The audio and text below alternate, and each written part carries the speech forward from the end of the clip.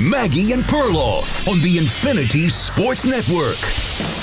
It's here. It's finally here. We're on the doorstep of the greatest 48 hours on the sports calendar. Welcome to the show, Maggie Gray, Andrew Perloff. Just get in, get comfortable, get your seat at the bar, seat on the couch, get your butt imprinted onto that seat, and just don't move for 2 days. We have a new analytic that is out there that is not being discussed enough. Butts on couches? No, it's related to that. It is who has had the most grandparents who don't understand how to sign into our tournament bracket. And I have to be the national leader in this. It's very easy to sign up for. Yeah. But I have no idea. Every year I go through this. It is not that hard. All I have to do is put in 4 pieces of information. Yeah, so our bracket challenge still open. You can go and sign up. It's Pearl Jam Season 4. We will pin this to our socials. It's already on all of our socials. Come and play against us. Perloff and I are going to reveal our Final Four right now in this segment, but also we're going to go region by region and give you the upset that we're picking in this region and the team we believe in the most out of this region, and obviously that will get us to our Final Four. So let's just jump out and start with this because it's here, guys. It's March Madness. Like, why are we beating around the bush with some Aaron Rodgers update? Who cares? Let's get to some basketball. And let's start in the South region, Pearl. And this is a big one for me. The biggest upset that I have in this region is University of San Diego, UC San Diego over Michigan. So that's my 12-5. I love UC San Diego in this tournament. I actually have them going I have them winning 2 games, ultimately losing to Louisville, who I have getting past Creighton and then taking out Auburn. So I have a number 1 seed, the number 1 overall seed in Auburn going out in their second round game. So I think they'll beat the winner. They'll beat Alabama State, and then I have them losing in the round of 32. I got Louisville going to the Elite 8. Okay. So my biggest upset, UCSD going to the Sweet 16. Ironically, I have, in my biggest upset, I have UC San Diego as a favorite because they play number 13 seed Yale in the second round. So they're actually going to be the higher seed in the second round because I've fallen prey to the Michigan can't play at altitude because they're too tired narrative. So I have UC San Diego. But I almost backed off of Yale. Let me ask you about this. Yeah. Everyone sees Yale coming because they beat Auburn last year. Yep. Texas A&M is a big physical team. They're going to know Yale is coming. So it feels like a very dangerous Cinderella. Cinderella's no longer Cinderella when everyone knows they're good. It makes me a little bit nervous, but I still have them advancing. Then I have UC San Diego beating Yale. So that's not really an upset. My big upset on the bottom half of the bracket is my North Carolina Tar Heels. Yep. This is a narrative one. The entire country turned against this one team because West Virginia was left out. I actually have them beating Iowa State in the second round. So I think then falling to Michigan State. But I think that is 11 seed. So I have an 11, 12, and a 13 all in the second round. And then I have North Carolina and UC San Diego in the Sweet 16 as well. I do think this is what I would call the wild bracket. Yeah, you and I are thinking alike here. I actually was crossing stuff out because I like Ole Miss. I do think they were a good team this year playing in the toughest conference, but that stat that there's always a team that goes from the first 4 and wins 2 games, I'm like, do I think it's Xavier or do I think it's North Carolina? I think it's North Carolina, even though Xavier beat Texas last night in the late game. I also have North Carolina winning 2 games. I have them losing to Michigan State. And we're talking about the South bracket and the South region. I have Michigan State going to the Final Four. Michigan State is going to be my pick. I told you guys weeks ago, I love Jason Richardson's son. I feel like there is a little bit of magic here with this freshman. His roommate is a guy named Cohen Carr. They do Legos together. Like, what? That's me and my kid doing Legos together. I don't know. It seems kind of wholesome. But here's the real reason why I love Michigan State. Even when the shots aren't dropping for Michigan State, steals, layups, they're relentless. They can protect the rim. They're good free throw shooting team. I really love Tom Izzo. I think this is going to be like a possible Tom Izzo right off into the sunset type of tournament. Like, they do so well, and he retires off of this. I love it. I want to mix it up, but I can't. I feel that Michigan State, too. I think Auburn is just vulnerable.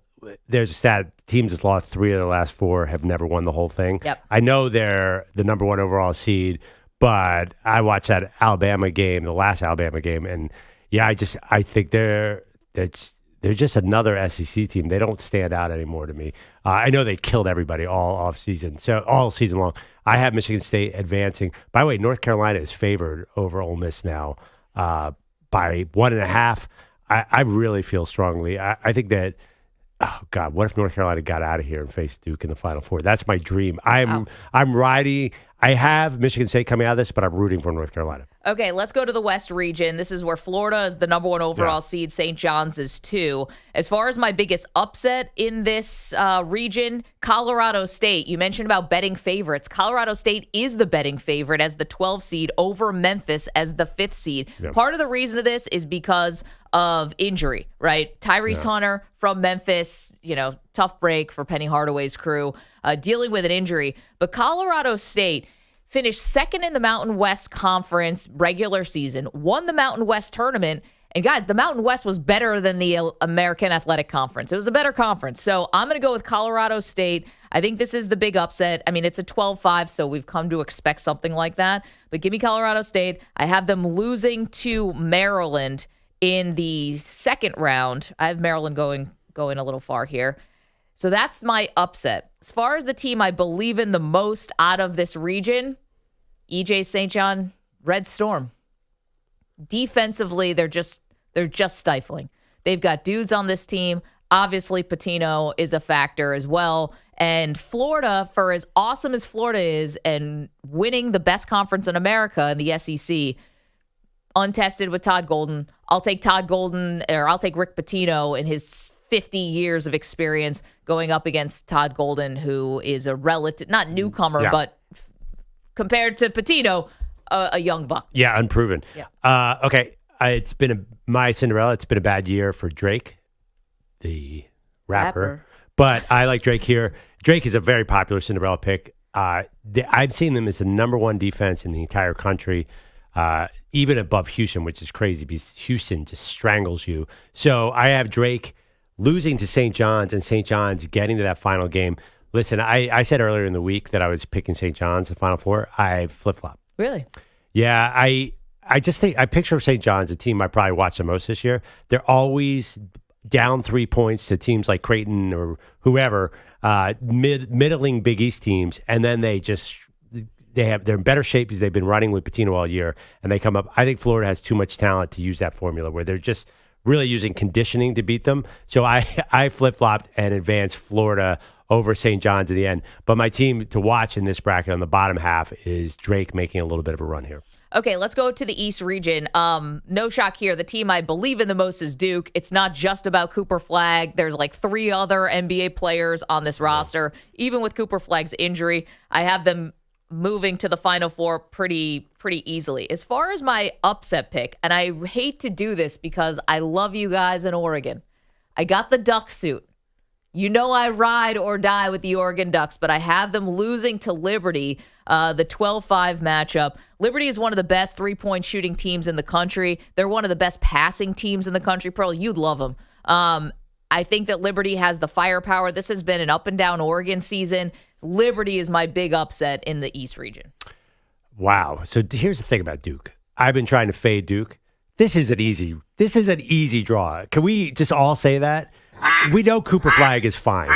He's 100%. There's no doubt about it. There is really nothing standing in their way because I think Alabama is super vulnerable on that bottom half of the bracket. I have my dark horse here as VCU advancing. I have VCU beating Wisconsin.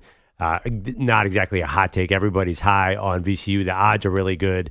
Then, we've seen them have tournament success before. But I'm really kind of annoyed by this bracket because I really rooting against Duke hard. This is like mid-90s Perloff.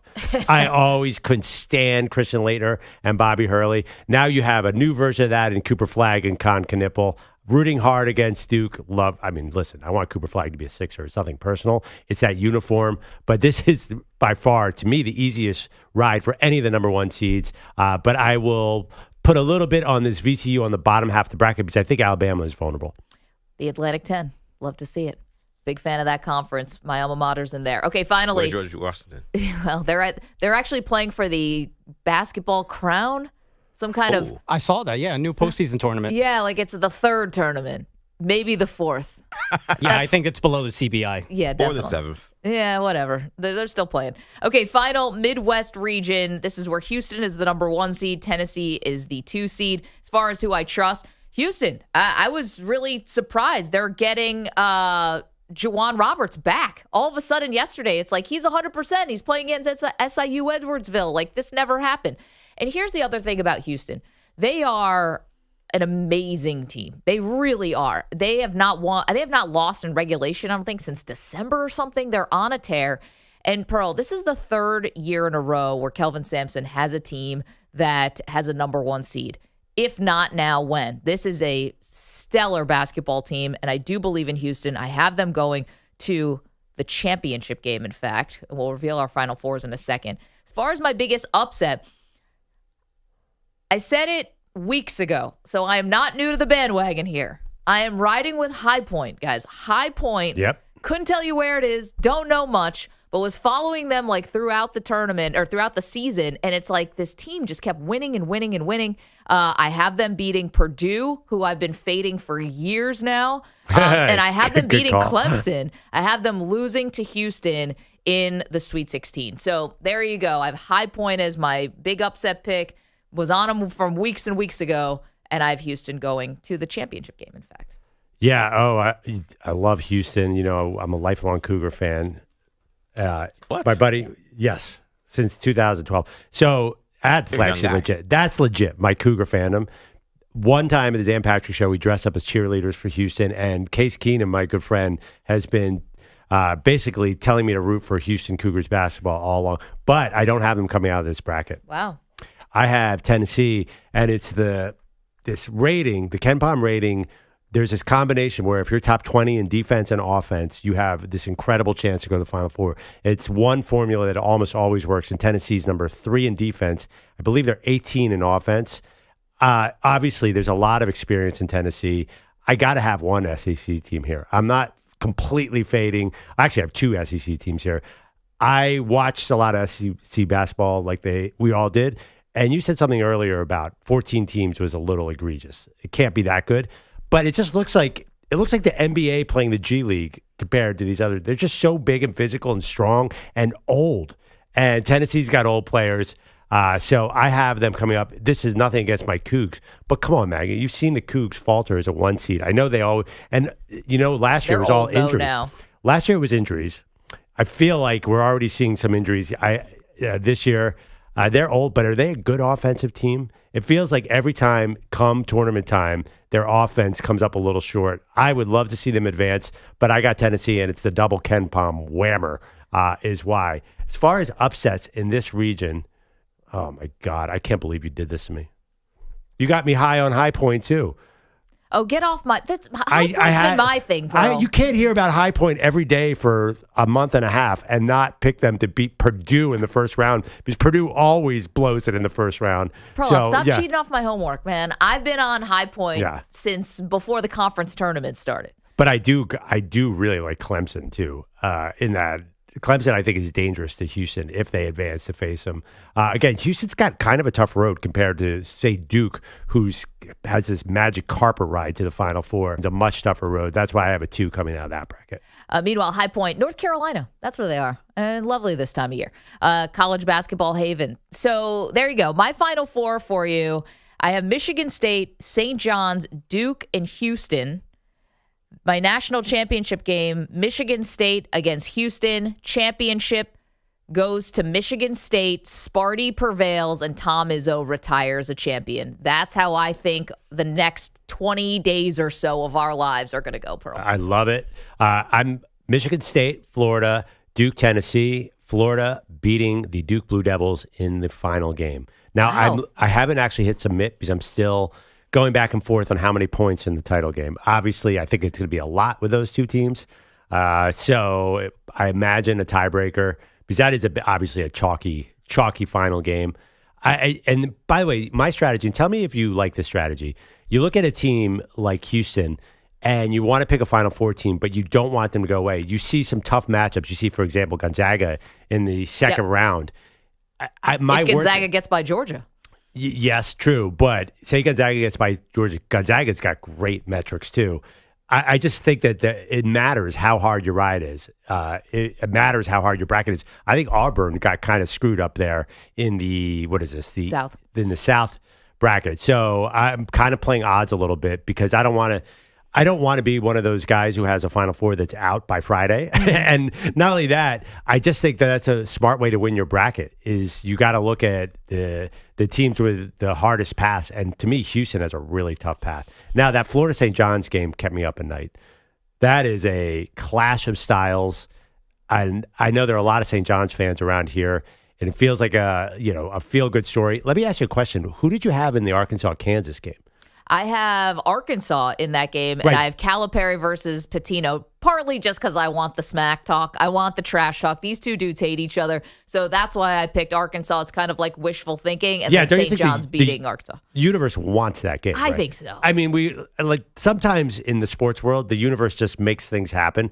We have to see Arkansas St. John's. I don't care if the officials help Arkansas get past Kansas. And no offense to Bill Self, but I don't need to see Bill Self against Pitino. I need to see Calipari and Pitino. It's got to happen. I had the same one, and I have St. John's winning to face my guy, Drake. Your guy.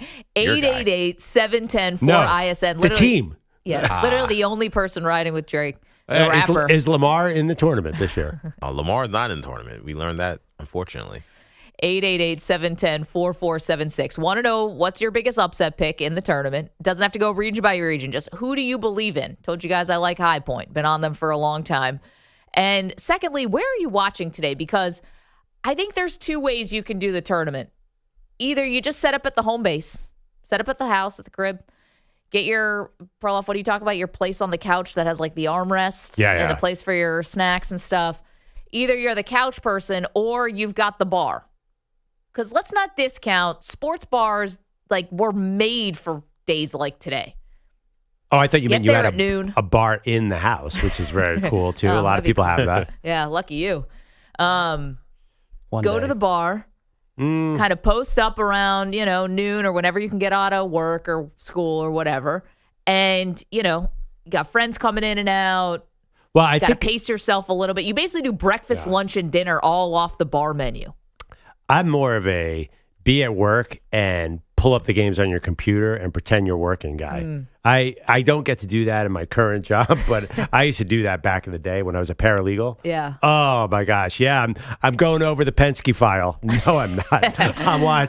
I'm watching Michigan State in the Sweet 16. And obviously, I think the computer is your friend. The phone is your friend here. There's no excuse to miss any game now. No, you can. I mean, let's acknowledge the elephant in the room. Not this room, but in many rooms across the country. This is the most popular weekend for men to get a vasectomy. They call it Vas Madness. It goes up 400%, the amount of vasectomies that are done in this nation starting today, Pearl, because easy recovery, from what I'm told. Couple days on the couch. Get a nice pack. And you've got every excuse in the world to just sit there and watch college hoops. EJ and Manny, you guys are looking at me like I'm crazy. You've never heard of Vas Madness before? Absolutely. No. Pick up a newspaper, guys. What A newspaper? Yeah. 400%. 1912.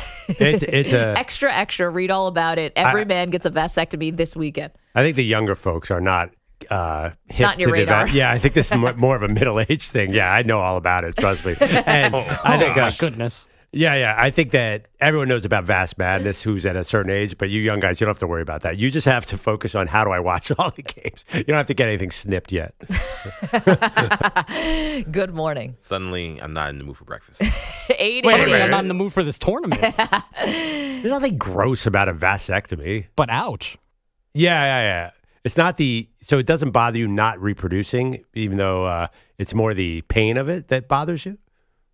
I mean, I wouldn't know. I haven't had experience. But it just sounds like a bad time. All of it sounds like a bad time. I think it's kind of like, I think from what I understand, they're kind of moving you in and out. Like it's a quick, and then you're on the couch. Wait, what have you not had experience in? I want to make this clear. What were you referring to? I have experience in many things. Yeah. Okay, so The Tell us more, intimate Don Juan. before. The OR is not one of them. I think it's an office procedure. 888-710-4ISN, 888-710-4476. So where are you watching? Is this a couch situation, bar situation? You have multiple tabs up at work and you're just watching on the computer? Let us know. Also, your biggest upset. Call it now. Let's go. It's Maggie Perloff Show. All right, Maggie. You know, it's not just your bracket. There's also PrizePicks. It is the best way to enjoy everything going on right now because the NBA is not stopping just because of college basketball. NHL is not stopping. E-games are not stopping. You can get into it all with PrizePicks. It's the best place to cash in on your favorite sport. Over 10 million members, billions of dollars in awarded winnings. PrizePicks has made daily fantasy sports accessible to all. So simple to use. Pick 2 or more players across any sport. Pick more or less on their projection, and you can win up to 1,000 times your money. You failed to mention golf. It is springtime now, so Can I interest you in Sam Burns? More than 3.5 birdies, and then imagine being able to put that together with Hunter Dickinson, more than 19.5 points from Kansas. I mean, this is what PrizePicks is invented for this time of year. Get on board, y'all. Join PrizePicks, America's #1 daily fantasy sports app. It's available in more than 40 states, including California and Texas. It's easy. Download the PrizePicks app today. Use the code MNP. It's very important. Get a $50 in bonus promo funds instantly when you play just $5. That's code MNP on PrizePicks to get $50 in bonus promo funds instantly when you play $5. Win or lose, you get $50 bonus credit for just playing. It's guaranteed. PrizePicks, run your game, must be present in certain states. Visit prizepicks.com for restrictions and details. Mand P.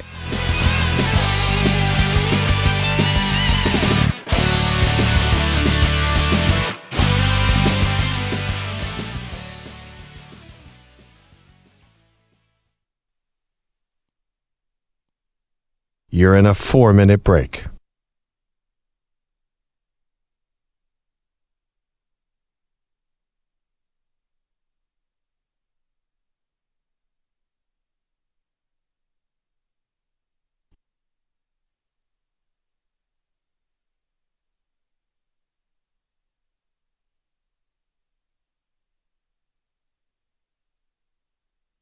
Three minutes, 30 seconds remaining.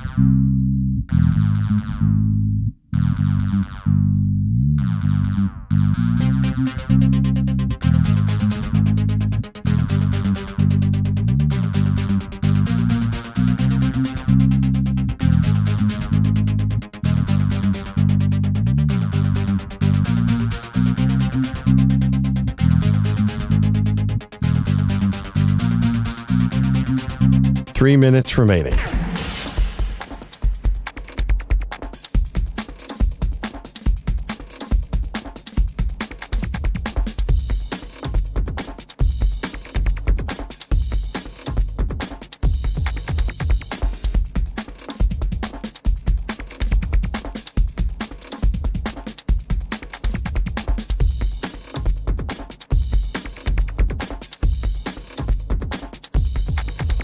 Two minutes, 30 seconds remaining.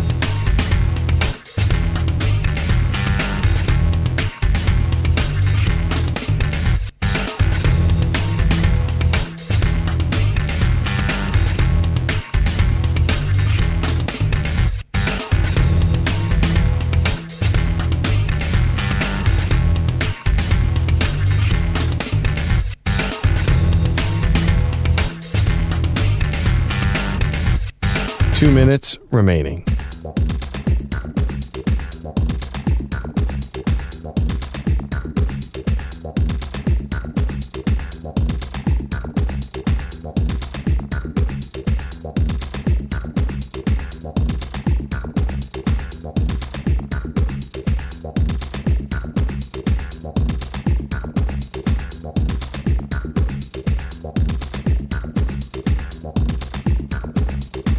One minute, 30 seconds remaining.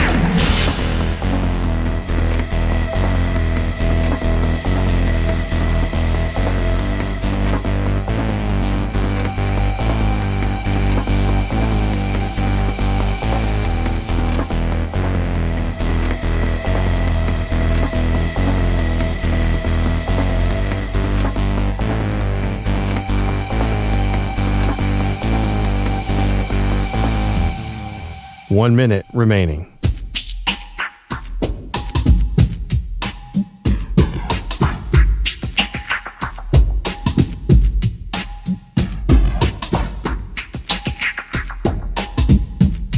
"45 seconds remaining.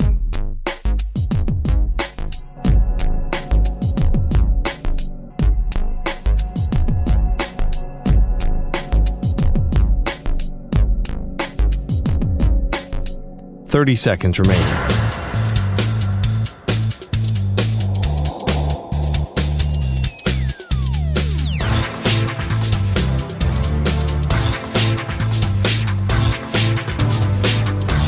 "15 seconds.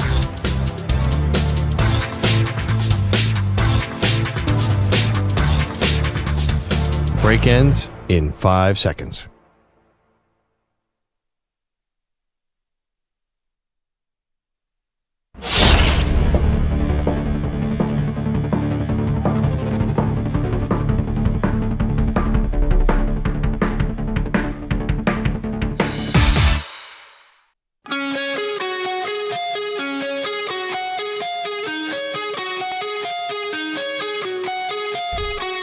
Welcome back, Maggie and Perloff Show.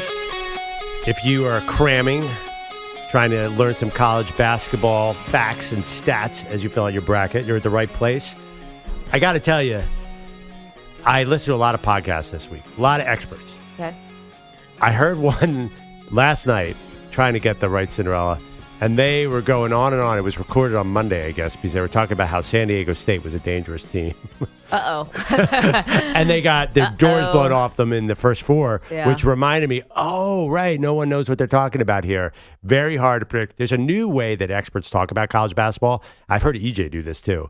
Oh, it's a tournament. It's not really a judgment on how good the team is. There's sort of a haphazard feel because anything can happen. Yeah, definitely. EJ's right about that. Listen, college basketball experts are right up there with meteorologists Yes. in that you don't have to be anywhere close to the truth or to what's going to happen or predictive, and we're still going to tune in. We're still going to take your advice. We're still bringing the umbrella if you say it's going to rain, yet nobody is holding you accountable because what are you going to say? You could have, all the Jay Billises in the world can get every pick wrong, and it's not that he doesn't know the sport. It's just this is a crazy tournament. Well, it's funny to me. Certain sports seem easier or harder to predict. Baseball predictions are like the weatherman. They mean nothing. They are just hot air. It's for some reason because the season's so long. I think baseball is impossible to predict. Golf predictions are beyond meaningless. You ever see anyone try and pick the Masters? Good luck. I don't know why is NCAA basketball like that. These guys, these experts are watching the sport. We could tell which NBA teams are good. Why can't we that's tell? a best of seven, you think it's a tournament definitely, format. Okay. Definitely. And then there's all the other neutral court and what's going on with each team and how have you played the last week or so and who's hurt and it's just there's so many variables. I hear you. That's a really good point. The best of and the same thing happens in the NFL too. If the Chiefs and Eagles played 7 times, would have been a different result. Totally, which is why it was so stunning when Washington went to the NFC Championship game because generally we don't see that kind of an upset.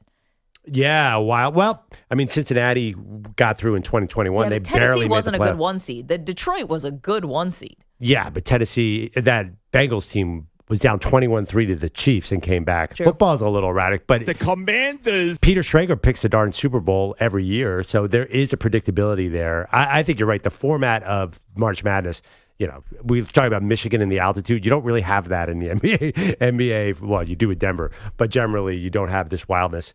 Yeah, Michigan's playing in Denver, by the way. It's not high altitude in Ann Arbor. I think that the transfer portal and the age, I keep on coming back to the age. I was reading there are some old teams in this tournament. I kind of like them. Duke is very young.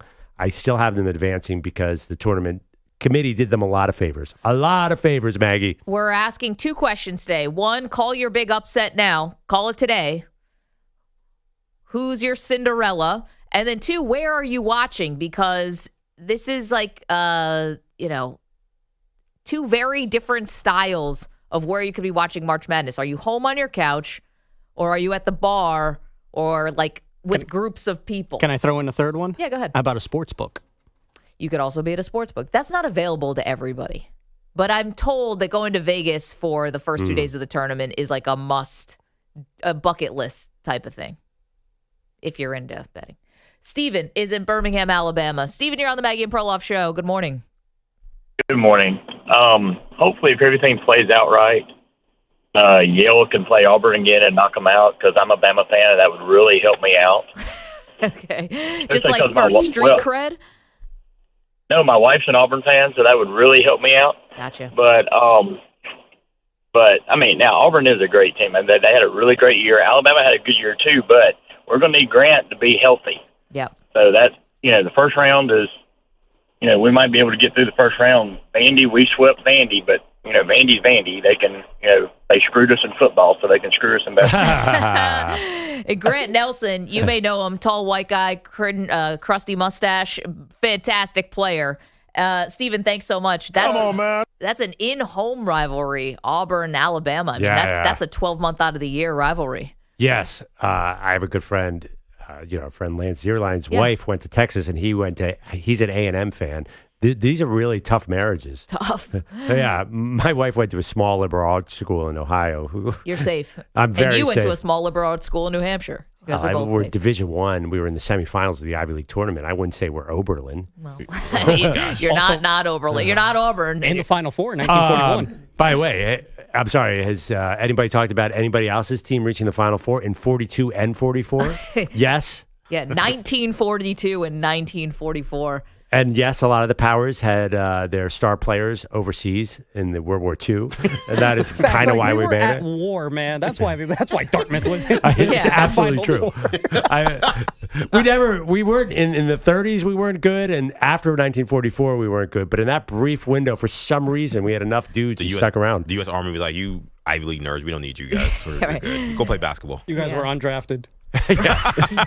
Straight up. But smart, man. Oregon, I think that's their last national title. We heard that the other day.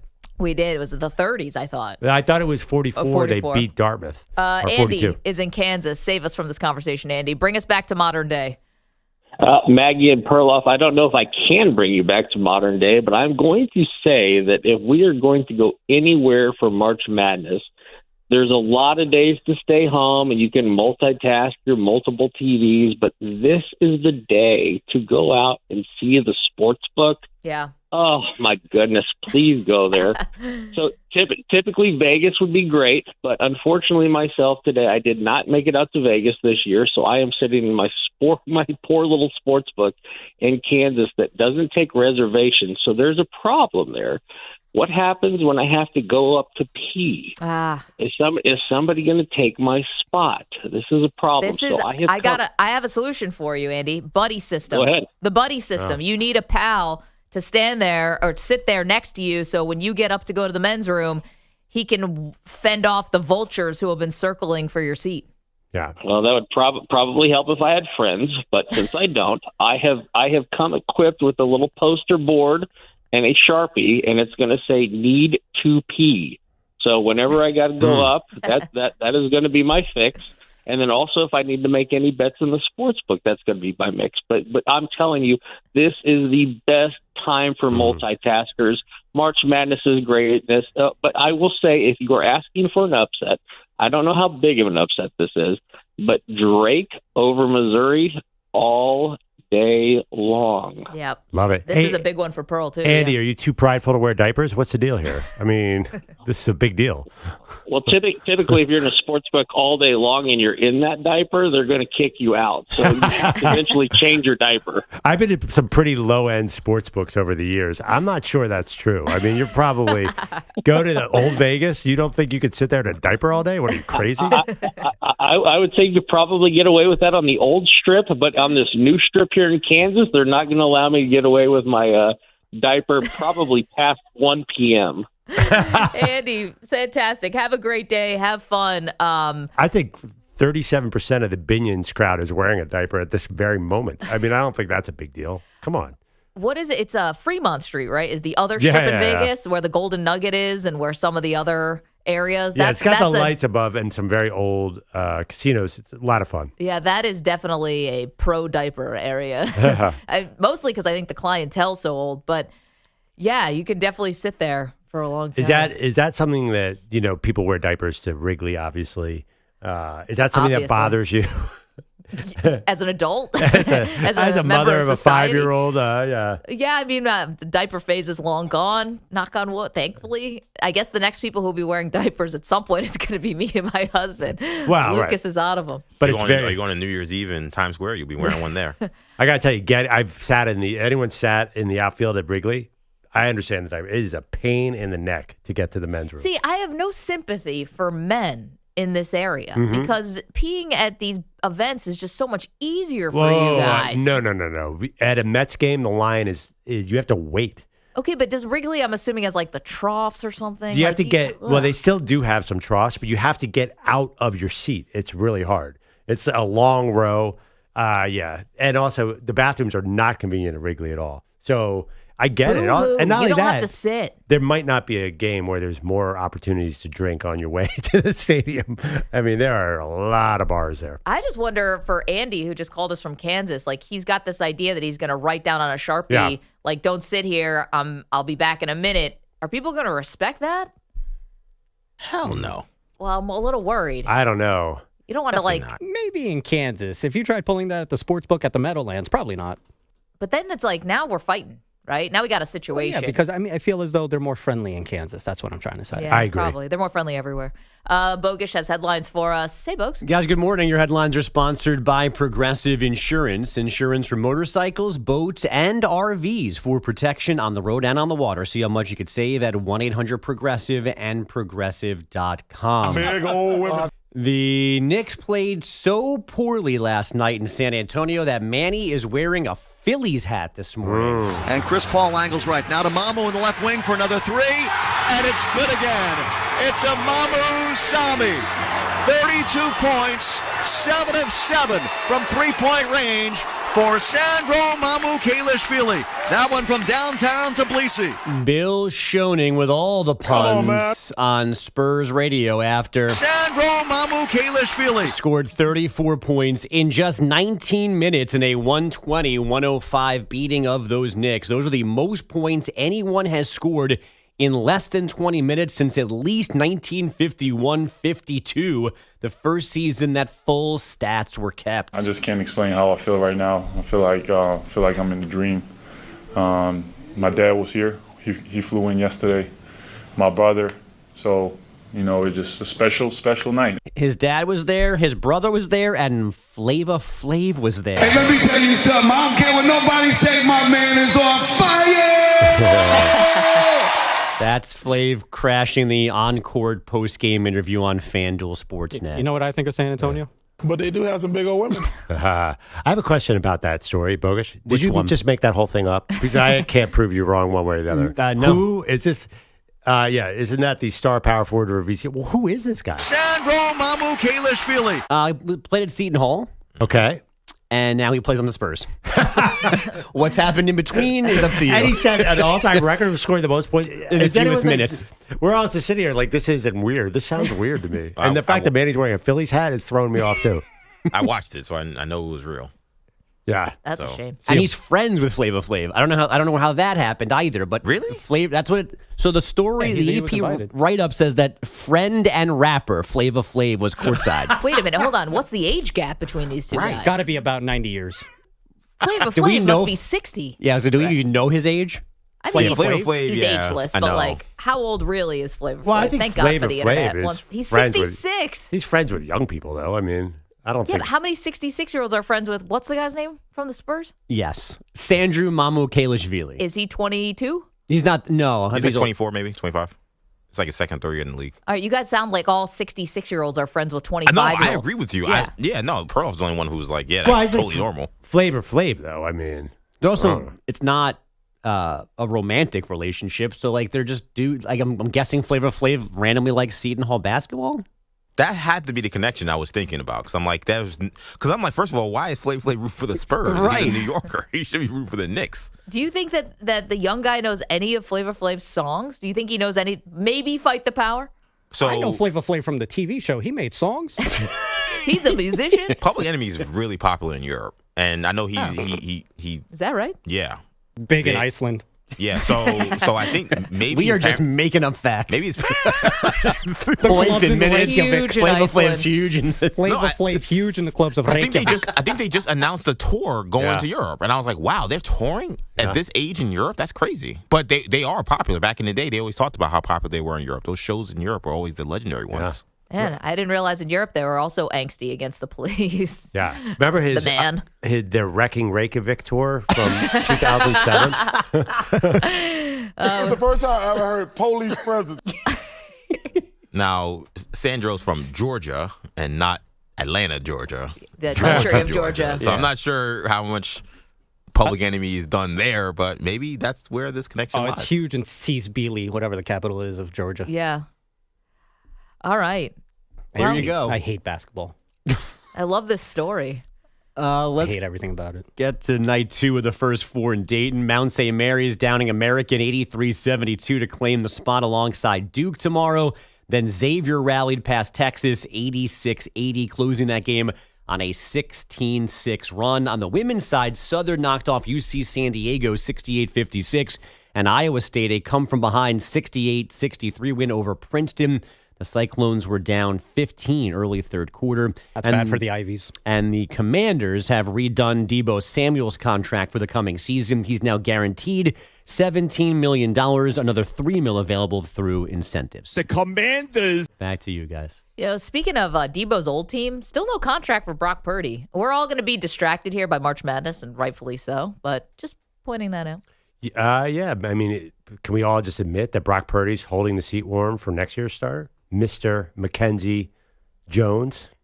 I was thinking, McCorkle, not Mackenzie. Sorry. Oh, my gosh. I got to go home. He's the backup now, right? I love saying, by the way, that's his middle name, right? McCorkle? Sure. Yeah. But I think that this is the one place where I'm like, I wonder why Aaron Rodgers isn't running to sign with the Pittsburgh Steelers now that we found out that the Vikings are kind of on hold.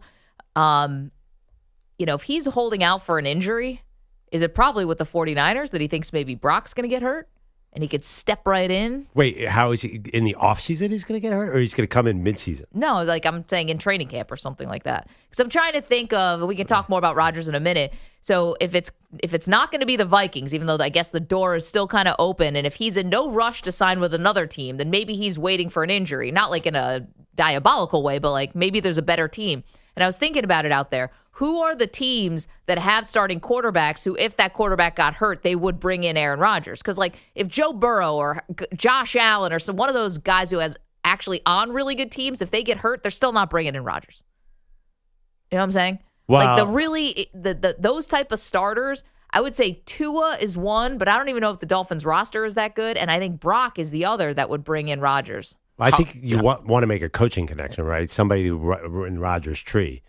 And Shanahan's never coached Rodgers, so that might be tough midseason. But go ahead. Sorry. No, I was going to say, how hurt are we talking about, though? Like, if Joe Burrow's out for the season, I think the Bengals do call Rodgers. Yeah, because they have all that invested in wide receivers. Spent all this money on receivers and stuff. What's the season Well, for let's talk about it. 888-710-4ISN, 888-710-4476. I'll tell you why that will not happen and would not happen. But we'll get to that in just a moment. Again, we're asking you today, what's the biggest upset you have in the NCAA tournament? Call it today. And also, where are you watching the tournament? It's the Maggie Perloff Show. Come on, man. You're in a 5-minute break.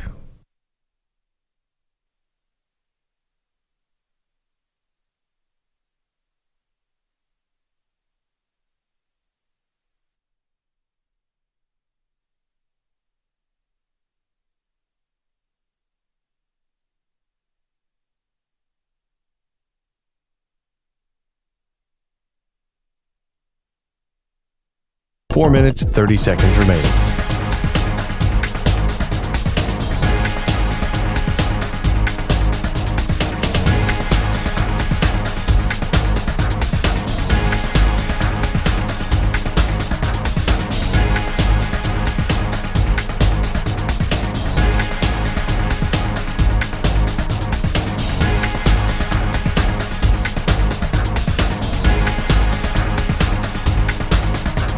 Four minutes remaining.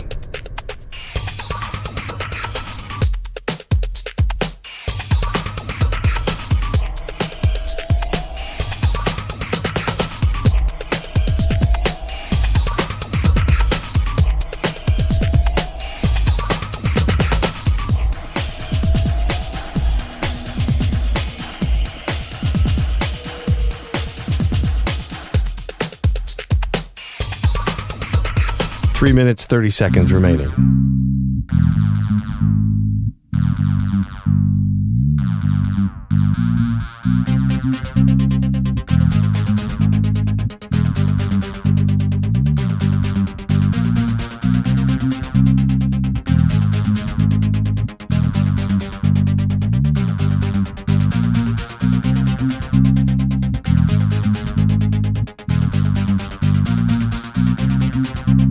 Three minutes remaining.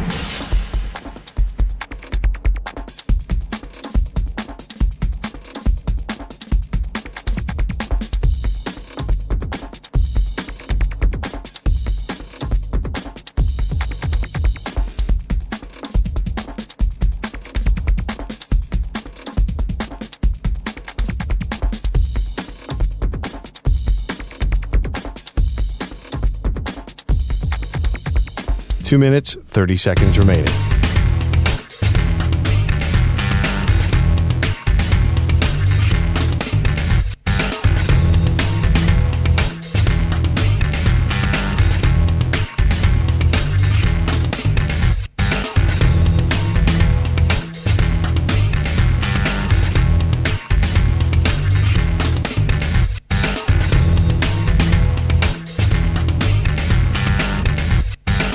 Two minutes remaining.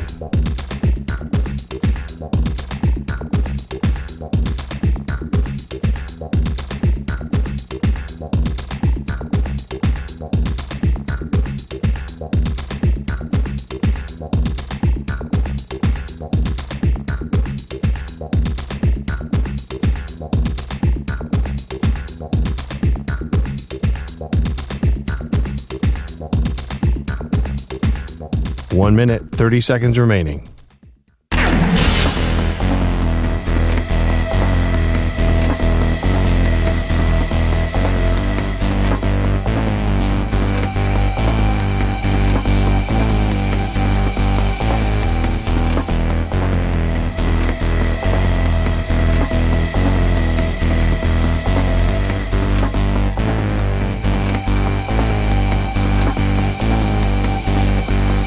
One minute remaining.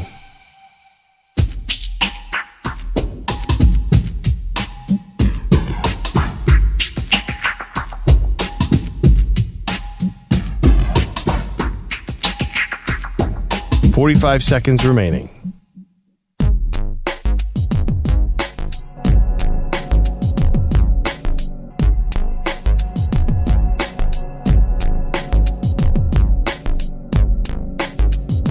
.30 seconds remaining.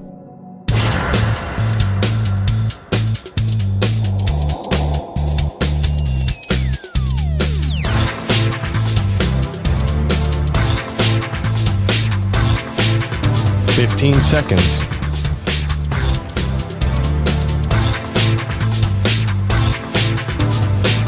Break ends in 5 seconds.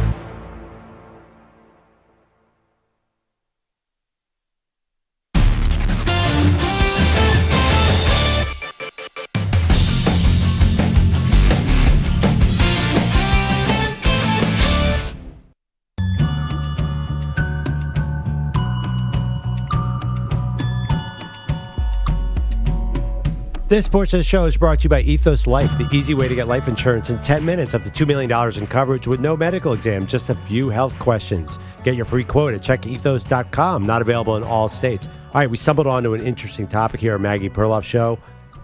If Aaron Rodgers was going to wait out an injury, what teams would he be eyeballing? Right. And the reason why I say this is because I think when you have, if we're talking about the really good teams, right, the ones that are actual Super Bowl contenders who have quarterbacks that are getting paid a lot and are really entrenched there. I'm talking like the franchise guys, Mahomes, Josh Allen, Lamar Jackson, Joe Burrow. Who am I forgetting here? Like even a Justin Herbert, I think, at this point. Jalen Hurts, for sure. Although Jalen, there's always a little something there with the Eagles. But anyway, if you're talking about a team that's an actual Super Bowl contender, I'll even give you like a Jared Goff with the Detroit Lions. I don't think that if the quarterback goes down that they bring in Aaron Rodgers. And one of the reasons why I say that is because these QBs are such the faces of the franchise that even if they get hurt, I don't think they bring in a backup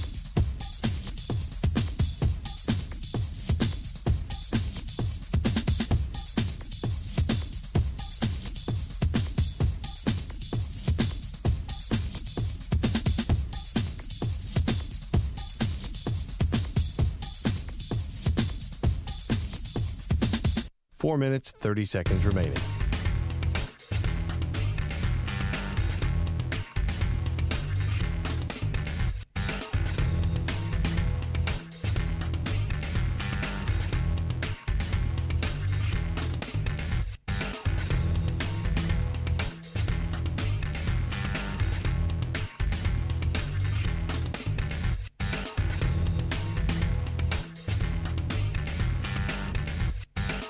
Four minutes remaining.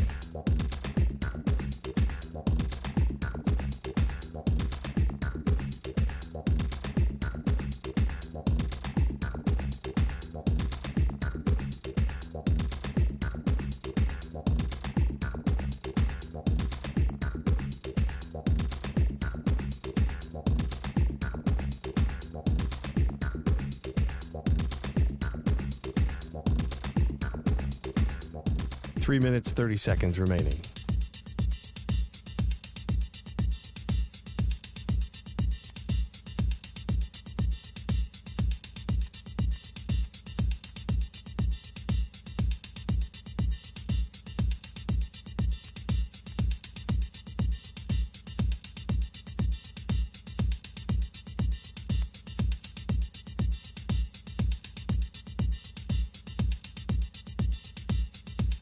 Three minutes remaining.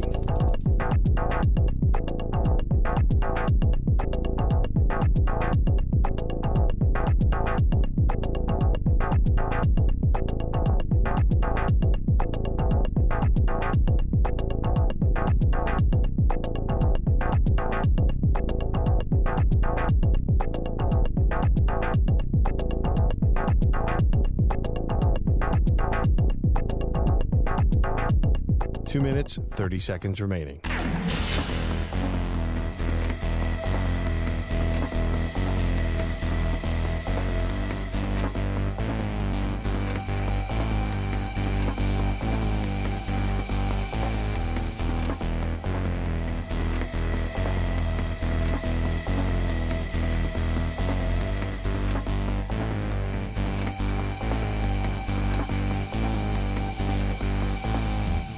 Two minutes remaining.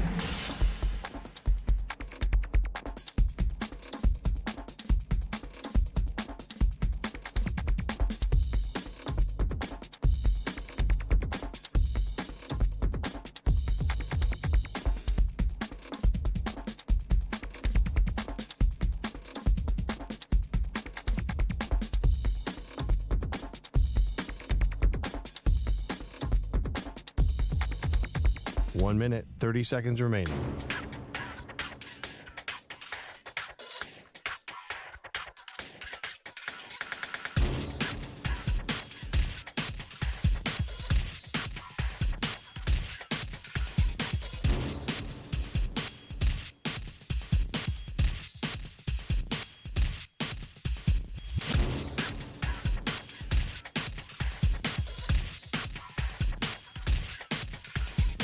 One minute remaining.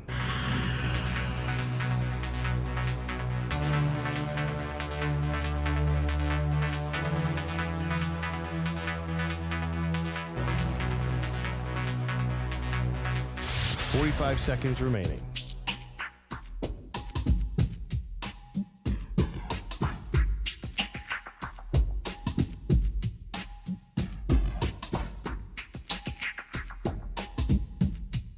Thirty seconds remaining.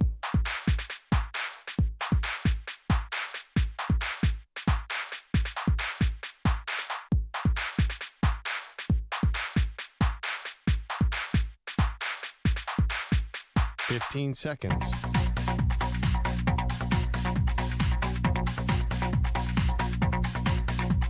Break ends in 5 seconds.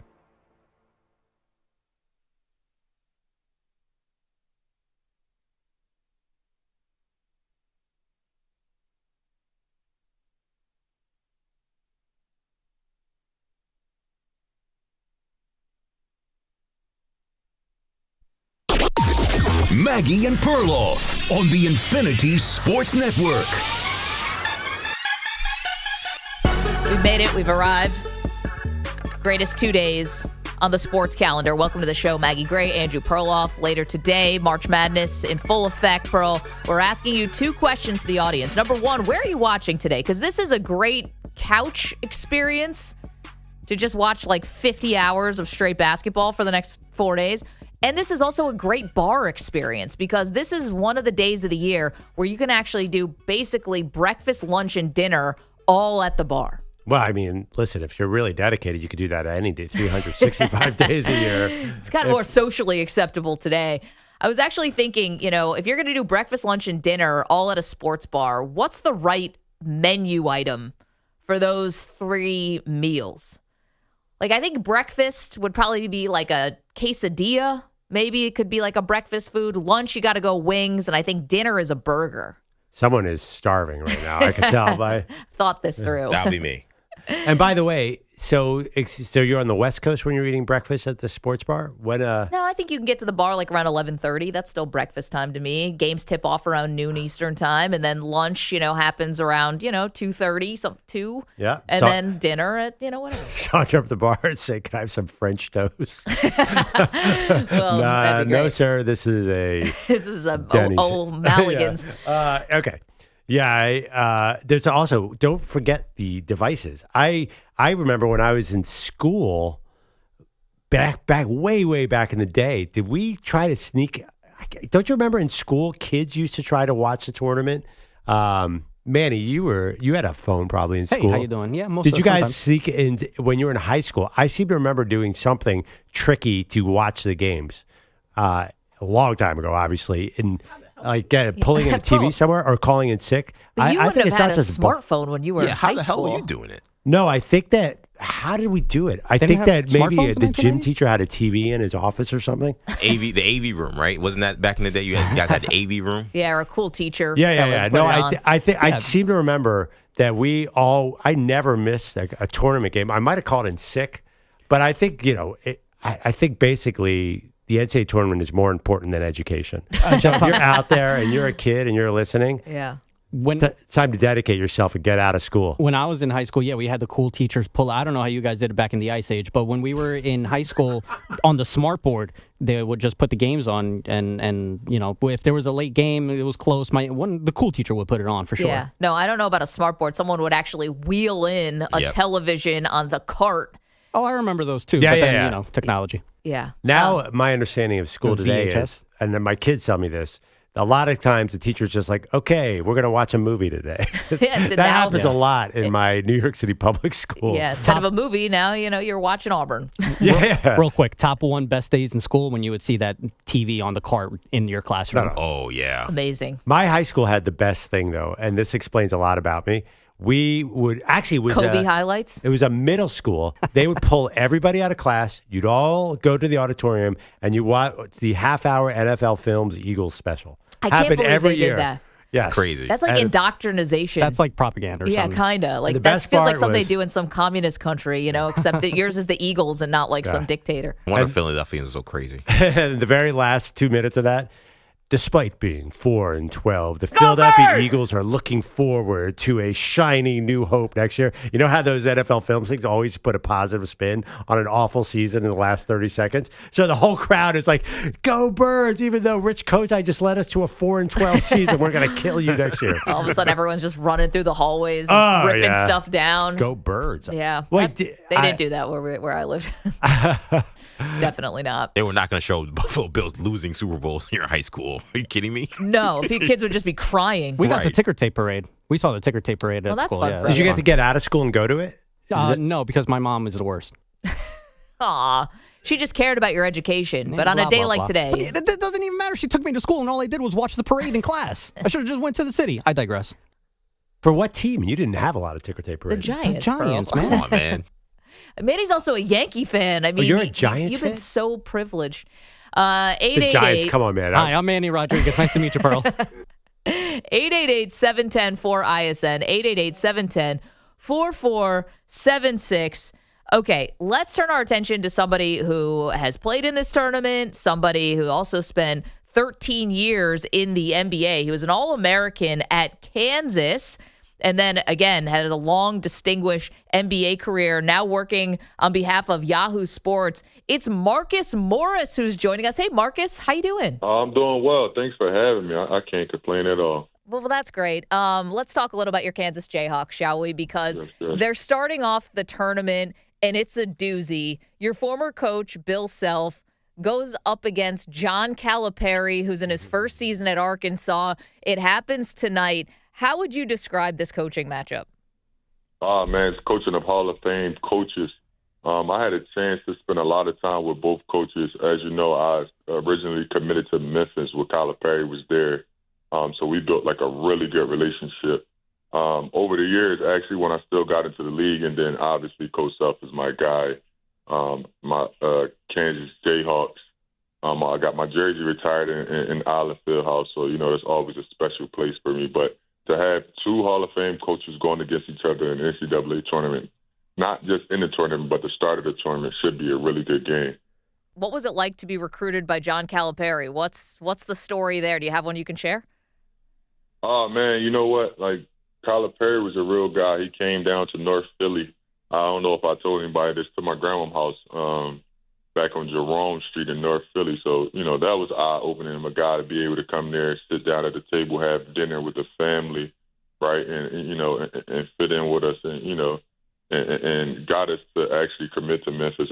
I heard from a little birdie that he was leaving to go to Kentucky, and, I had to kind of pull out of that because, we were slated to go to Memphis. We didn't know who was going to be there next, but, Calipari heard that we were decommitted, flew back to North Philly and tried to get us to stay, but, it was a little too late. We knew he was leaving, so, that was my story. That was my quick story there. He just jumped on that jet whenever he wanted to. All right, Marcus, I have a two-part question. I'm from Lower Merion, Pennsylvania, a suburb of Philadelphia. Sir. Can I say I'm from Philadelphia? Yes, you may. Okay. Yes, sir. Why did you not? We were just looking at your recruiting profile. You did not want to stay in Philadelphia for college. Technically, I'm going to tell you a quick story. I actually had a chance to go to LaSalle University. Me and my brother, right? We were in high school, and I remember this vividly. Happy Owens, I don't know if you know that name, the guy that coached at LaSalle. He was the assistant coach, a Philly legend. We sat in his office, right, and they had a player there that's a little bit further back, so I can't put my finger on his name. He was the player of the year 2 times in the Atlantic 10, and he was a scoring champion in the Atlantic 10, 2 years running. And we sat in his office, right, and the draft came on, the NBA draft, and I remember my mentor at the time telling me, like, if this kid from LaSalle gets drafted, we're committed to LaSalle. So we went up to LaSalle during the draft, and we watched the entire draft, and he did not get drafted. And that was that was the reasoning behind me and my brother leaving Philadelphia to go play college basketball. Marcus Morris is joining us on behalf of Yahoo Sports. He and his brother Markeith, amazing careers at Kansas. You were an All-American. As you mentioned, your jersey's retired there, and then 13 years in the NBA with 8 different teams. We want to touch on some NBA stuff with you, too. Toughest guy you ever played against, either college or pro, Marcus? Because you and your brother, really, really tough. But who's the toughest guy you played against? If we're talking tough on the court, I got to say LeBron James. As far as just all-around player. And if we're talking, like, scoring tough, it's got to be Kevin Durant, right? He's 6'11". He can shoot over anybody. But if we talking about just pure basketball, pure toughness, LeBron James is the hardest player I've ever had to guard. Okay, Marcus, LeBron James was drafted 7 years before you got into the league, and he's still playing. How is he doing this? I can't put my finger on it, but it takes a guy that really working on his body day in and day out. To get to that age and still produce at that level, to me, he's the greatest player that's ever played the game just because of that, right? His longevity, he's still at the height of his career. He's still dominating the NBA even at 40. Like, it's just amazing to me. But I understand, like, even being 35, how much work you have to put in to keep your body going, to keep getting up, to keep having love for the game. And I take my hat off to him because he has everything, right? He has all the money, he has the accolades, and he's still going. So to me, that makes him the greatest player ever. Of course, your brother on the Lakers. What was your reaction to the Luka Doncic trade right before the trade deadline? Hey, I was thrown off. I think everybody else was thrown off. I just couldn't believe it. And there's no disrespect to Anthony Davis, but it just didn't match to me, right? As for basketball purposes, I just didn't understand it. If I'm a GM and I'm looking at this on the outside looking in, why would I trade him somewhere where I have to see him 4 times a year and possibly in the playoffs with the LA Lakers? That doesn't make sense. Like if I was to trade him, which I would never do, I would at least trade him to the East Coast so I don't have to see him. I don't want to see this guy 4 times a year and possibly in the playoffs for maybe the rest of his career. Because I can tell you right now, the Lakers are never going to trade Luka Doncic. So that was the part where I was like very confused that it was something there. And then when he talked about like his weight and different things like that, I couldn't believe that, because what he's done in his career thus far, even if his weight is a little high, should tell you that that's not nothing to worry about. He's getting older. He's going to get more mature. He's going to understand the dynamic of working hard and keeping the weight down. It's just, I feel like it's something behind the scenes that a lot of us don't know about that happen to make you actually want to trade top 5 player in the NBA from here. And it's going to be a top 5 player until he's 35, because the things that he doesn't require athleticism, right? Marcus Morris is joining us on behalf of Yahoo Sports, talking college hoops, talking NBA. We noticed you had some comments about Daryl Morey recently. Mark, you said you just don't trust the guy. And that really echoes something that James Harden had said when he went to China and had that sort of moment where he said, I just don't trust Daryl Morey. Why don't you trust him? I just have to be honest. Like, as a player, seeing like guys just keep moving around and flipping around and flipping, it's something that's not about the players there, right? It's about his own thinking. It's about what he sees, and I don't believe in that in the NBA. You get guys that come to a team, you get them to commit to a team, commit to a franchise, and the guy that's running the franchise doesn't commit to the player. If you notice his background, he gets the players that previously played on his team, no matter how old he is, and he just flips them around, right? You have a guy like James Harden. I was talking to my guy on the podcast, and I told him, he said, Jay, he's built a great team. I said, well, it's easy to tell a player that you're going to pay him, and then when you get there, lie to him and get him to come to the team. It's easy to do that, right? You're not actually upholding the NBA standard as a GM or a president to be flipping guys in and out. You got 10 new guys on the team.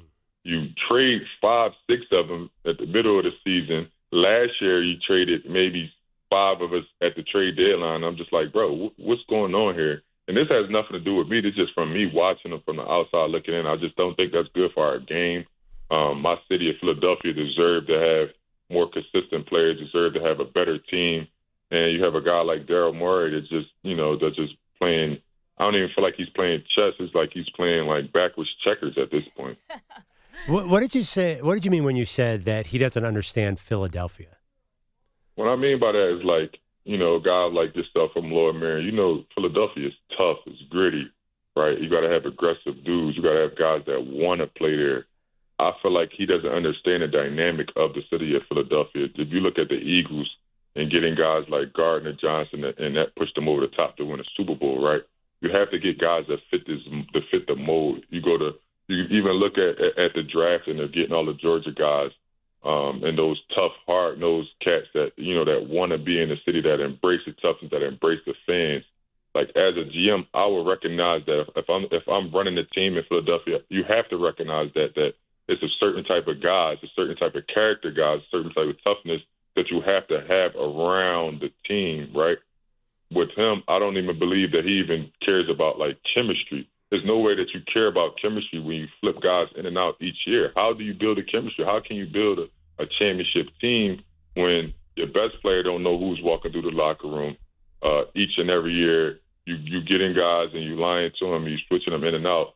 I just feel like he doesn't understand the dynamic of playing in Philadelphia now. And when you're in Houston, you're the Rockets, Like Houston is a big city, but it's not known for like super toughness, right? It's not a big sports town.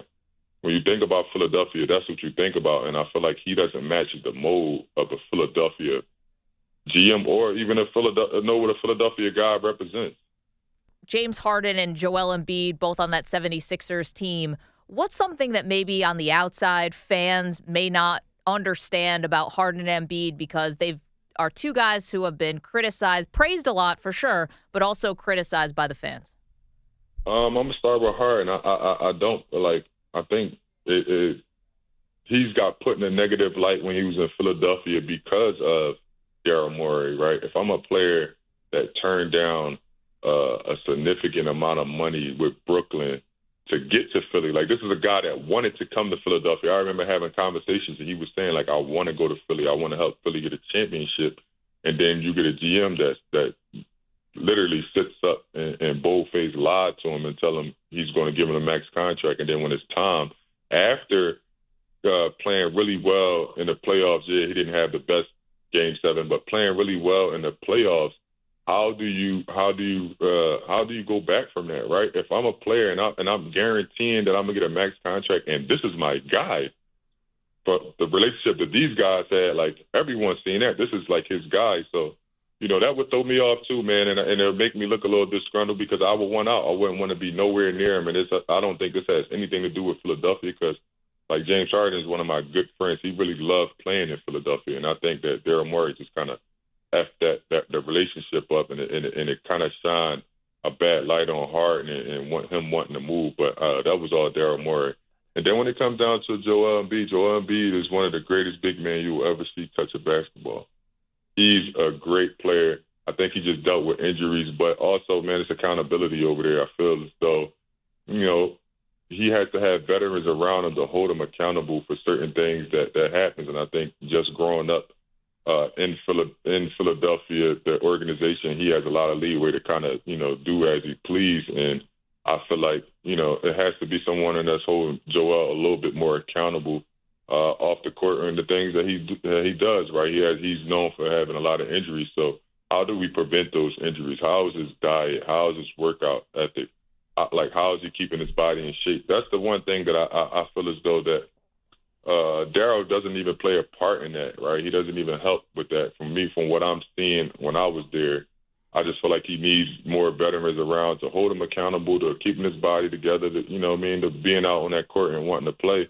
If you got a lot of young guys that's going in and out, who's really talking to Joel? Who's really, like, holding him accountable? And, he's a great player. And when I was there, I've never seen a player of that caliber move the way he moved, show up. He barely didn't warm up before games, and he still was getting 50. It was very impressive. But I know that, the older you get, some of these things has to change, right? And I don't think he gets enough credit for how good he is and how much he really loved the game. And sometimes I think he overuses himself. Sometimes he puts his body on the line when I don't think he's needed, right?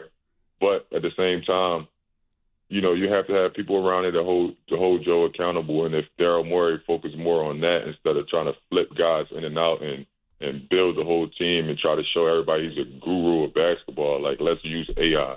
Like, let's win a game first. Excuse my language. Let's win a championship before we start talking about AI.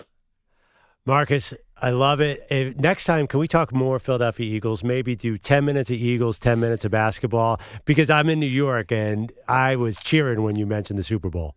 Man, the Eagles, hey, listen, I could talk Eagles forever and ever, man. And it's crazy, and my brother can tell you this. The time we signed Saquon Barkley, I told him in front of him, I said, we're going to win a championship. Wow. We're going to win the Super Bowl when we signed Saquon Barkley, and I still believe it. I think we lost a lot of key pieces this summer, during this free agency that I would like to have seen stay, but Howie's doing a great job over there. Guys want to come play for the Eagles, and I'm excited to see the direction from here. Marcus, you got to tell Yahoo, not only can you do college basketball and NBA, you got to get on the NFL coverage as well. Man, I have to. And, football is my favorite sport. Like, honestly, it's my favorite sport. I love talking football. Another time we'll have you back on to break down the entire Eagles offseason, and I'm sure you got some football stories as well. That would be fun.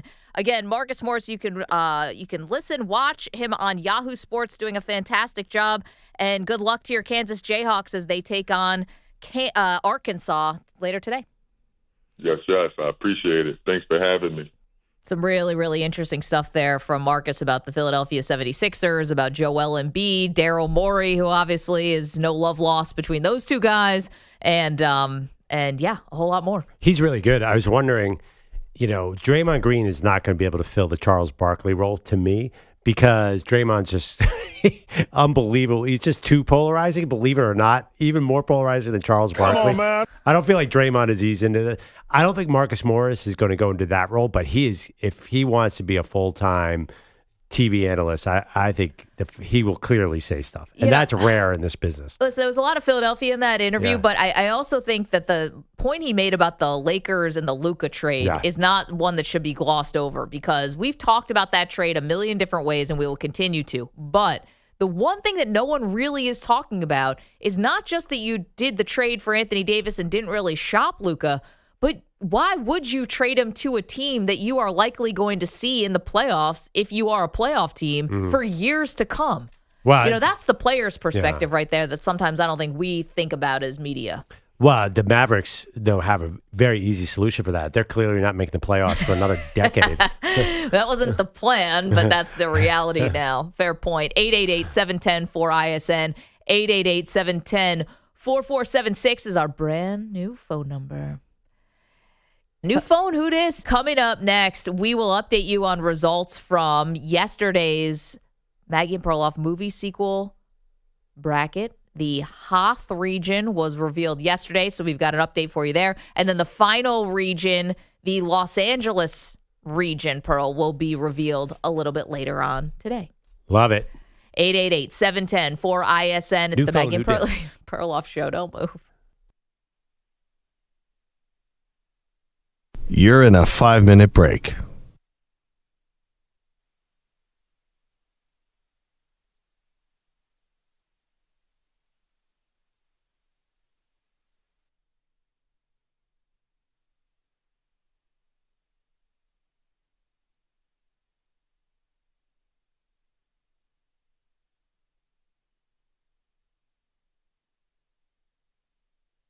Four minutes, 30 seconds remaining.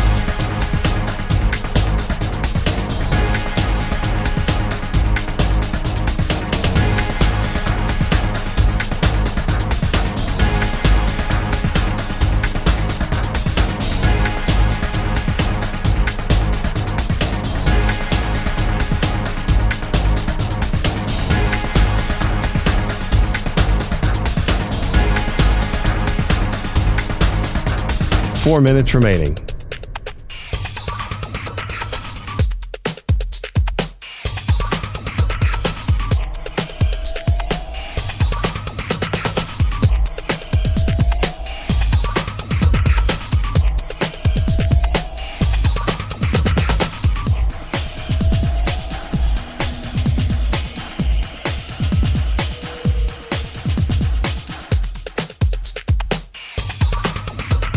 Three minutes, 30 seconds remaining.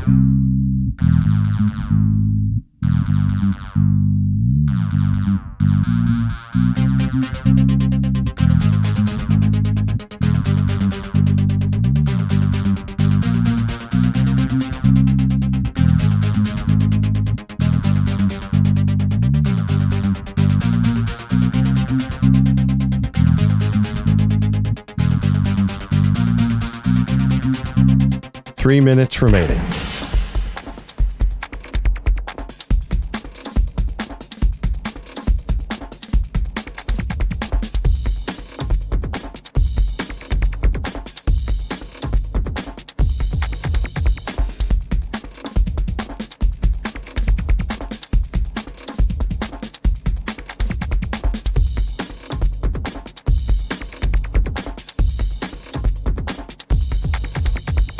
2 minutes, 30 seconds remaining.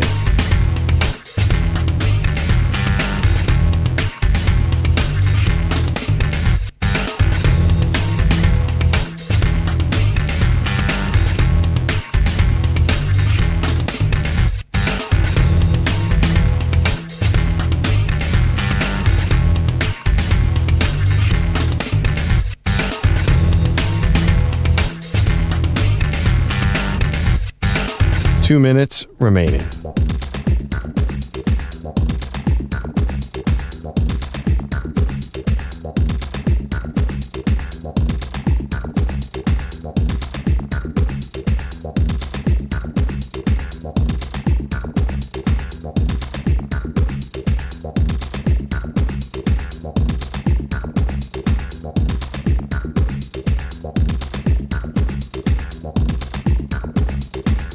One minute, 30 seconds remaining.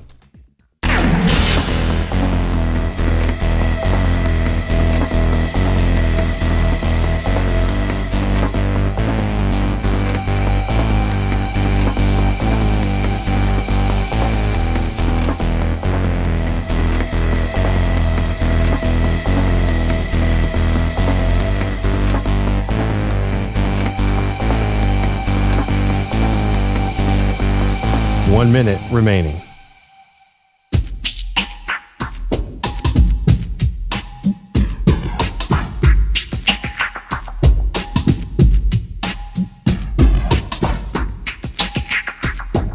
$45 seconds remaining.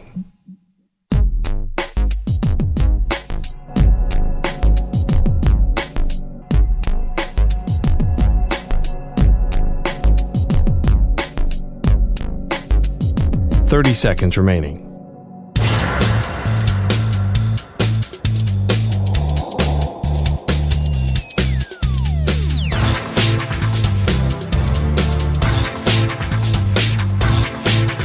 $15 seconds.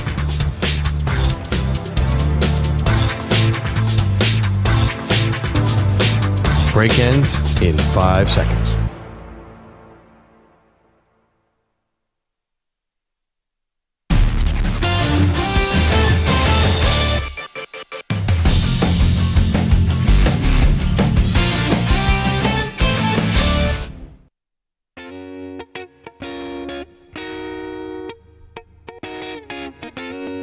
Welcome back, Maggie and Perloff. So much going on here today.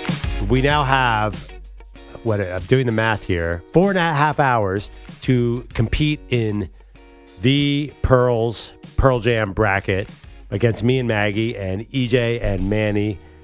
Now, are we a one bracket place? I assume for this we have to be, because I was thinking about going alias and fading some of my own picks, because I got to admit there clearly are some really, really hard brackets. I feel like Duke bracket is easy. I feel like the Florida bracket is kind of easy to figure out. I got to tell you, Auburn is a mess, and Houston, to me, who you have going to the title game, I do, losing they're to Michigan really State. good. There's just a lot of pitfalls in there, starting out with EJ Zags possibly in round 2. Yeah, my theory on this is, Tom Izzo took over the Michigan State Spartans in 1995, and here we are in 2025. This would be an even 30 years after he took over as head coach of the program. If they go to the title games, I think even if they go to the Final Four, this is in play. But for me, going to the national championship game, winning it all, riding off into the sunset. I also like the symmetry of Jace Richardson, son of Jason Richardson, who obviously, helped lead Michigan State to a title in 2000. Now his son might lead them to a title in 2025. Like, I love the symmetry of this. I love the story of it. So maybe I'm just a romantic, but this to me is shaping up for maybe an all-time Michigan State run. What the heck is Tom Izzo going to do if he's not coaching basketball? I mean, he's 70. He's already in the Hall of Fame. He's done everything you can do. What do we think Coach K was going to do? I mean, these guys find a way to fill the days. I'm looking at the current trends in college basketball, and 70 is young.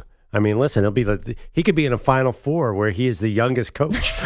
We got Pitino at 72. We got Bruce Pearl at 64. We got Kelvin Sampson at 69. This is prime college basketball coaching age, Maggie. How old's Rick Barnes? He's got to be in his 60s, I think he's 69 right? too. No, this is an old man's game right now, and then you have the young guys. It's really funny. I'd like to see Pitino school some of these young coaches. It'd be fun. Jay is our pal in Nashville. We're going to update the movie sequel bracket in just a moment. But Jay, what's up, dude? Tired, quitting time. Been looking at jugs all day and ready to go home and go to sleep. I'm sorry, you're looking at what? How you doing, loved ones? Looking at milk jugs. Milk jugs. Get your minds out of the gutter. Especially you, man. Especially you, Manny, because I know you're single. Yeah. Get your mind out the gutter. Manny's got a you-know-what-eating grin all over his face. I can't see him, but I know his eyes lit up. Jay, the second you said that, both Maggie and I immediately looked up at Manny. I don't know why. I was like, we gotta send Manny down so you guys can hang out over a weekend and look at jugs together. I mean, looking at milk jugs all day. What'd you think we were gonna think? We're children over here. We all children at heart, man. But yeah, I be looking at jugs and they go by. You remember the old Laverne and Shirley show, and they look at the liquor bottles go by or whatever, but it's the same way here. Yeah, that's beer, but this is milk jugs, and milk jugs doesn't sound too good either, man. It makes you, I don't know, we're children, like you said, but yeah, we're just I'm ready to go home. Yeah, I need to get home and fill out my bracket. I use ChatGPT to fill mine out, so I'm gonna see how that works out. But that's a good idea. You and Daryl Morey using AI to try to get good results. Hey, Jay, if you're going to fill out a bracket, make sure to check out the Maggie Perloff social channels and join Pearl Jam Season 4, dude. Come on aboard.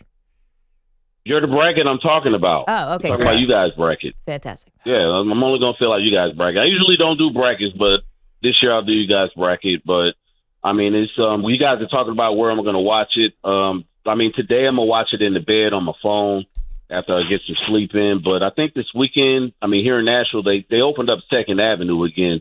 I don't know if you guys remember what happened with that, but I think Jelly Roll got a new bar over there, so I'm going to check that out. You know, I don't even drink, but I'll probably order a club soda and just watch basketball. Or I'll probably end up at the food court because they'll have a live band and sports on. You can order whatever kind of food you want. So, I mean, that's a good deal, too. That sounds great. You're all lined up then. I didn't know that Jelly Roll opened up a bar in Nashville. That's cool. A lot of what other musicians have bars there, Jay?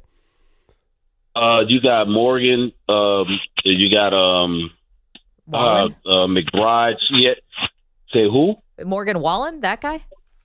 Yeah, Morgan Wallen. Matter of fact, that guy walks around downtown by himself all the time. You run into him. I've ran into him like 3 times. He'll just walk by. Hey, what's up? Hey, how you doing, Morgan? And you keep on walking. But Martina McBride has one. I forget the other country music singer he has. I met his mom, dude. His mom just walked up to me and they just started praying. I'm like, wait a minute, that's your son's name on that bar? She's like, yeah, I forget his name. I got a list here. Could you for Eric Church, Luke Bryan, Alan Jackson, Luke Bryan's mom? Yeah, Luke Bryan's that's pretty mom. Cool. Yeah, Miranda Lambert, Blake Shelton owns a bar too. We got to get down to Nashville. I think that's what I'm learning here, Jay. Yeah, the cool thing about like the country music stars here, it's not like it's going to be a big entourage or whatever. They'll be by themselves. They'll be just around chilling and nobody. I think everybody's too drunk to even realize who that is standing in front of them. But that's what makes the city so cool. I mean, I love my city. I love this is home. But yeah, that's the cool thing about downtown, especially Broadway. Like they'll just be walking around like nobody with them, just by themselves. You know, it's crazy. Well, you love to see it, but also, I mean, I think you can't be pretentious if you're a country music star, right? Like, even if you are pretentious, you got to really go out of your way to hide it. Like, those are the people who have to come off like the everyman and every woman. Yeah. It's crucial to the brand. And then the way they're dressed, it'll just be like a t-shirt, jeans, walking down the street. And I think that's the best cloak they can have. They're not, shiny and glittering and, Liberace looking or anything like that. It's just regular, but. Jay, listen, enjoy watching the tournament today. Glad, and thank you for the call as always. I would love to go down to Nashville and just look at some jugs with Eric Church. I was going to say milk jugs really with fun. You could also do that in New Orleans, I've heard. You could also do that in New Orleans, I've heard. You could definitely do it in Nashville, too. Might have to partake. Yeah. No, it's true. The last time I was in Nashville, we were at Tootsie's famous Orchid Lounge. You guys all know it. It's the big purple bar that's right on the corner there, Broadway. Really famous, really kind of touristy, but cool. And my friend and I were on the roof deck enjoying the, drink together. And all of a sudden this person comes over. They go, sorry, we got to like move you just a little bit. They put, sorry. They were very, very nice about it. They kind of moved us to a different table. We said, why? They put up like a velvet rope. And all of a sudden, Kid Rock showed up with one of the guys from NSYNC, Chris somebody, who was the dude from NSYNC? Patrick? Yes. And we met him, and I've got photos and all these videos, and they invited us to a Kid Rock after party, but we already had plans. What was better than a Kid Rock after party? They're seeing Beyonce. Oh, never mind. Yep. Good. You got it. Yep. Mm-hmm. Girls trip to Nashville. 888-710-4ISN. Little Nashville story. The irony is she actually ended up canceling because the stadium wasn't right, and we ended up going to this other sort of Beyonce tribute thing. It was kind of a long story, but Jay's right. You just see famous people in Nashville. That was one of the bottom 5 name-dropping 2 minutes you've ever had there. What are you talking Kid about? Rock, a guy from NSYNC, and maybe a Beyonce cover band? what is going on here? I'll find the video. Go out of on the us with screen Chris. right now and you'll do better than that. Kid Rock's pretty famous now. I thought he was going to be like the Secretary of the Interior for a couple minutes. What was the other band? Was it NSYNC? One of the NSYNC. guys from NSYNC. Yeah. I mean, that was a big deal. It wasn't even Justin. It was one of the other dudes. I only know Chris Kirkpatrick because Eminem name drops him all the time and hates him. Yeah. And nice guy, though. Then there was something about Beyonce, but not Beyonce like that. I don't want to lie to you guys. We did go to Nashville She to saw see Solange. Beyonce, and she was doing a tour. This was the Lemonade Tour, and she probably did 300 dates. And these were the only dates that were canceled because the stupid stadium in Nashville had some kind of seating issue. And they canceled like all 3 days of that tour. What's that? Nissan Stadium? Yeah, Nissan Stadium. A shame. And we never got to see her. So we ended up going to this like Beyonce. Like everyone there was like in mourning because we'd all like tons of people had flown to Nashville because that's a cool place to see Beyonce. And so there was like this outpouring, and we ended up like in these different sort of Beyonce kind of pseudo parties all night. Never got to the Kid Meanwhile, Rock this party. was like the cover band's like Super Bowl, right? They didn't expect to have all these people there. Now all of a sudden, everybody going to the Beyonce concert is there to see them. I don't even know if they actually were technically Beyonce cover bands, but they were that night. Like, can you play Beyonce music because there's thousands of brokenhearted, mostly women, who want to dance to Beyonce songs? I'm looking all crazy right now. Are there cover bands of rock bands? That's the only cover bands that I know of. I have to imagine there's like Prince cover bands and stuff like that. I feel like this story Michael is... Jackson, Like, definitely. is there a dude standing on stage doing like Jay-Z or Biggie's song, like covering them like as their gig? Does that happen? I don't know. We never should heard make of it. that happen. That'd be cool. I think the sports equivalent of the story is going down to the Masters to see Tiger Woods, and you end up seeing John Daly in a Hooters. and this is to me, I'm just not impressed. You're like, I was in Nashville, and there, I don't know. I thought you were going to see Johnny Cash or somebody. It's just, I don't know. I'm disappointed. Or Ryan Tannehill. I saw Kid Rock, dude. That's pretty Kid good. Rock is not hard to see. And I'm just somebody going to from throw that NSYNC. out I've there. never seen him. Yes, you probably have. He does a lot of sporting events. You've never seen Kid Rock. I don't think so. I'm telling you, and a member of NSYNC who I didn't remember until EJ had to remind me, but I do have the photos with him. It was fun, despite the fact that Beyonce had to cancel. I know.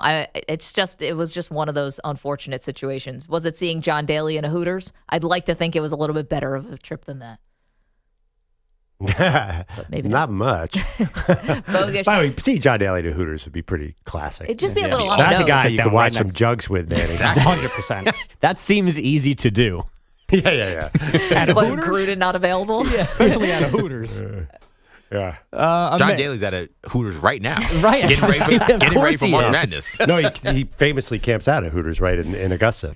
Listen, I mean, this is the day to sidle up right next to him at the bar and sit down. This is his new Masters.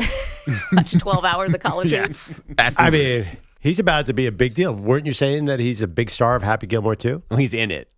He's Chubbs. Yeah, he's Chubbs, right? That's what I saw. It's I like heard. co-starring, basically.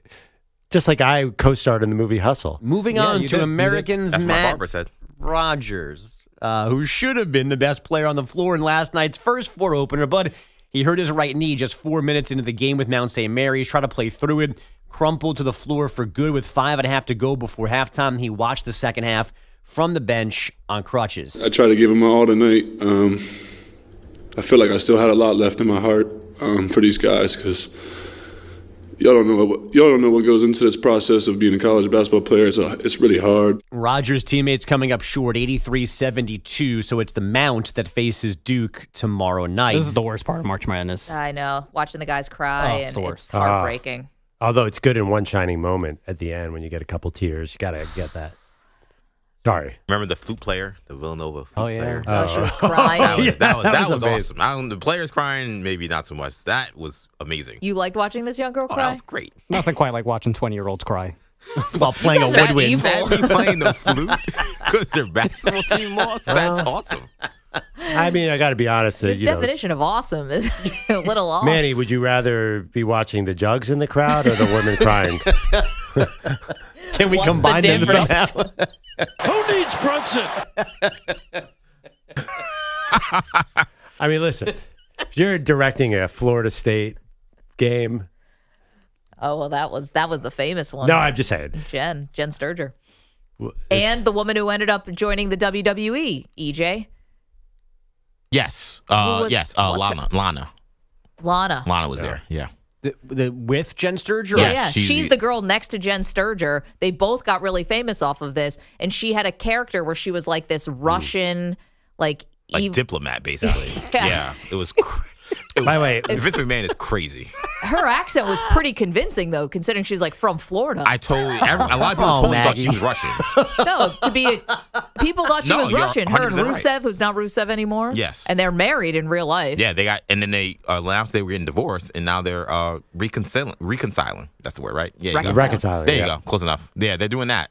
So they're back together. So I interviewed her. You want to know how she got a Russian accent to be so good? She actually spent time in Russia, and she was a ballet dancer, and she was just doing an impersonation of her ballet teacher. That's what she told me. Very convincing. And what was the line that Brent Musburger had?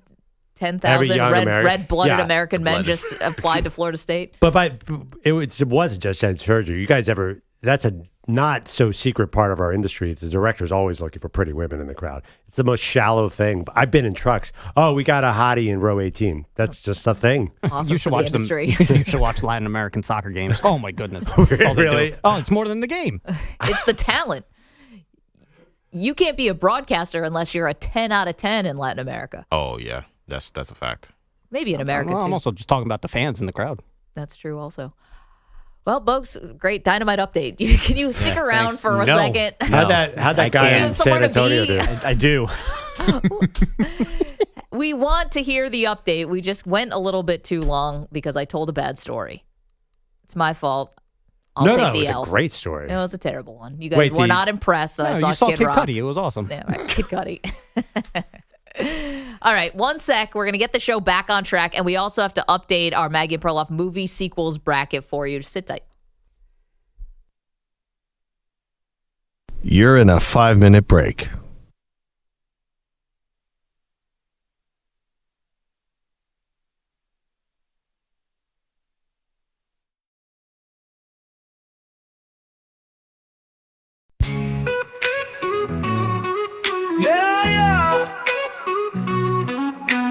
Down in Music City, there's a man named Jay. He's tuned in to Maggie and Perloff every single day.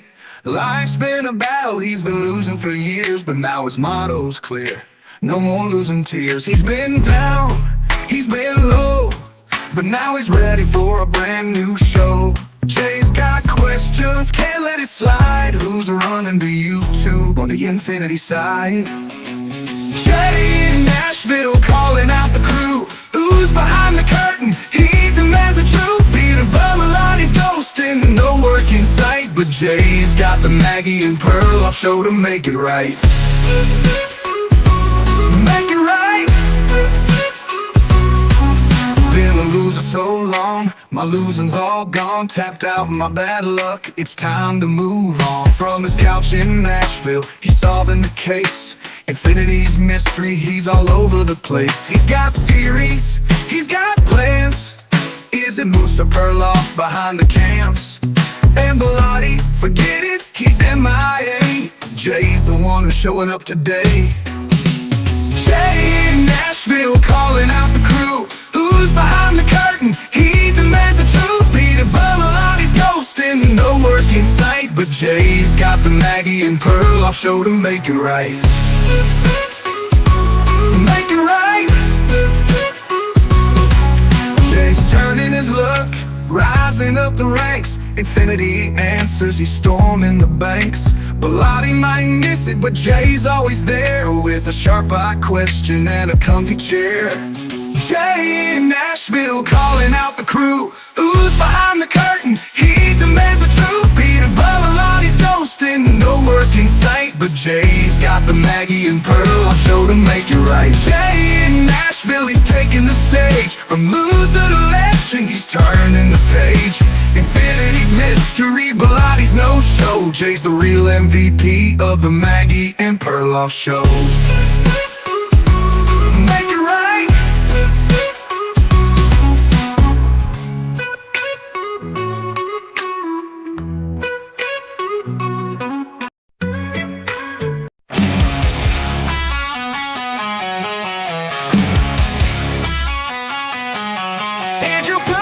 His turtle, call it chill shot bliss. He feeds it kale and lettuce, then gives it a little kiss. Andrew Bogusch's turtles got a mansion in the tank with a slide, a tiny hammock, and a treasure chest bank. Two-tone Tony rolls in, his turtles got swag. Cruising slow but steady, repping that reptile flag. Meanwhile, Kevin Lamel's got tacos on his plate. Breakfast, lunch, and dinner, he's got no time to wait. Turtle love, taco dreams, Andrew and Andrew living supreme. 1 minute, 30 seconds remaining. Steady crew, Kevin got breakfast tacos, what's Peter gonna do? Joe, Perloff's turtles chillin', basking in the heat. Bogusch's turtles flexing, got gold chains on its feet. Tony's turtles on TikTok, racking up views, while Kevin's tacos sizzle, serving up the news. But Bellotti's MIA, not a damn thing new. Work? Nah, he'd rather just hit snooze. We're out here hustling, 1 minute making remaining. turtles the stars, and Pete's just ghosting like he's hanging on Mars. Turtle love, taco dreams, Andrew and Andrew living supreme. Two-time Tony, slow and steady crew. 45 seconds remaining. Breakfast tacos, what's Peter gonna do?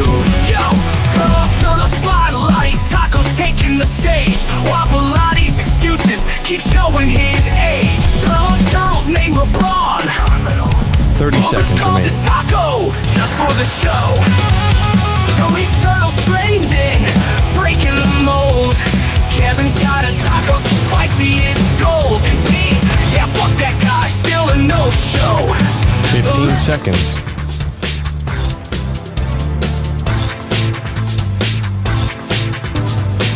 Break ends in 5 seconds.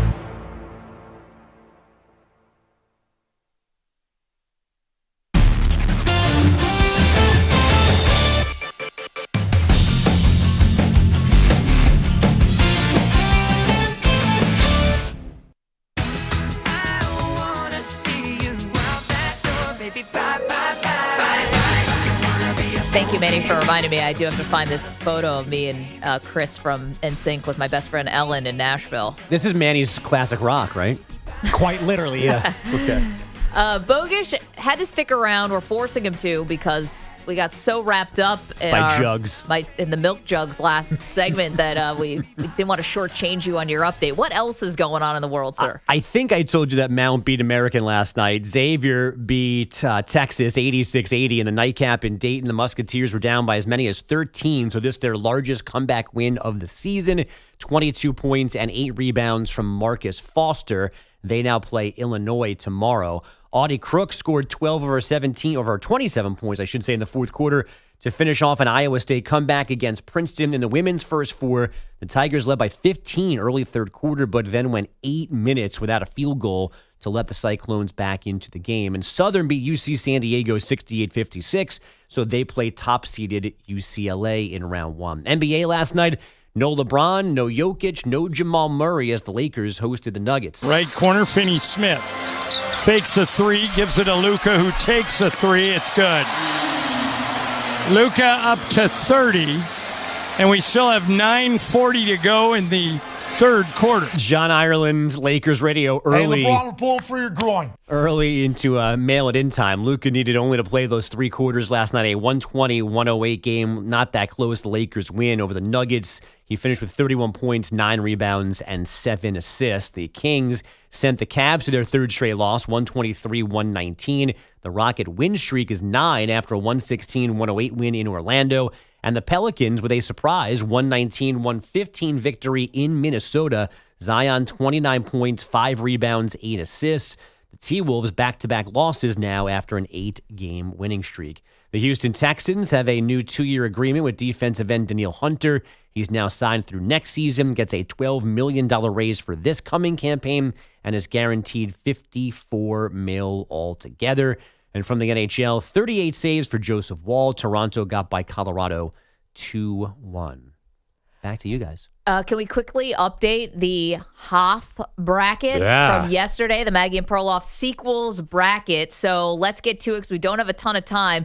Not surprising, but this one broke my heart a little bit. Geez, guys, did we really have to bury Caddyshack 2 this badly? But Star Wars Empire Strikes Back takes out my fave, Caddyshack 2. What a miscarriage of justice. No. Here you go. He never told you what happened to your father. He told me enough. He told me you killed him. No. I am your father.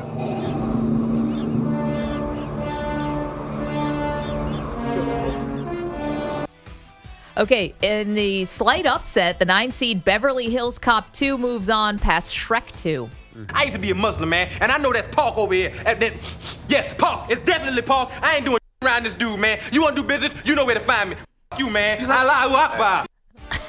Another upset, the 12th seed Incredibles 2 takes out Dune Part 2.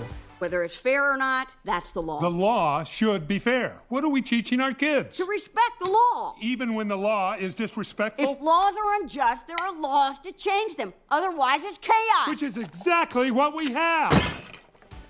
Back to the chalk, the 4th seed Spider-Man 2 marches on. Ace Ventura, When Nature Calls, goes home. Where were you? Photographing squirrels? You're fired.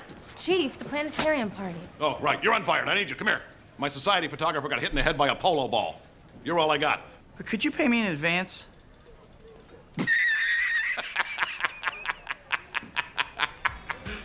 Great laugh. Another upset for you, the 11 seed. This one was tight. Too Fast, Too Furious got 50.3% of the vote. Takes out the Hunger Games Catching Fire, who had 49.7% of the vote. Car, boat. You're not going to do what I think you're going to do. Yeah, I think so. You got my back, bro? Yeah. All right, man, put on the seatbelt. Show off some real Dukes of Hazzard. We're going to do this big. Hold on, Ro. Hold on. I said forget about it, If Jennifer Lawrence needs any consoling, I'm right outside here. It's 555 Greenwich Street, man. I have a major problem. Major problem with that movie. It's just too fast and too furious for me. Bye, guys. Back to whatever. He's going after Jennifer Lawrence. Back to the favorites. The 3rd seed Batman Returns. Easy pickings over the 14 seed Major League 2.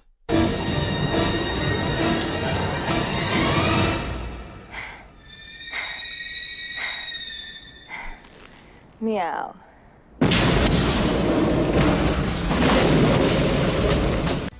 And quickly, the 7 seed Rush Hour 2 erases the 10 seed From Russia with Love. Connor! Who died, Lee? You! Detective, you? Not you, you! Who? You! Who? Do you understand the words that are coming out of my mouth? Don't nobody understand the words that are coming out of your mouth, man. And finally, the 2nd seed in this region moves on. It's Aliens, who takes out Scream 2. Kane, who went into that ship, said he saw thousands of eggs there. Thousands. Thank you. That will be all. Damn it, that's not all. Because if one of those things gets down here, then that will be all. Then all this bull that you think is so important, you can just kiss all of that goodbye. Sigourney Weaver, the role of a lifetime. Yeah. So there you go. Star Wars, Beverly Hills Cop 2, Incredibles 2, Spider-Man 2, Too Fast, Too Furious, Batman's Returns, Rush Hour 2, and Aliens all move on. Interesting. We have multiple Sigourney Weaver films in this bracket, and we had Eddie Murphy on Eddie Murphy Crime right there. I know. We have one more region to reveal to you. The Los Angeles region will come your way next. The Maggie Perloff movie sequels bracket will also update you on the latest with Aaron Rodgers and get you set for March Madness, which tips off later today. Maggie Perloff Show.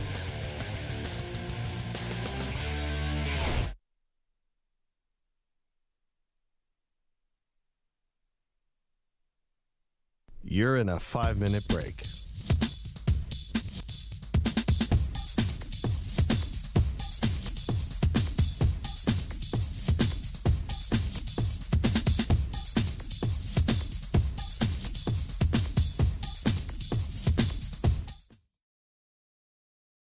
This is Daily.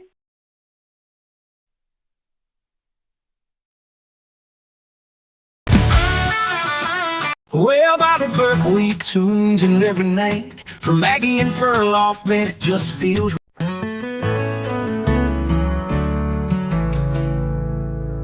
Bobby Buck returns.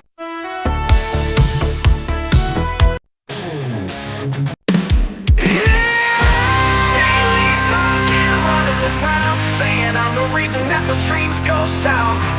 Job is crashing, Ryan's gone dark. Steppenwolf stuck like an old junk car.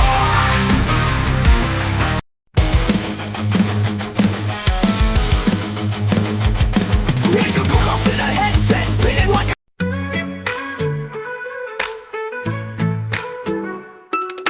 8-night vibes, hitting up the show. Maggie and Perloff dropping takes that glow.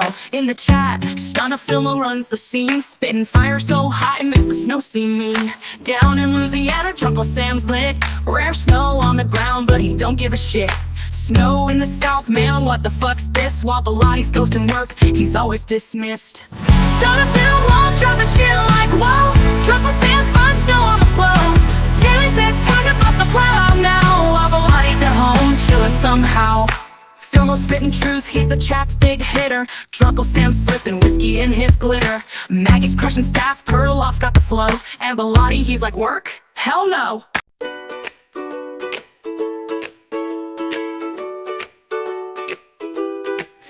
The sun's barely up, the crew's on the scene. Construction workers puffing on that green. Hammer in one hand, joint in the other. Safety first, yeah, tell it to their mother. And there's Andrew Perloff sniffing the breeze. Is that cedar or skunk or just some old trees? He's coughing and wheezing, waving his hand. How can I work when the whole site's a weed strand? Oh, smoke on the site, it's a hazy affair. Perloff's in a fog, he's gasping for air. Russian guys puffing safes by the stack. And the Lottie's not here, he's never coming back. Out on YouTube, the viewers chime in. We go past laughing, let the chaos begin. Travis says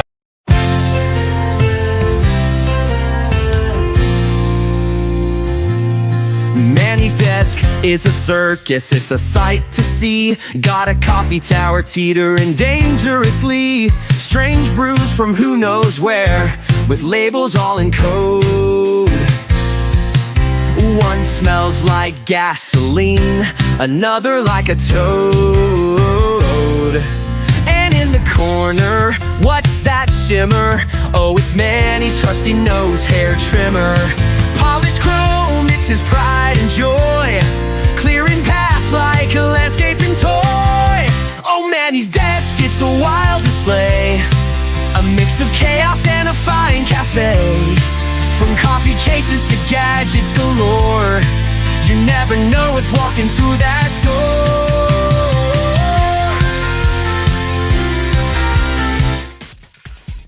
door. 1 minute remaining.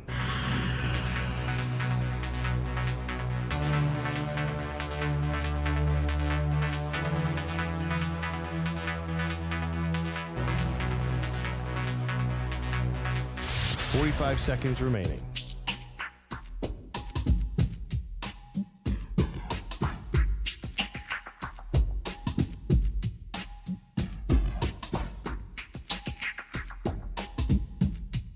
$30 seconds remaining.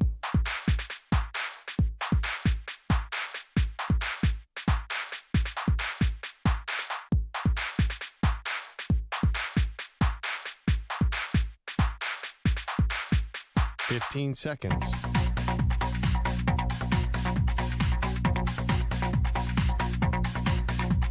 Break ends in 5 seconds.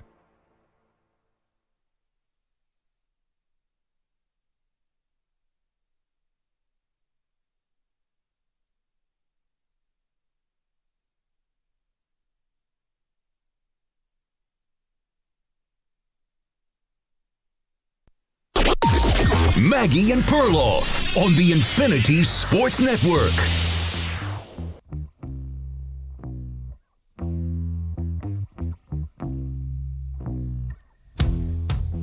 About to embark on the greatest 2 days of the sports calendar. Welcome to the show. Maggie Gray, Andrew Perloff. Still time to get your brackets in for Pearl Jam Season 4. That's our bracket challenge. EJ, can we pin it to the top of our X account right now just to make sure everyone's got the link? Come and play against us. We've been going through some upsets that we're picking this year, Pearl, and also where are you watching the tournament today and tomorrow? Is this more of an on-your-couch thing? Is this a sports bar kind of thing? What's the ideal location to be watching March Madness? I mean, anywhere. I think you get extra credit if you can watch while you're on the clock at work or at school. Then you really get my respect. Because you're like skirting the system. Yeah, our show's over at 10 a.m. Eastern. It's easy for us. Yeah. I think it's even better when you're, it's forbidden fruit. Come on. If you're a high school student and you're not watching these games on your phone, then you're doing it wrong. So we have a lot of March Madness stuff going on today. I've already picked my Cinderella. That's going to be High Point. Pearl, your Cinderella. Yes, Manny? Also, if you're a high school senior, you're not basing your college decision off of this tournament, you're a fool. Yeah, High Point. Again, that's going to be my Cinderella. Yeah, Who's yours? It's a one-man machine, Drake. It's funny because this could actually do a lot for Drake. He hasn't had any positive press in months, and now all of a sudden, if the school goes on a run, maybe he gets a little bit of the glow. Meanwhile, while March Madness is about to kick off, we do have this lingering situation with Aaron Rodgers. Now, kind of came down yesterday towards the end of the show that depending on which insider you would like to follow, the Vikings are either all the way out on Aaron Rodgers or mostly out on Aaron Rodgers. There's been some conflicting reports about they're moving on for sure. Then we're hearing that they could sign another veteran, like a less high-profile kind of veteran to back up J.J. McCarthy. But then other insiders are saying the door is going to be left ajar in case the two sides can come back together. It's a little confusing, but if I'm Aaron Rodgers, I don't know if I can wait around for that. If I actually want to play this upcoming season, I got to pick a team here. Yeah, I think he will. I think that New York and Pittsburgh are the two teams left. I don't think he waits for the Vikings. There's a lot at this time. Why? I don't even understand the idea that he's going to wait to see if J.J. McCarthy's knee heals the right way. What if it doesn't? I think he has to choose a team, and I think he will. Retirement, to me, he just doesn't feel like he want to retire. We saw pictures of him in February working out harder than he ever has. He would give more hints of retirement, and I just don't see him. Yeah, he did his flag football thing over the weekend. He does this big charity event. Yeah. I saw just that Josh Allen was there, Jared Goff was there. Some other guys were hanging out. So it kind of feels like all systems go, like business as usual. Is that the one where he comes back from the ayahuasca trip and 12 hours later does? I remember hanging out with kids. I remember in the documentary he did that. He was still high. Maybe. I don't know how long that stuff stays in your system. I don't know the half-life on ayahuasca. There's no maybe. He said to Josh Allen, I think I'm still a little buzzed. Yeah, well, I mean, he never called himself a role model, so. Well, he just won Philanthropist of the Year last night, too. In California, I saw he was getting honored. He's an odd guy. Yeah, well, listen, that's just the yin and the yang of Aaron Rodgers, but doing a nice thing and raising money for kids. So breaking news, Aaron Rodgers is weird. We're not going to hate on that. But meanwhile, interested really in his football. At this point, the odd stuff is kind of secondary. And, I couldn't help but think after Cam Hayward of the Steelers was really kind of putting it out there publicly, hey, Aaron, here's the recruiting pitch. You either want to be a Steeler or you don't, sort of setting up this, hey, let's stop messing around. The latest report was that the Steelers may have called about Will Levis. Right. I mean, dude, careful what you wish for. You're worried and upset with Aaron Rodgers because he hasn't made a decision yet or he's waiting on the Vikings. Dude, you could be staring at a season with Will Levis as your quarterback. Like, you would beg Aaron Rodgers to come over Will Levis. Why would you, if you sign Will Levis, Why can't you bring in Aaron Rodgers? Will Levis, they could have as a backup. Well, they could, but I'm just saying if that's being looked at as a pivot, if Aaron Rodgers is going to either take his sweet time or maybe is holding out for the Vikings, like Will Levis is not going to inspire any type of confidence at all. Will Levis would be a version of Justin Fields, who they reportedly wanted. I don't think even trading for Will Levis, I mean, he's like, oh, they already have Mason Rudolph, right? So yeah, they have Rudolph and Levis and but that's maybe like someone at 21. That's like Cleveland has Kenny Pickett. Does that mean that they can't draft a quarterback? And by the way, do we know maybe they go Will Levis, Mason Rudolph, draft a guy too? That's very possible. It feels like quarterbacks are flying up the boards left and right. So I still think if Aaron Rodgers wants Pittsburgh, I think he has it. Okay, but all right, guys might be flying up boards, and I saw Jalen Milroe had a really nice pro day yesterday and ran a really fast 40 time and went out to dinner with the Steelers. That doesn't mean he's ready to start next year. Just because his draft stock goes up doesn't mean he's ready to step on an NFL field. And I'm sorry, if I am both the Steelers, if I'm a Steeler fan, if I'm a Viking fan, I'm like, what are we doing here? We're not down and out rosters, especially not the Vikings. This is a team that won 14 games last year with Sam Darnold. You're going to leave this like up to chance about J.J. McCarthy's knee that 5 minutes ago you weren't all that confident in, but now for some reason you are. And if I'm the Steelers, I'm doing a second season of this where we're cheaping out on the quarterback room, and it's probably going to be the thing that ends up keeping us from winning a playoff game. Well, by the way, you think Aaron Rodgers is expensive? I think they were offering him $11 million or something. I'm just saying you're either cheaping out in actual money or you're cheaping out like in talent. You know, you're telling me you're trying to sell me on a quarterback room of Mason Rudolph, Will Levis, and a draft pick. Oh my gosh. If I'm this, and not even a high draft pick, if I'm a Steeler fan, I'm like, what happened to us? I would take that. Well, I think a lot of people would take that room over Aaron Rodgers. I know EJ would. 100%. You wouldn't be right. You might do it, but you wouldn't be right.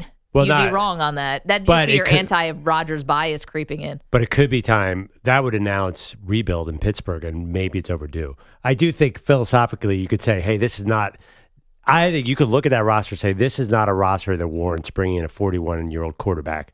Because are they an Aaron Rodgers away from winning a Super Bowl? Realistically, no, I don't think so. Well, I mean, I'll see your rebuild and raise you you just traded a second-round pick for DK Metcalf and gave him $100 million. That's why they want Rodgers. We do not care. DK Metcalf signing is the problem. But then again, they've done dumb things too, where they don't throw to George Pickens. Like they can just because they sign DK Metcalf doesn't mean he gets the targets. Well, then we're doing everything like bass backwards. You just know, like having Matt Canada for 2 years. There is an offensive problem in Pittsburgh. I think the only thing to me that would truly signal rebuild for the Steelers is if they trade TJ Watt. They're not trading it. Well, and I think and I think maybe there's a world where they should. And again, though, your quarterback situation is so up in the air that you're not going to inspire any kind of confidence. I saw yesterday Bill Cowher, the former coach, the Hall of Fame coach, was on with Dan Patrick's show, with your former show, Pearl, and he said Russell Wilson is the move. And I kind of get where the coach is coming from because he already has familiarity with the system. He already has some chemistry with George Pickens, and he has chemistry with DK Metcalf because they played together in Seattle.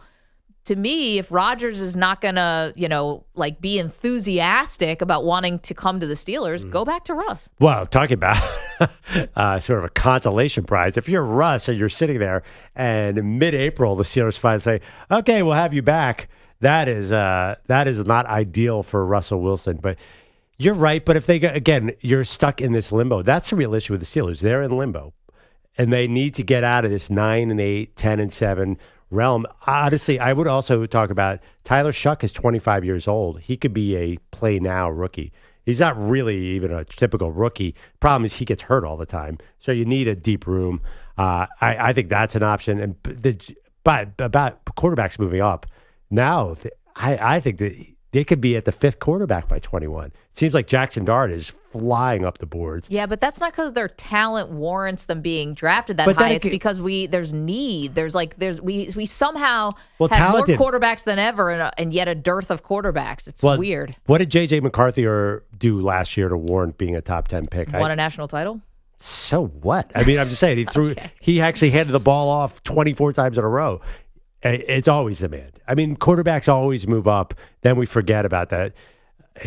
By the way, Jackson Dart, these guys are all the same. It's the same. You're right. The demand warrants that these guys move up. That's why 50% of them won't work out. Yeah. And listen, we're talking about the Steelers and what they should do now at quarterback, but I'm not taking the Vikings off the hook here either. I feel like they are foobarring this situation, and maybe they get saved because McCarthy is awesome and maybe his knee is great, but can't you see this also? I could see it going right if McCarthy is good and his knee is good, but I could also see this going very wrong for the Vikings. Like, you're going to bring in, okay, so not a veteran who's as famous or as accomplished as Aaron Rodgers. And then what happens if McCarthy goes down? Now you're riding the rest of the way with who? Jameis Winston or Joe Flacco? He just won 14 games with Sam Darnold. And then what happened when the playoffs came? So what's your... This is a win-now roster who had a quarterback that just fell apart at the end of the season. You know, the idea that you would not take a chance to me on Rodgers, who's the best available quarterback, I just don't get for the Vikings. Like, I wouldn't trust them right now if I'm a Vikings fan. Yeah, I mean, I think there's a lot of anti-Rodgers sentiment out there. I think I understand what you're saying, and believe me, I think Rodgers is going to be good too. But I think there's a lot of people out there who think, why would you bring that mess into the locker room when you have this good young roster? Also, too, the Vikings, how do you get to the Super Bowl? You have a young quarterback on a rookie deal. I think J.J. McCarthy's probably perfectly healthy. I heard he put on all the weight he lost.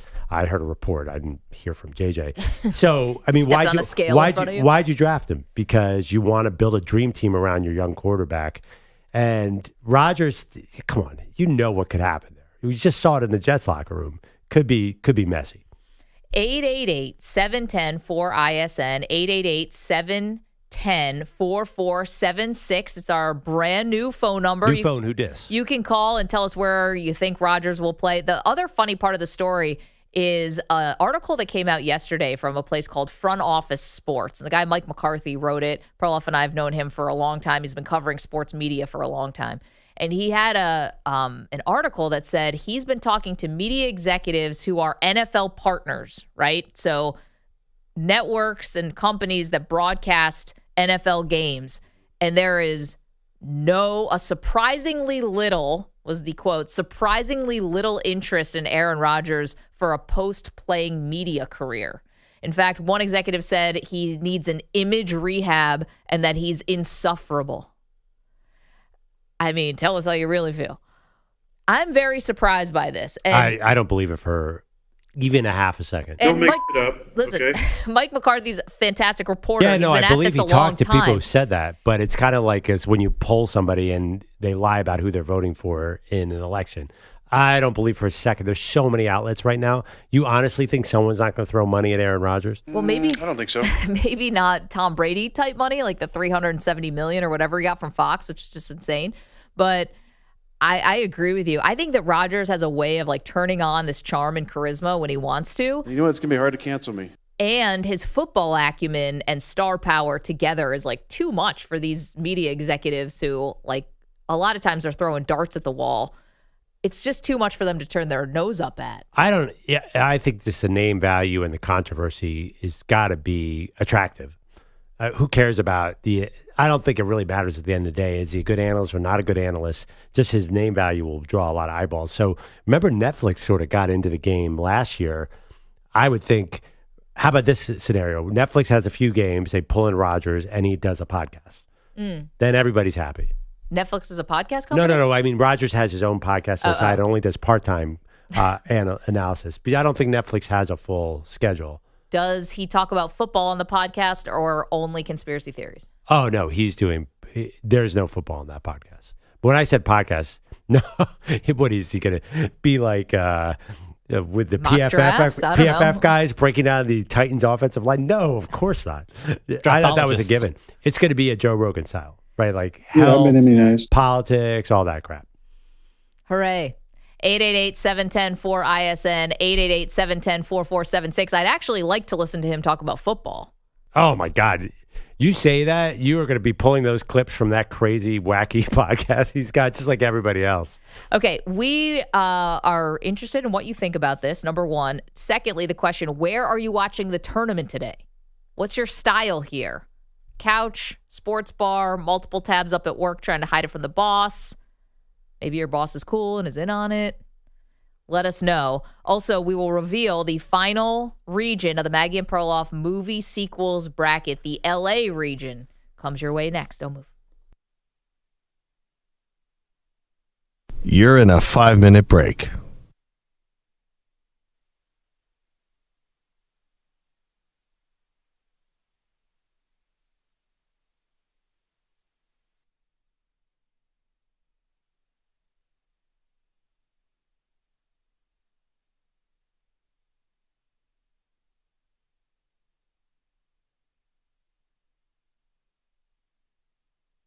Four minutes, 30 seconds remaining.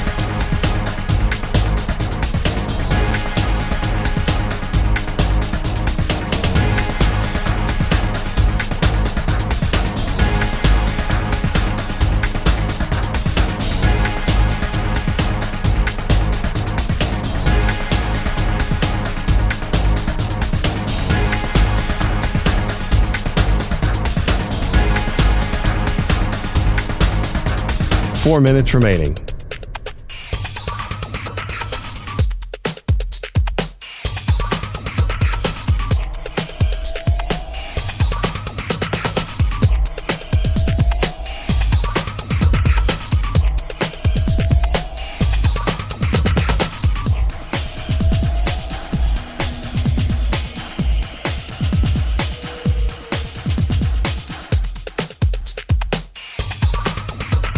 Three minutes, 30 seconds remaining.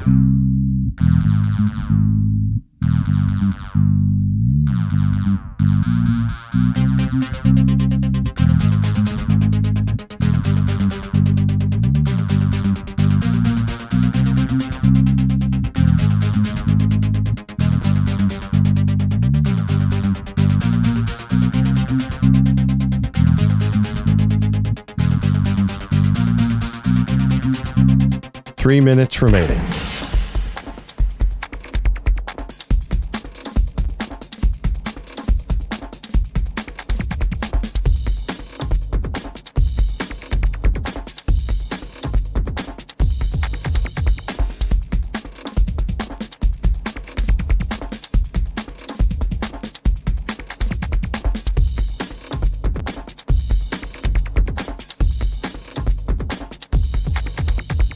Two minutes, 30 seconds remaining.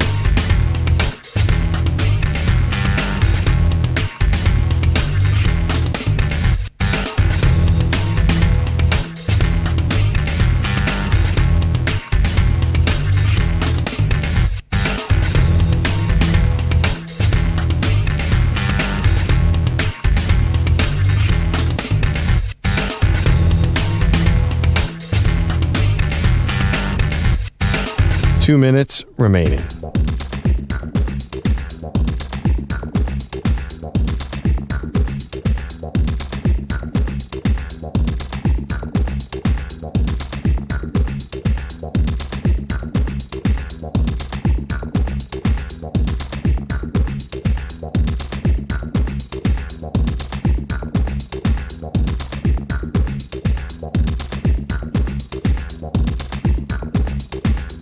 One minute, 30 seconds remaining.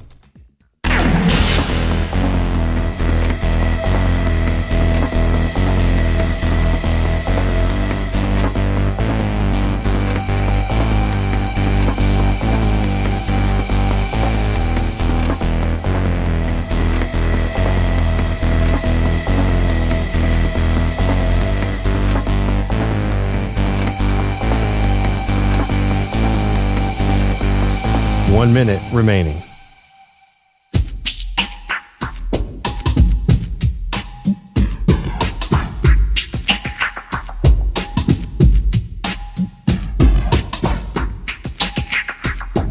.45 seconds remaining.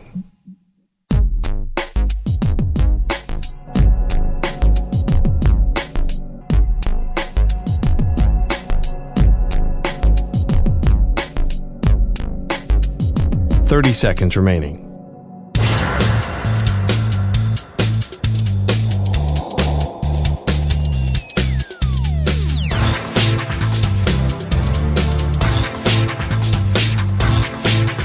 .15 seconds.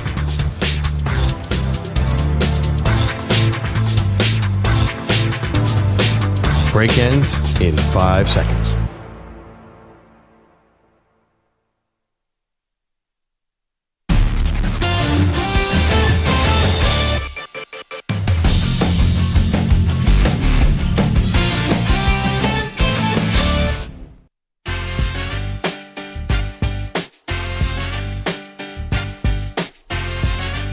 Welcome back, Maggie and Perloff Show.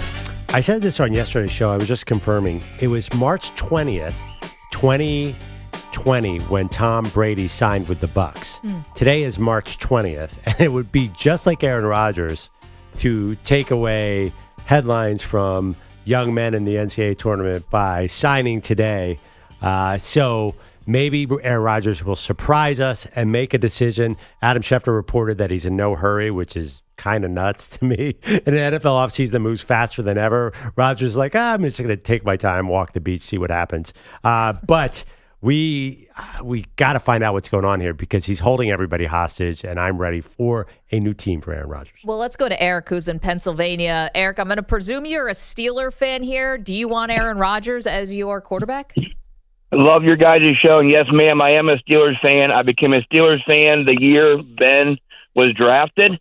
And I think I speak for 98.5% of Steelers fans when I say a big heck no to Aaron Rodgers.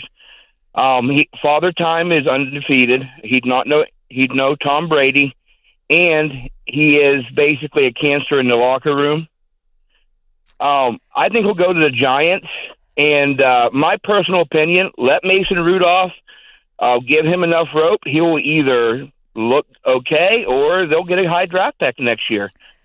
Maybe it's time to rebuild in Pittsburgh. Yeah, Eric. Yeah. I mean, I think I don't know if it's that high. What'd you say? 98% of Steeler fans don't want Rodgers? I know everybody I talk to do not want him, and I don't talk to everybody, but I talk to a fair amount. Yeah, I mean, thank you for the call, and good point there as far as, like, it doesn't really seem like a match, Aaron Rodgers and the Steelers. If you're just talking about, this, like, sort of what's the ethos of the Steelers, it's never been one guy over everyone else, and Rodgers kind of has that reputation, which he's earned, of wanting the red carpet rolled out for him and getting a lot of say in how things are done. And I can't imagine the Steelers doing something like that. I know that there's supposedly this love affair between Rodgers and Mike Tomlin. Well, that's from afar. What's it like to actually work with a guy every single day? I can't imagine Rodgers and Tomlin really being on the same page, but that's me. I would actually extend that sentiment way past the Steelers. I think there are a lot of fan bases who do not want Rodgers because of not just how it happened on the field in New York. I just think that it just feels like a lot. For example, if you put Aaron Rodgers into the old Twitter machine, I believe the number one trending story is, it's still the Onion headline, the satirical paper, numerous teams express interest in Aaron Rodgers playing elsewhere. I think there are a lot of fans who are anti-Aaron Rodgers. I don't think it's just... I don't think so. It's New York, Pittsburgh. I've seen a lot of that on Twitter. Steelers fans are like, keep him away from this team. Yeah, I just also, though, so he is the best available quarterback, in my opinion, though. And two, I would not discount that the Jets also played a role in how bad it got in New York. Okay, it wasn't awesome at the end with Green Bay either, right? There was a lot of back and forth between him and the front office, so that wasn't perfect. But the Jets are also, like, not a stable organization. Really? Yeah, isn't that? I'm breaking news to everybody. Wow. Yeah, firing the head coach 5 games you know that, in the EJ? season, firing the general manager. They had this whole thing going on the whole year with Hassan Reddick. Like, there's just a lot of things going there. The owner is consulting his sons, who are consulting a Madden rating on whether or not they should trade for wide receivers. Like, let's not pretend like Rodgers came in and wrecked this pristine organization. The Jets definitely did their part. That's a very good point. I honestly thought the Jets should have probably kept him. Now, I'm not sure what their plan is. Rich Cimini said that they're really into Jackson Dart last night. I don't Justin Fields, right? They're giving him a shot. Yeah, but I don't think Fields, a shot, but a 1-year deal, a partial deal. I think they don't have a plan, really, at quarterback. I don't think Fields is a long-term plan by any means. Okay, let's get to the Los Angeles region of the Maggie and Perloff sequels bracket. Of course, you're still welcome to weigh in on Rodgers, 888-710-4ISN, 888-710-4476. But let's go. All right, guys, this is the final region that we're revealing today. This is called the Los Angeles region because the number 1 seed in this region, Terminator 2 Judgment Day. I need your clothes, your boots, and your motorcycle.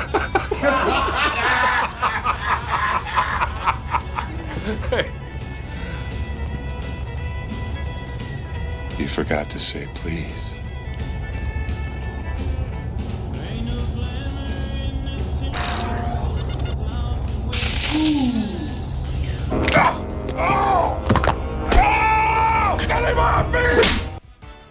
Amazing. By the way, it's just such a good movie. That's the liquid Terminator, just so everybody knows, right? Yeah, that's the Robert T2. Patrick. Yeah. People don't think sequels are good. Our 1 seeds are phenomenal in this movie sequels tournament. Sarah Connor? That's my Arnold. Well, when Arnold gets his turns and he's a good guy now, I love Terminator 2. Anyway, the number 1 seed Terminator 2 Judgment Day faces off against the 16 seed, another one that's near and dear to my heart, Pearl, Revenge of the Nerds 2. What if CAT really spelled dog?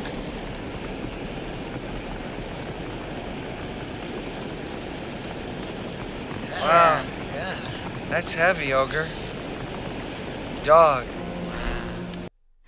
If I can just preface, I know the scene well. They have just smoked the world's largest joint. Why are you guys such nerds?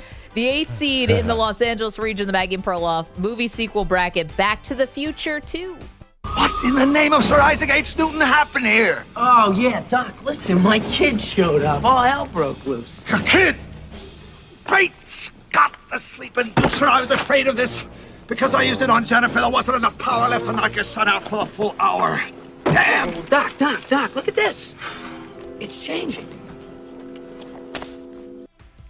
This is known, I think, Back to the Future Part 2 as for sports fans. This is when Biff, the bad guy, gets a hold of the sports almanac and gets to make all these sports bets that make him the richest man in town. Yeah, the Back to the Future 2 fantasy is something all sports bettors have thought about. I mean, the movie stinks. There's no doubt about that. But better than the third one. Back to the Future Part 2 faces off against the 9th seed Avengers Age of Ultron. The Avengers were supposed to be different than S.H.I.E.L.D. Anybody remember when I carried a nuke through a wormhole? No, it's never come up. Save New York? Never heard that. Recall that? A hostile alien army came charging through a hole in space. We're standing 300 feet below it. We're the Avengers. We can bust arms dealers all the livelong day, but that up there, that's the end game. How are you guys planning on beating that? Together. We'll lose. And we'll do that together, too. Watched it the other day. I'm not kidding. It's so funny. All these sequels are on cable when you're looking for college basketball games. There's a scene. This is what year, 2015 or something?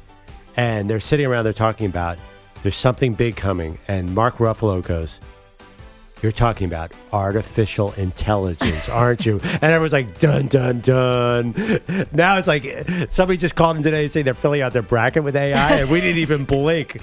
It is incredible how scary artificial intelligence was. Age of Ultron is art. As you remember, Maggie, it's all about the AI robot. Mm-hmm. You've never seen this one, have you? Sure. Okay. The 5th seed in this region, Maggie and Perloff movie sequels, Blade Runner 2049. You're not going to kill me, are you? Depends. What's your model number? Why don't you look into my eye and find out?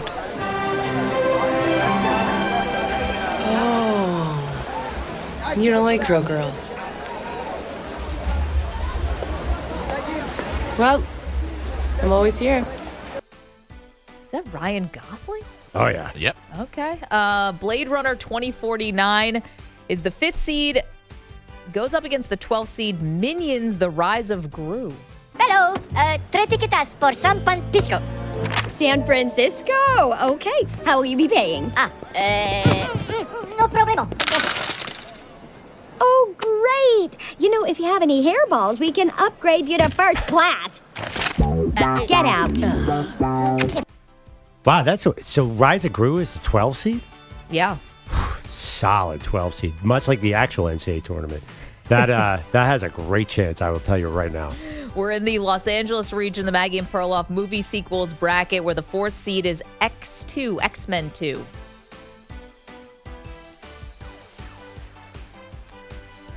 Ta-da!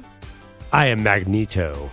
I was going to say, go ahead and Van Perloff. I've never seen this movie. Is this the one with the guy? Bobby was going to a school for the gifted. Bobby is the gifted. We know that. We just didn't realize We still love you, Bobby. It's just this mutant problem is a little What mutant problem? complicated. What exactly are you professor of, Mr. Logan? Art. Haha. Bobby's brother calls the cops. Bad scene, Meg. I'm going to leave that one to you. The 4th seed X2 is going up against the 13 seed Barbershop 2. You got a lot of nerve out here charging all these sisters out here money to get their head in, and you sitting out here looking like Chewbacca. What about you? Look at that damn fro. What you be doing, sweeping up the shop with it? I do what Calvin need me to do every now and then. That's what I do. What Calvin needs you to do is get up off your fat ass and cut some heads. Thank you. You gonna talk about outside when you one Reese's Pieces away from Jenny Craig yourself. Okay, moving on. Just a few more to go. The 6th seed in this region is Mission Impossible 2. Pull over and listen to me, will you? Just listen. Listen to what? I need your help, and I think you could use mine. Your help? What are you talking about? I'm talking about Scotland Yard, Interpol, every Dutch authority. I can make them all go away. Oh, bloody hell. You're a spy. Well, if you want me, you gotta catch me.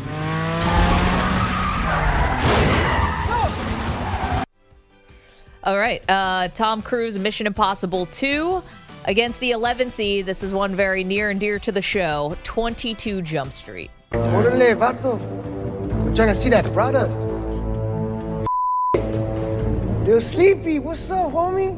You know my cousin, Sad Boy. I think you got the wrong guy, Holmes. Oh, that's man, dude, Sleepy. Everyone's saying about him, Sleepy, he like the Mexican Wolverine and my partner, he want to see the product. When he talking? My name is Jeff.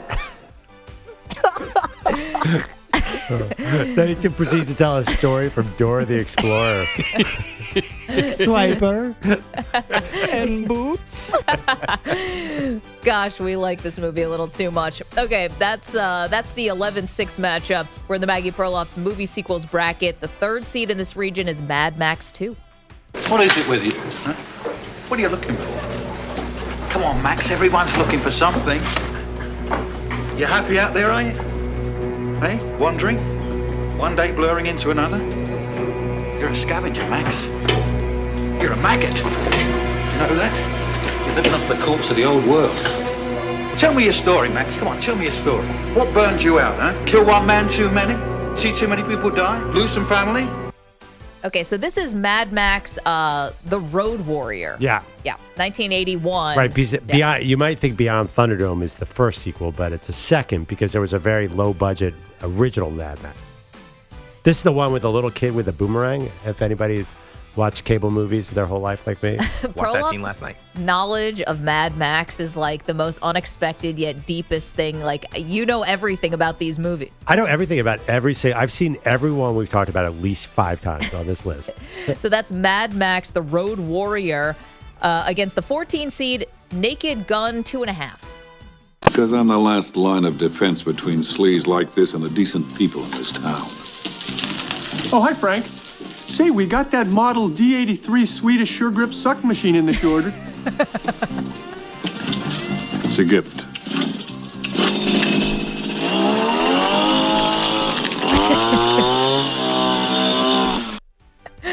Leslie Nielsen is the best. The 7 seed in the LA region, the Maggie Perloff movie sequels bracket, is Die Hard 2. Wait!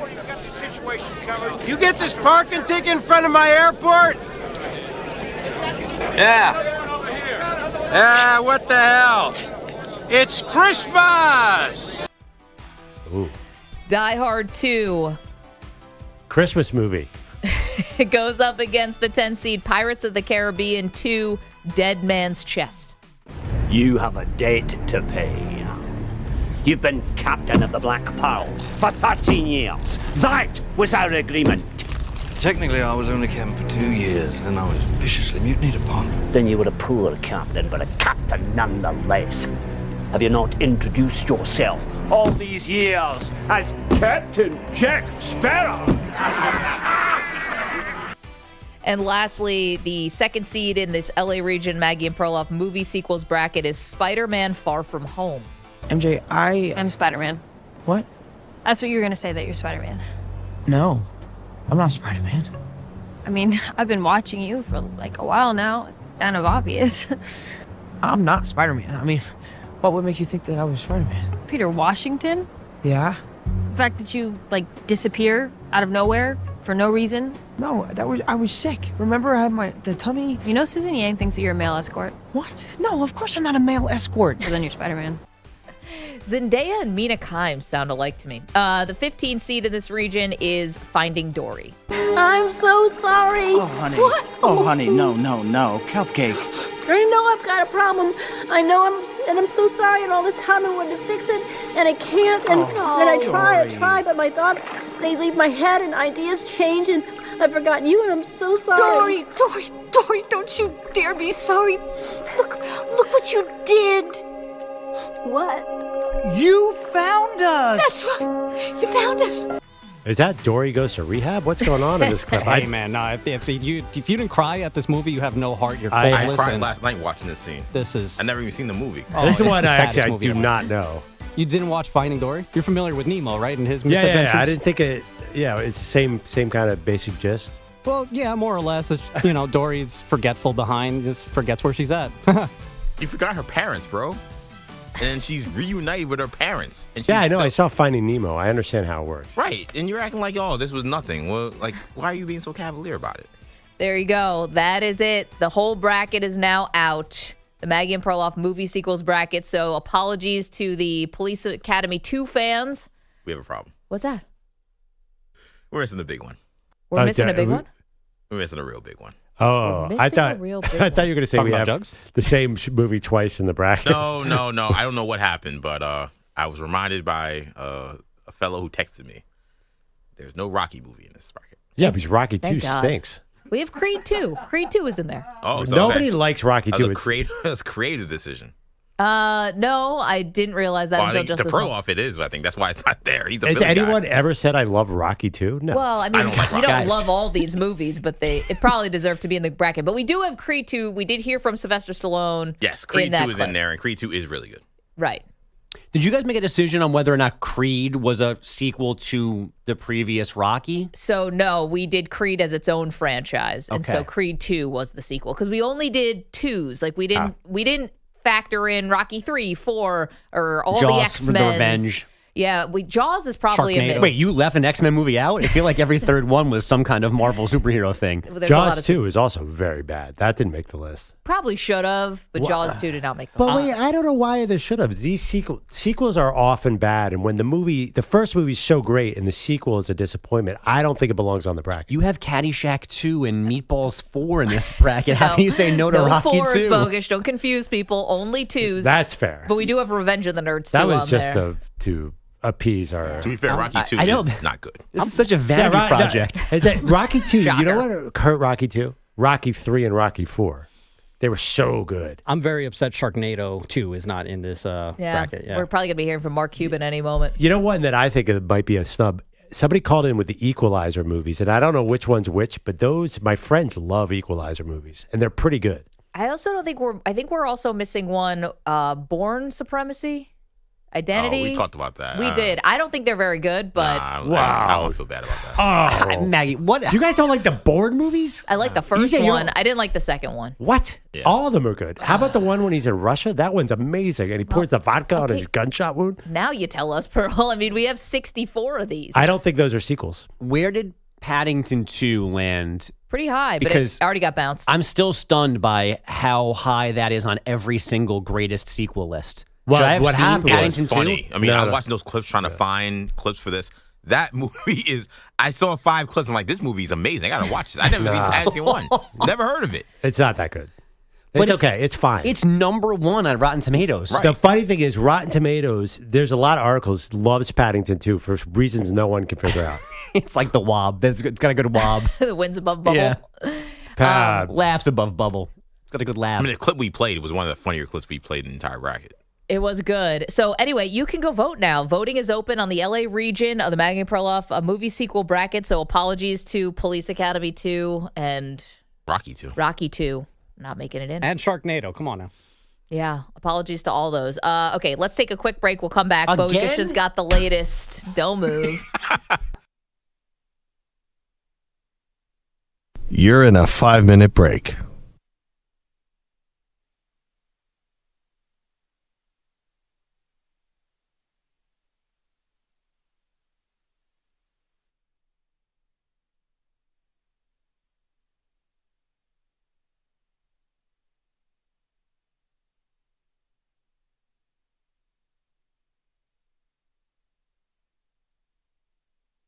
Four minutes, 30 seconds remaining.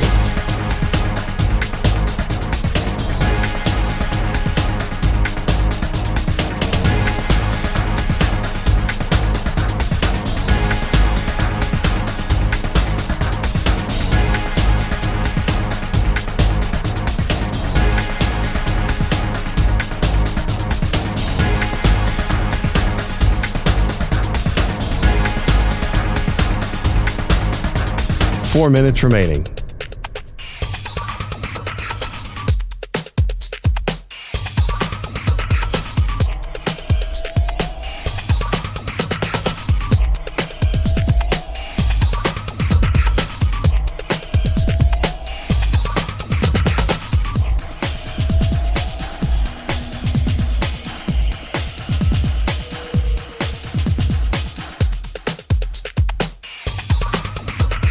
Three minutes, 30 seconds remaining.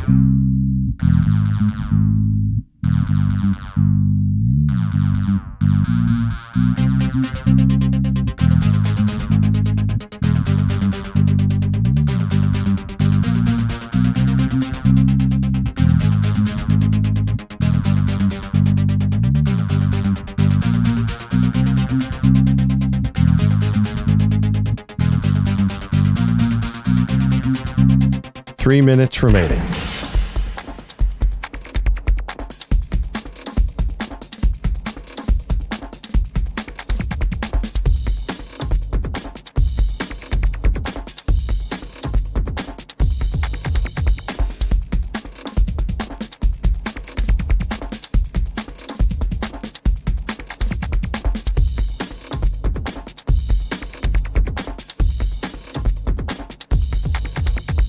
Two minutes, 30 seconds remaining.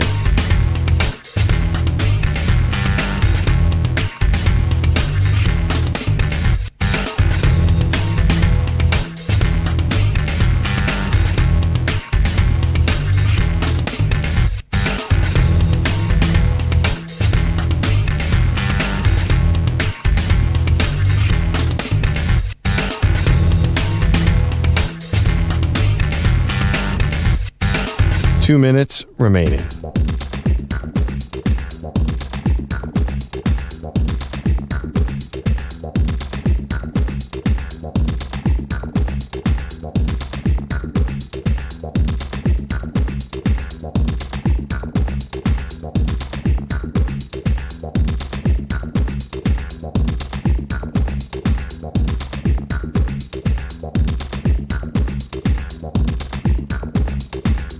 One minute, 30 seconds remaining.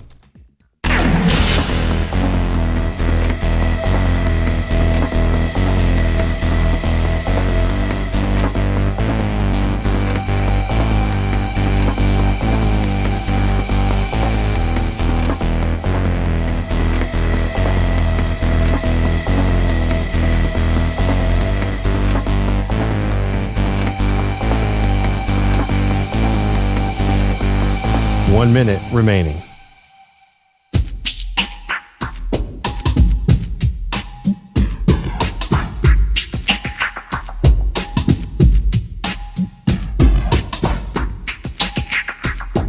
.45 seconds remaining.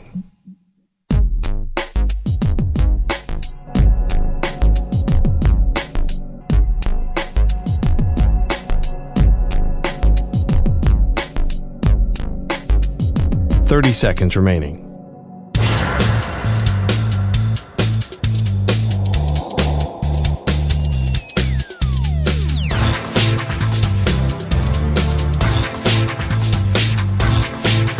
Fifteen seconds.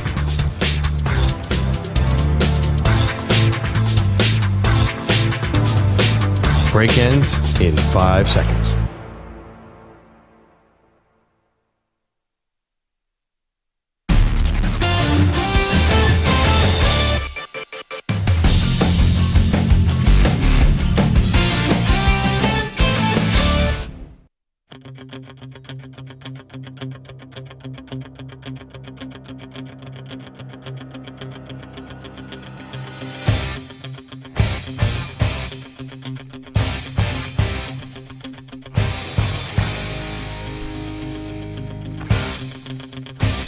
Welcome back. Maggie Gray, Andrew Perloff. Manny playing this song ironically because Rocky 2 did not make it into our movie sequel bracket. Now, Creed 2 did make it in. And Mighty Ducks 2. Mighty Ducks 2 made it in. See nothing wrong with Mighty Ducks 2, Bogusch. If it had a 6 soundtrack like this, maybe it would have been higher than the 16 seeds. Yeah, exactly. I love Mighty Ducks. I love all of them. I would just argue that probably Rocky 2 gets in before Mighty Ducks 2. Maybe. Well, your I don't know. opinion. Yeah. But anyway, you can go vote right now. The last region, the LA region, has been revealed. So Terminator 2 Judgment Day is the number 1 seed in that region. And Bogusch has some headlines for us. Only 45 miles separate Xavier and University of Dayton Arena. So last night's first 4 finale, almost a home game for Sean Miller's Musketeers. The energy of the crowd, our fans certainly took advantage of the proximity to Cincinnati and that emotion. And when we needed them, it was certainly a factor in the game. Yeah, they needed them down as many as 13 to Texas last night. Weaver, second free throw. Around and out, rebound loose, batted to Swain for Xavier. He gets another big board. McKnight on the run out, throws to Conwell. 5 seconds, underneath Fremantle. He dunks it with 1.8 seconds, and the party is on at Dayton. Nate Gatter on the Westwood One NCAA radio network. Zach Fremantle's dunk capping a 16-6 game-ending run that got Xavier an 86-80 decision over Texas. Fremantle scored 15, 22 from Marcus Foster. Up next for those Musketeers is Illinois tomorrow night in Milwaukee. Last night began with Mount St. Mary's fighting off American 83-72 to claim the spot alongside Duke tomorrow in Raleigh. Dola Adebayo and J.D. Cordelia had 22 points apiece for the Mount in the win. The women's first 4 began with Iowa State sneaking past Princeton 68-63. The Cyclones now face Michigan, and Southern took care of UC San Diego 68-56 for the first tourney win in program history. The reward, a meeting with number 1 overall UCLA. The Sixers did not have to deal with Shai Gilgeous-Alexander or Jalen Williams or Isaiah Hartenstein or Lou Dort last night, and they still lost to the Thunder 133-100. OKC head coach Mark Daigneault. I thought we really set a tone early in the game defensively, and then offensively got out and ran, really shared the ball, and played unselfishly. I thought everybody that went in the game played with no agenda and just played for the team, and just a good outcome as a result. I think the Thunder clinched their division with this last night. The other Jalen Williams, the one who has an I in his name, had 19 points, 17 rebounds, and 11 assists. Luka had 31, 9, and 7 as the Lakers thumped the Nuggets 120-108. This game was missing LeBron, Jokic, and Jamal Murray. The Suns topped the Bulls 127-121 behind 41 from Devin Booker, and the Spurs got 34 from Sandro Mamukelashvili in a 120-105 shaming of the Knicks. Mamu scored those 34 in just 19 minutes, the most points anyone has scored in less than 20 minutes since at least the 51-52 season. I believe you guys are scheduled to discuss the Lions' proposal to reformat playoff seeding. We also know now what the Packers have in mind for the tush push. They are suggesting banning players from pushing a teammate who is under center immediately at the snap. There's also poor Packers. There's also a proposal to eliminate the automatic first down connected to defensive holding and illegal contact. And on ice last night, Minnesota blanked Seattle 4-0. The Wild continue to lead the wild card standings in the West, but now they're just 2 points behind Colorado for third in the Central Division. Guys, back to you. Okay, so this Lions proposal, sorry, we'll talk about the tush push another time. But the Lions have something here, which is pretty significant change to the NFL playoff format, a massive one, which would be that everyone would be seeded by their regular season record, not division champs automatically getting the top seeds. Do you like this? Oh, my God. It's a no-brainer. I seriously hope this goes through. I hate that the AFC South and the NFC South gets to dog it every year and then gets a great seed. It's got to change. Yeah, so the number one seed would still be the best record of a division winner. But then the other 6 teams are just based on record. Whatever record. Yeah. But actually, when you think about that, that's still just the best record. It would work out that way. It has to work out that way. Yeah. It's math. Yeah. It's No, analytics. but the NFC would have flipped like 3 different games last year. No, based but on the this. one seed is always going to be the team with the best record. Right, because Right. they de facto would win the Yeah, division. they happen to be a division winner, which actually, if you think about it, doesn't even belong in the report. But anyway, Yeah. the point is they should definitely do this reseeding. And I wonder if they will pass it or not. Like, who cares about NFL divisions? Is that a thing anymore? Well, I still think you could. The compromise to me would be still get to the 7 teams the same way, but then line them up by their record, not based on whether you won your division or not. This is just saying, like, theoretically, you could have like an entire division make this and be the top 4 seeds because they're all randomly great.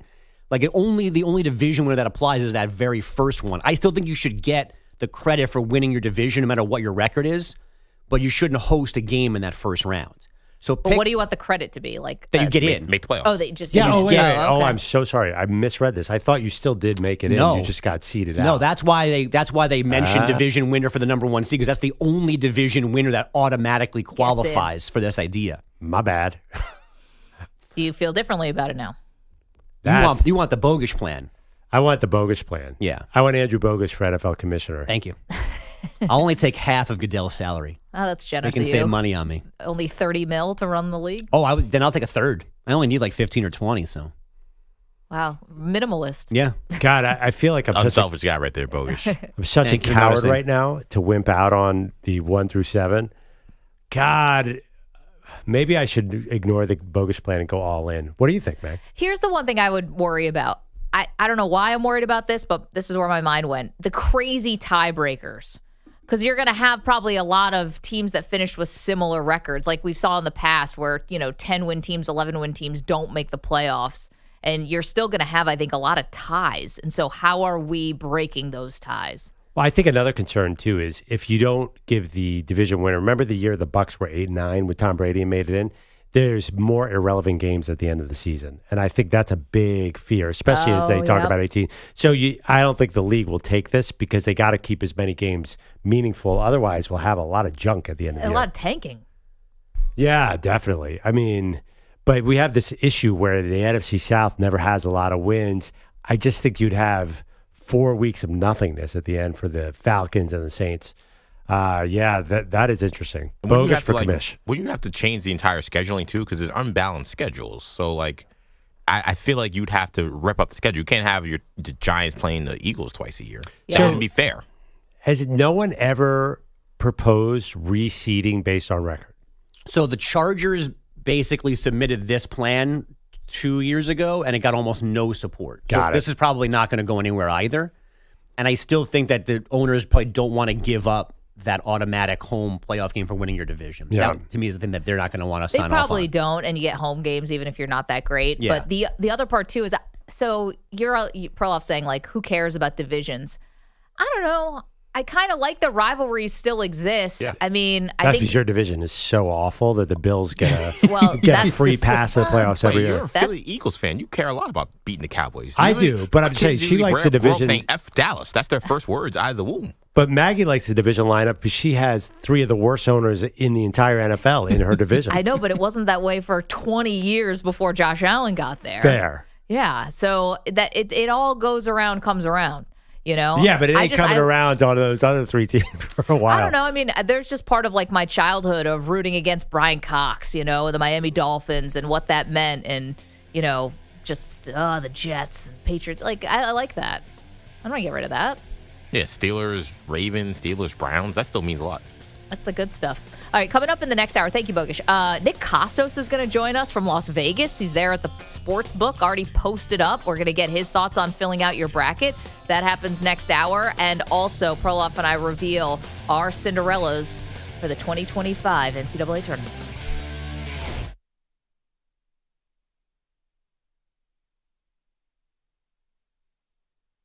You're in a 5-minute break.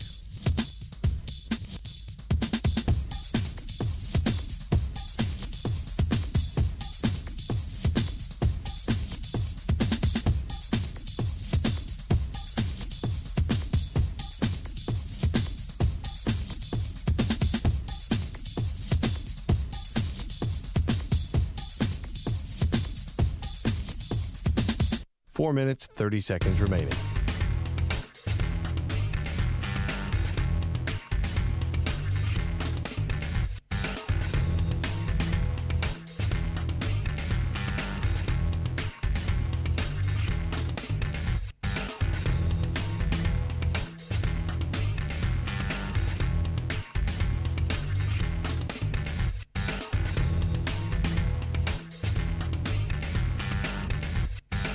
Four minutes remaining.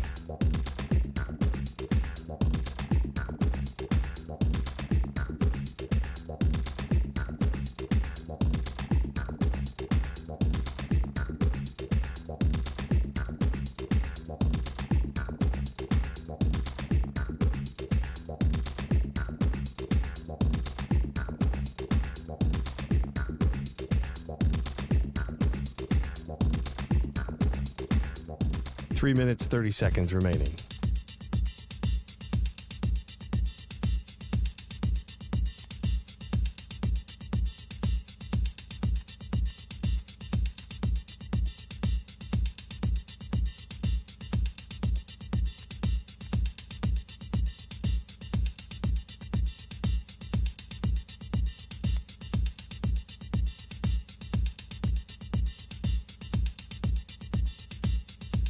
Three minutes remaining.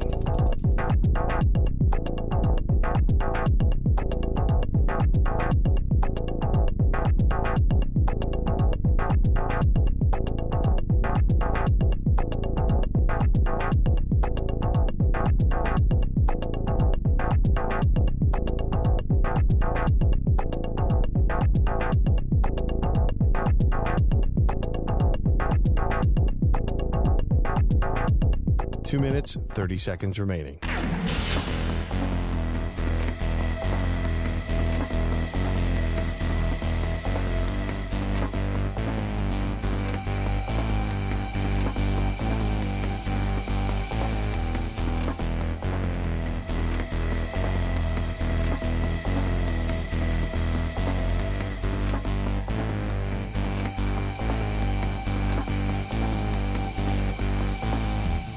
Two minutes remaining.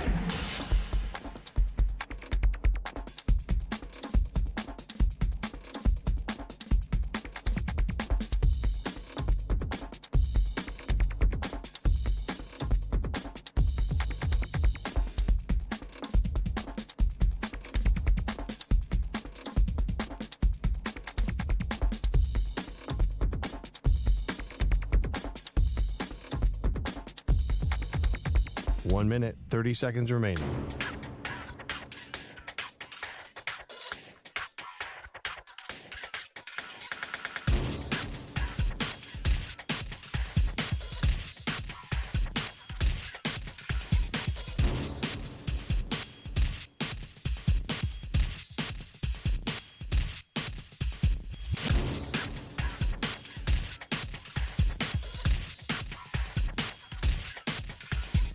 One minute remaining.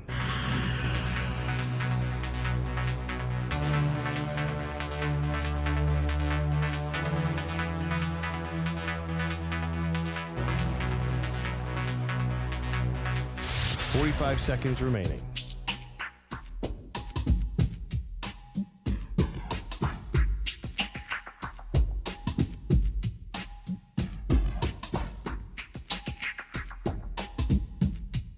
Thirty seconds remaining.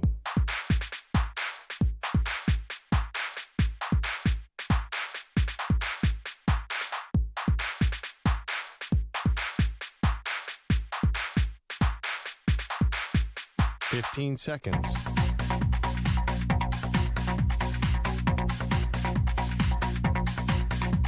Break ends in 5 seconds.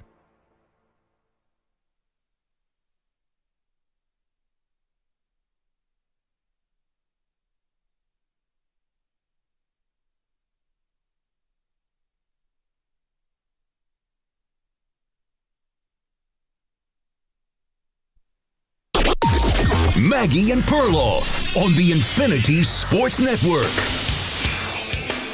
March Madness kicks off just a couple hours from now. Welcome to the show, Maggie Gray, Andrew Perloff. We have our Final Four set. We've got our National Champions set. We've got our Cinderellas. We got it all, Pearl. We're ready to go here on this Thursday, what kicks off the best 48 hours of the sports calendar. Oh, my God. I'm so excited to watch basketball for the next 4 days and do nothing else.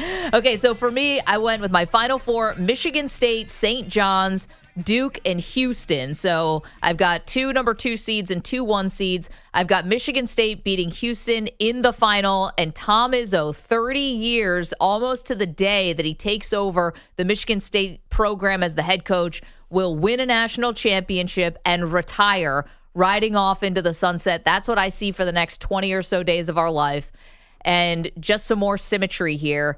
Jace Richardson has become the starting point guard for Michigan State. He is the son of Jason Richardson, who won a title with Tom Izzo back in 2000. So I just love all of this. I know like sports is not a movie all the time, but in my world, this would be a really cool outcome.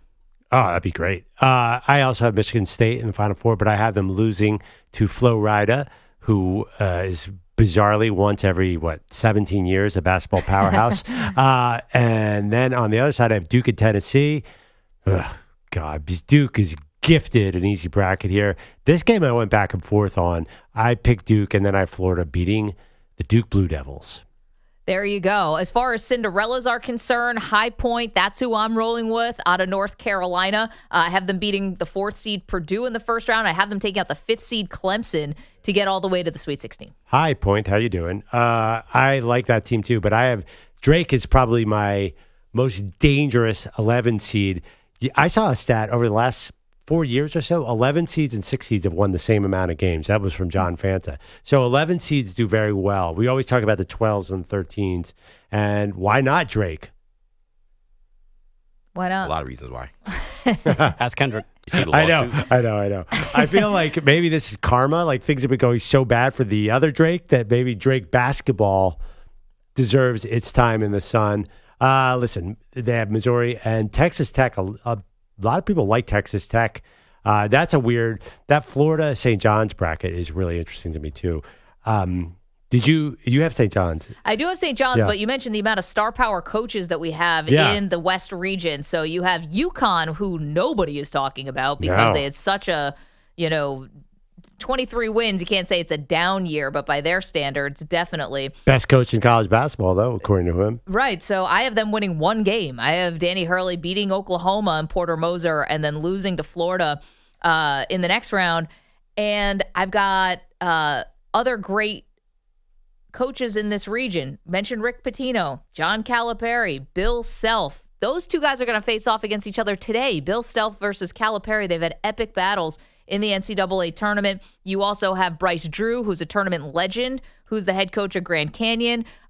You've got Kevin Willard, who coaches Maryland, the Crab Five. He's a Rick Pitino acolyte and has been very famous in his own right. And then ever heard of Penny Hardaway, NBA star, coaching the Memphis Tigers now for a while, and they are going to play that Colorado State team in the first round. So lots of star power on the coaching side in that region.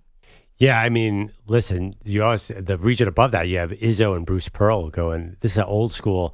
What about the new guys? What about and Creighton with McDermott is in that region too. What about the I don't know if they're really still new guys, but John Shire and Nate Oates and sort of, I would assume, a more analytical approach to the game compared to an old school approach to the game.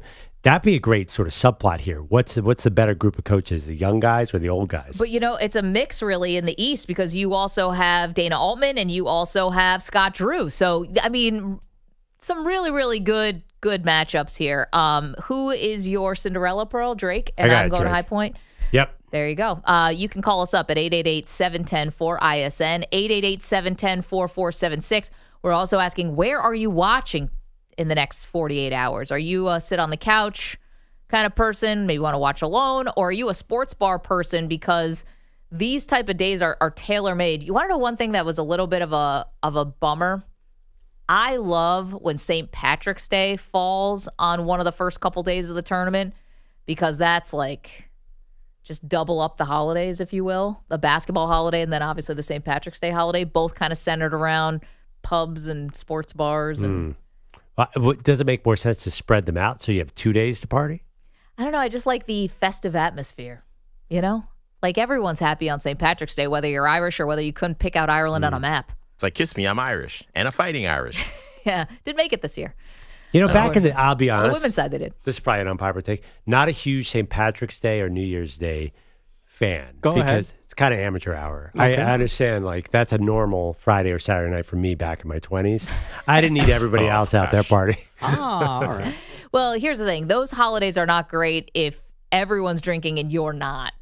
Yeah, no, but they're not great. Not as fun. But when you're a real drinker, like, you don't want everybody out there. That is, again, amateur hour. Yeah, I think it's cool when the NCAA tournament and St. Patrick's Day double up, but we didn't get that this year. Fine. I don't mind those days where everyone's drinking and not drinking. It's SantaCon that's the worst. Oh, well, that's a totally different. That is. That's a made-up, awful day. That is the bane of my existence. That's the worst day of the year. This happens in other cities beyond New York, yes? I think it has now. It started in New York, but if you're unfortunate enough to have this plague enter your city in the first weekend of December, then I'm sorry for you. Yeah, it's a rough scene. A lot of drunk Santas and elves, and not like in a fun way. Not fun at all. No. You got the guy in the elf suit throwing up on the LIR on here. Sounds like the plot to Bad Santa. Yeah, kind of. It's really And Bad Santa 2 did not make our movie sequel bracket. But you can vote, by the way. The LA region of the Maggie and Perloff movie sequel bracket is live. Go to our social channels at Maggie and Pearl on X specifically, and you can vote. Terminator 2 Judgment Day, the number one seed in this region. So go ahead and give that a look. Meanwhile, we're talking about the quarterback carousel, Pro. We're covering a lot of ground today because Aaron Rodgers and the Vikings look like it's either over or on hold, depending on which NFL insider you are looking at. And if Rodgers does want to play, it seems like pivoting to the Steelers would probably be the smartest option. Derek is in Baltimore. Derek, what do you think? Yeah, Pittsburgh done this to themselves. I don't think it's Aaron Rodgers holding up anything. We all know who Aaron Rodgers is. I've been saying for years, Pittsburgh should have drafted a quarterback in 2017 or 2018. Yep. When they had Lamar come out, Mahomes, Trubisky, or Watson, and they could have let that quarterback sit. Big Ben was on his last leg and developed the guy. Yeah, but they weren't low enough to draft any of those guys except Lamar. Now, but see, here's the thing. You have to take a chance. Move up. I'm a Niners fan. Yeah. Even though the trade up didn't work for us when we took Trey Lance, but sometimes you just have to take a chance and see if it works. It might not work, but here's the thing. What if it do? Remember back in 2010, Atlanta moved up almost 20 spots, and they took Julio Jones. Mm-hmm. And I know it's a different position, but the thing is, you've got it's a crapshoot. But, I mean, to go through this every year, and now you're talking about Will Levis. Man, honestly, it seems like Pittsburgh is playing just to not have a losing record. Like, when was the last time they made moves to tell you, or Steelers fans, we're trying to win the Super Bowl? Well, Derek, it's funny because you would think the DK Metcalf trade would have been a signal, hey, we're going to try to change our offense a little and become more of a throwing offense and be more dynamic, yet, to your point, they're kind of screwed themselves because who's the quarterback? And Mason Rudolph's the only one on the roster. And I think you're right. Listen, it's really hard to move on from franchise guys. We get it. It's not easy for any franchise. But Big Ben had a pretty long ending. He did. I don't know. Here's my thing on the DK, and we all see it coming. You wait till after the first 2 games of the season, and that guy only has 5 total catches in 2 games. You know that dude's going to go crazy. This dude, all you got to do is look at him wrong, and he's ready to explode. and you're talking about Mason Rudolph or Will Levis. Oh, my man. Pittsburgh screwed themselves. This is not Aaron Rodgers. We all know he thinks he's the golden boy, and everything revolves around him. But Pittsburgh screwed themselves time and time again with this quarterback situation. Yeah, Derek, I think now they'd be lucky to have Rodgers. Thank you so much for the call. Excellent call. Derek brought it up. Will Levis. That's the Josina Anderson report, is that they made a call for Will Levis. So you're telling me you could have had either a Justin Fields or a Russell Wilson or an Aaron Rodgers, and now we're going to Levis. I know that I didn't give you like an amazing upgrade there, but Will Levis is a downgrade. Well, I'm not sure. You're positive Levis is the starter in that situation? Over Mason Rudolph? Or a third option, too. Well, then why are you trading for him? Like, why give up an asset if he's not going to be a starter? Asset? You think they're giving anything more than a seventh rounder for him? Whatever. No, I think they might want him in the room as a developmental quarterback. You always say have a developmental quarterback. I think more like Jalen Milroe, though, in this instance. Well, that's maybe a first-round pick, though. Maybe. But you know, or even I'm not mad it's not going to be that. lower than a second-round pick. You know, the funny thing is, you said this before, that they held on to Big Ben too long. So a 30... No, not held on to him too long. They went too long with him at the end of his career without drafting a quarterback behind him. Well, in a meaningful round. That sounds like held on too long. No, I think they didn't have the succession plan. Well, yeah. I'm not saying shove Big Ben out the door. I'm just saying they never thought about life after Big Ben when he had multiple seasons where you would have thought about life after Big Ben.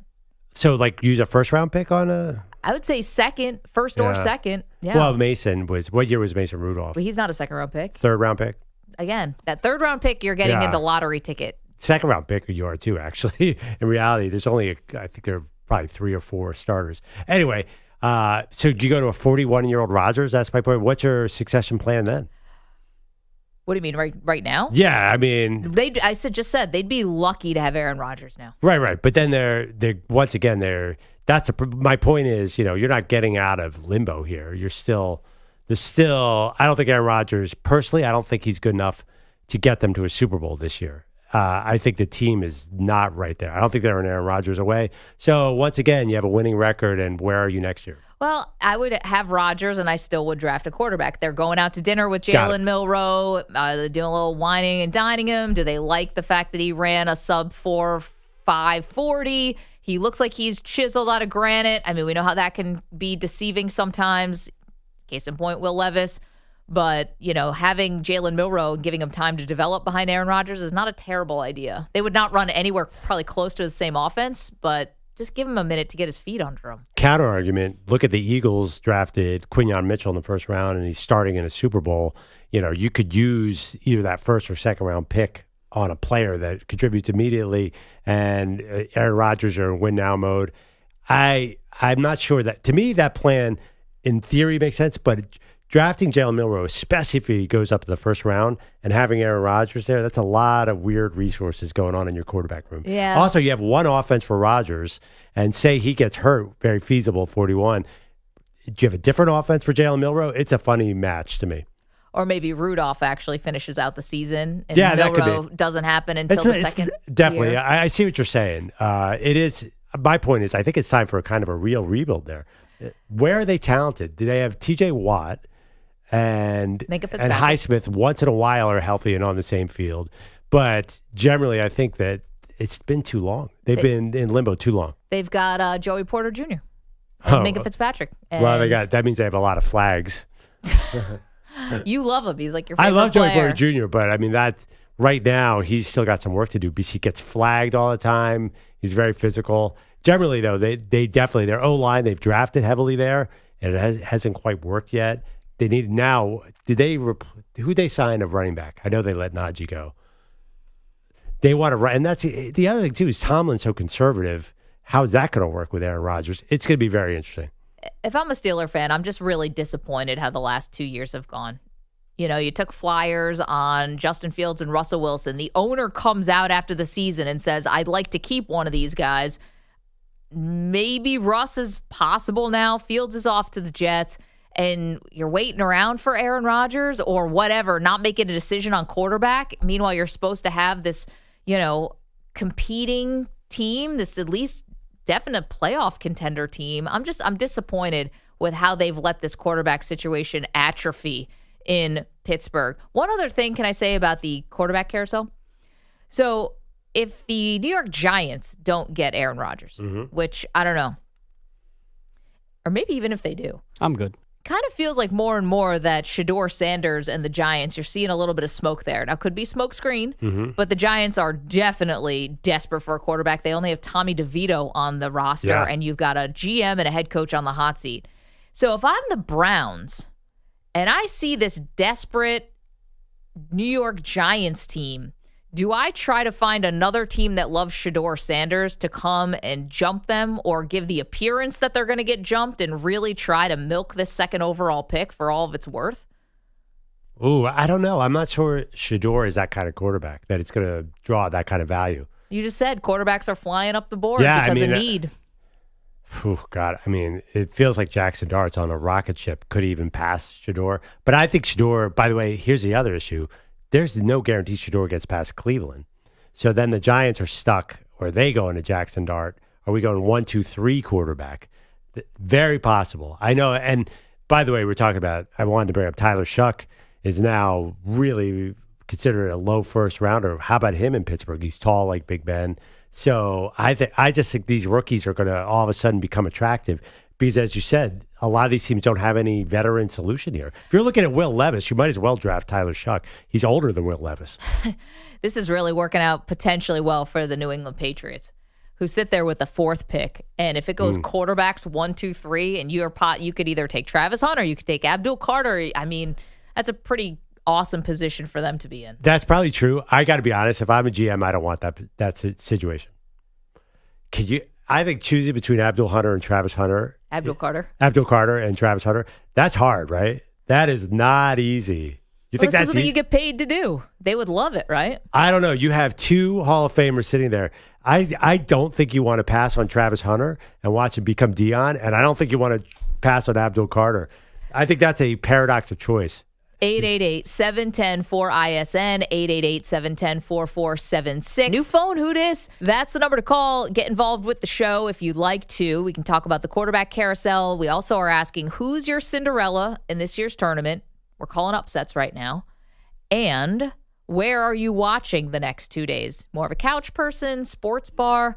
As I said, this is the time of year when you can actually do breakfast, lunch, and dinner at the sports bar, which is really getting comfortable with the menu. How deep are your pockets, Miss Gray? My goodness. Well, I'm just saying, man, if you're going to spend 12 hours there, you're going to have to eat.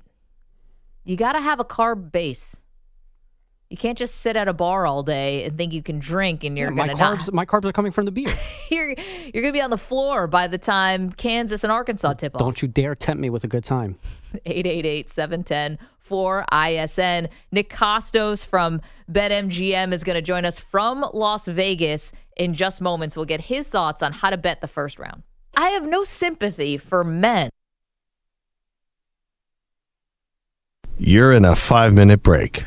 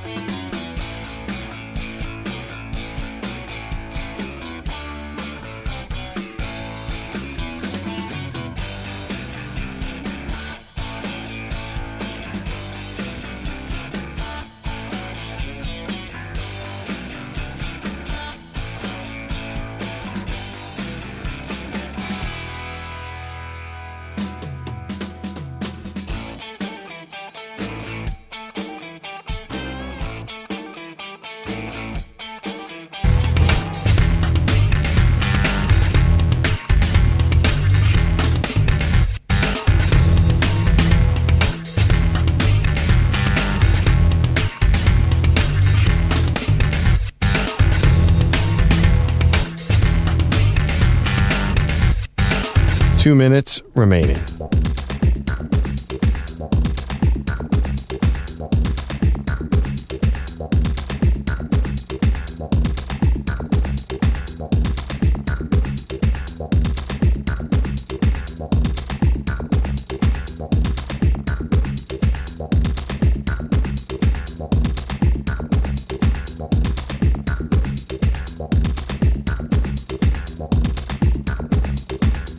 One minute, 30 seconds remaining.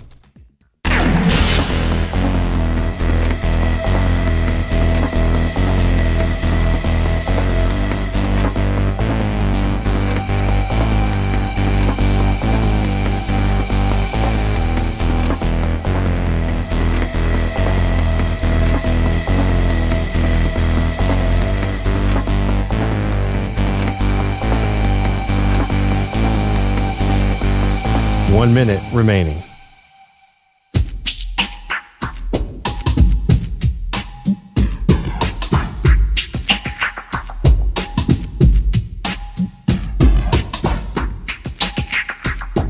.45 seconds remaining.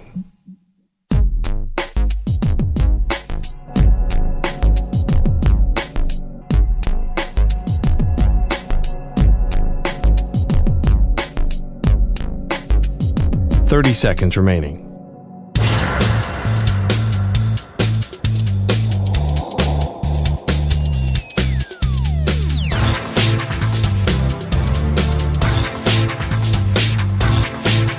.15 seconds.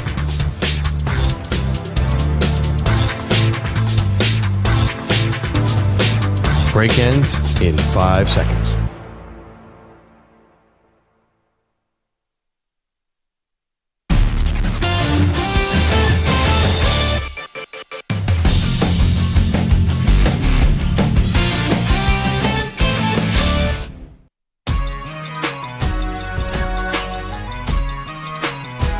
Welcome back to the Maggie Perloff Show. I got a crazy story for you. So the headline is that Shaquille O'Neal and Draymond Green both got ripped off, making $40,000 donations, Pearl, to a charity that ended up being basically a front for a gang leader, a guy named Eugene Big U Henley Jr. He's described as the leader of the Rollin' 60s, which is a set of the Crips, the very famous gang out of L.A. So it's not just, though, that Shaq and Draymond Green got bilked out of this money or, was fraudulent. Turns out that according to this article I'm reading on Yahoo, that this gang leader was running protection for a couple NBA stars, as they say it, all-stars, who were cheated out of millions of dollars by playing a loaded dice game against a professional boxer that is only going by the initials AB. Andrew Bogusch, how dare you? Yeah. Yeah, Bogusch doesn't want that smoke. The welterweight champion of Long Island. I think I should be insulted by welterweight. Yeah, you should. So this is crazy. First of all, the first part of it is, Shaq and Draymond Green getting ripped off. Obviously, this is money that's supposed to go to children. You should never be rerouting it to a gang leader. So that's obviously sad. The second part, though, is wait a minute. And the gang leader was actually running protection and interference for NBA stars who were losing millions of dollars in dice games to a professional boxer? That same old plot line. Oh, my gosh.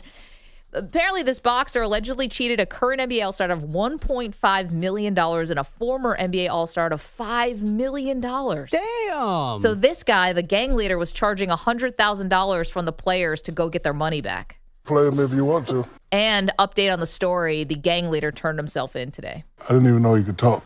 He was on the run, and 18 other people in his crime syndicate were arrested, and now he's turned himself in. Oh, Who knows what else this guy's going to say? So, Come on, man. So $40,000 to the charity. For Shaq and Draymond, that's fine. They're not going to get any of that. It just stinks. It should go to the kids, obviously. Yeah. That's fraud. I would say majority of charity is ending up basically most charity donations go to organize fancy dinners. So a cooperating witness reportedly claims they knew of times in which NBA players or celebrities would need to get approval from this gang leader to ensure their safety at parties and other events, with celebrities paying this man for protection and approval, quote, or face retaliation from the Big U enterprise? Quit asking questions. I'm not asking any questions. So I'm good. I'm not even alleging who anyone was in this article because I don't want to get in trouble. But that's a wild story. Wild. Good, Chuck. Bogusch, top that.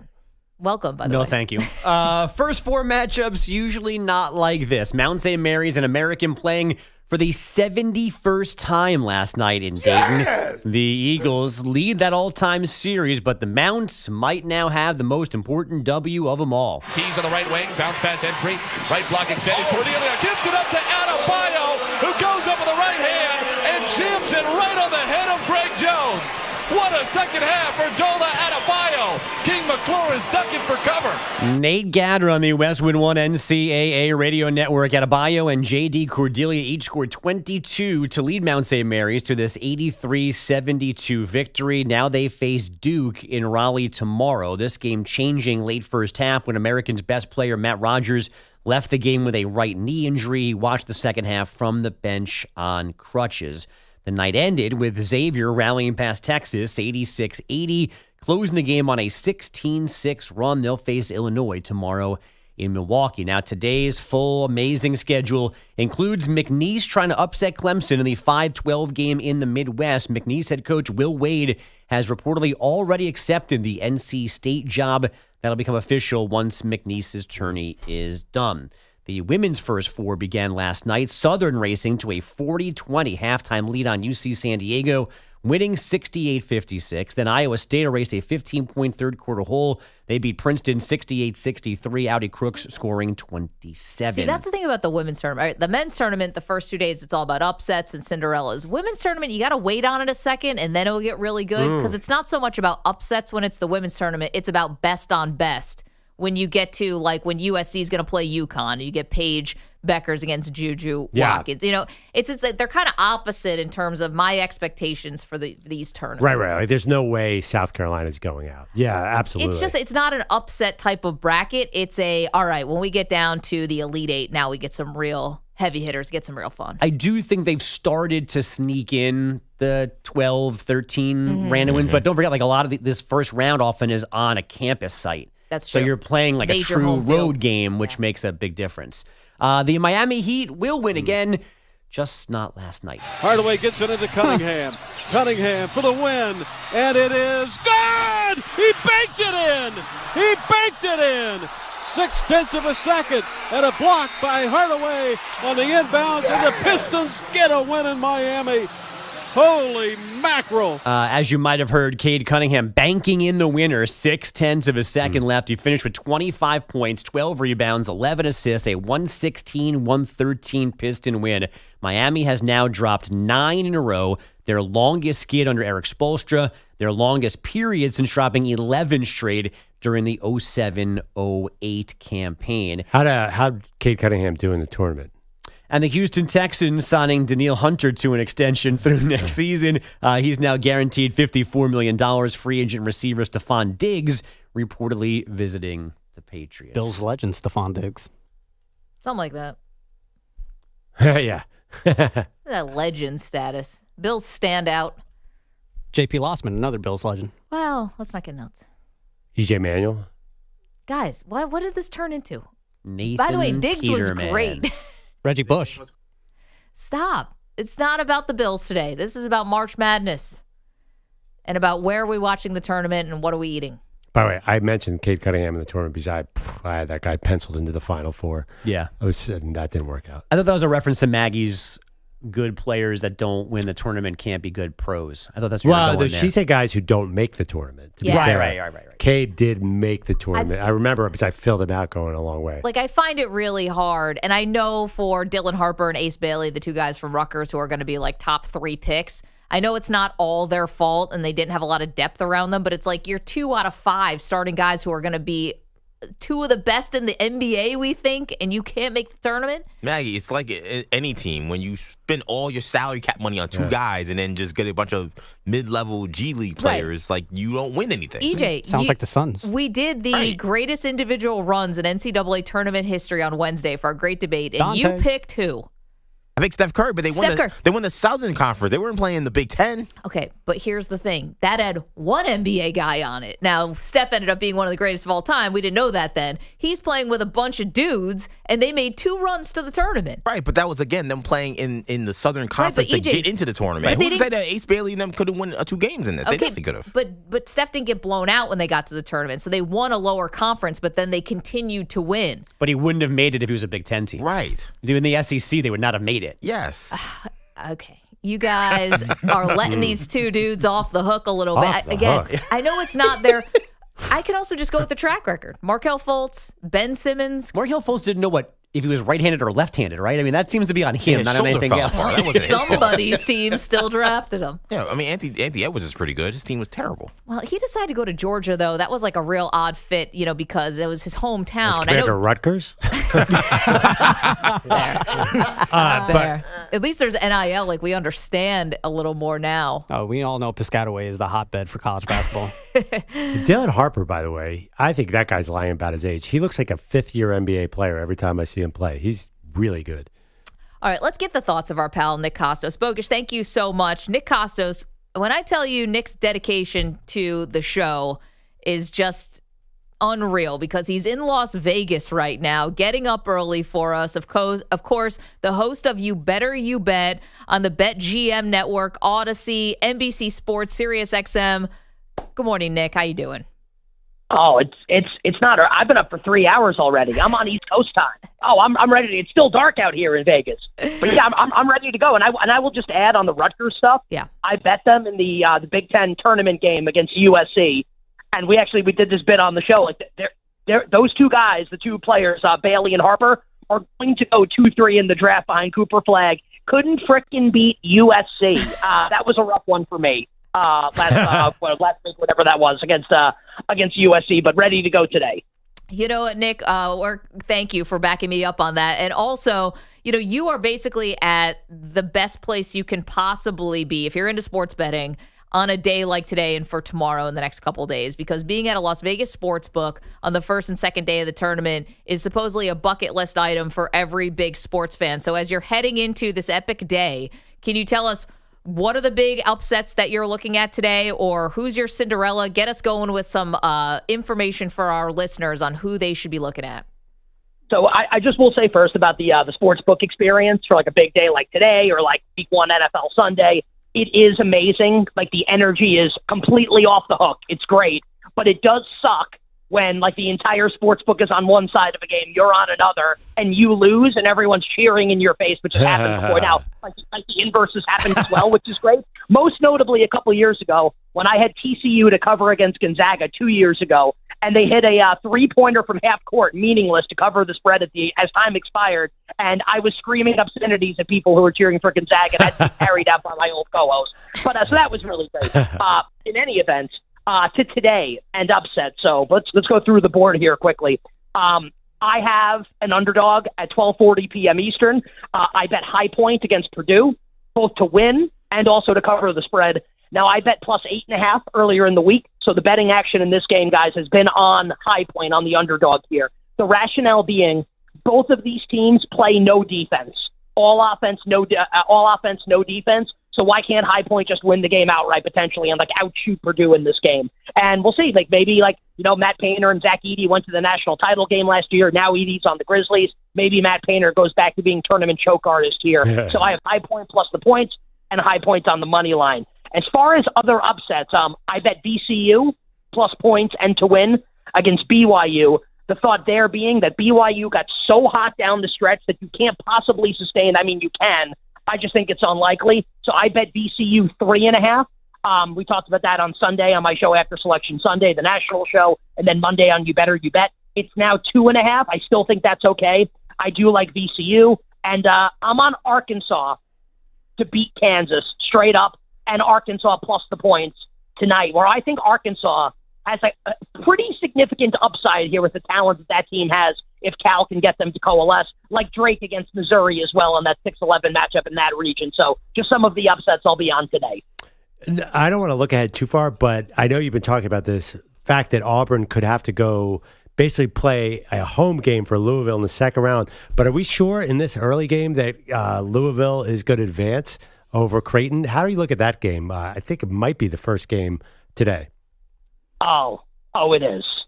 It is the first game, and that yeah, it's going to be great. I don't have a Perloff. I don't have a strong betting thought on this game. My gut said Creighton on Sunday when the bracket came out.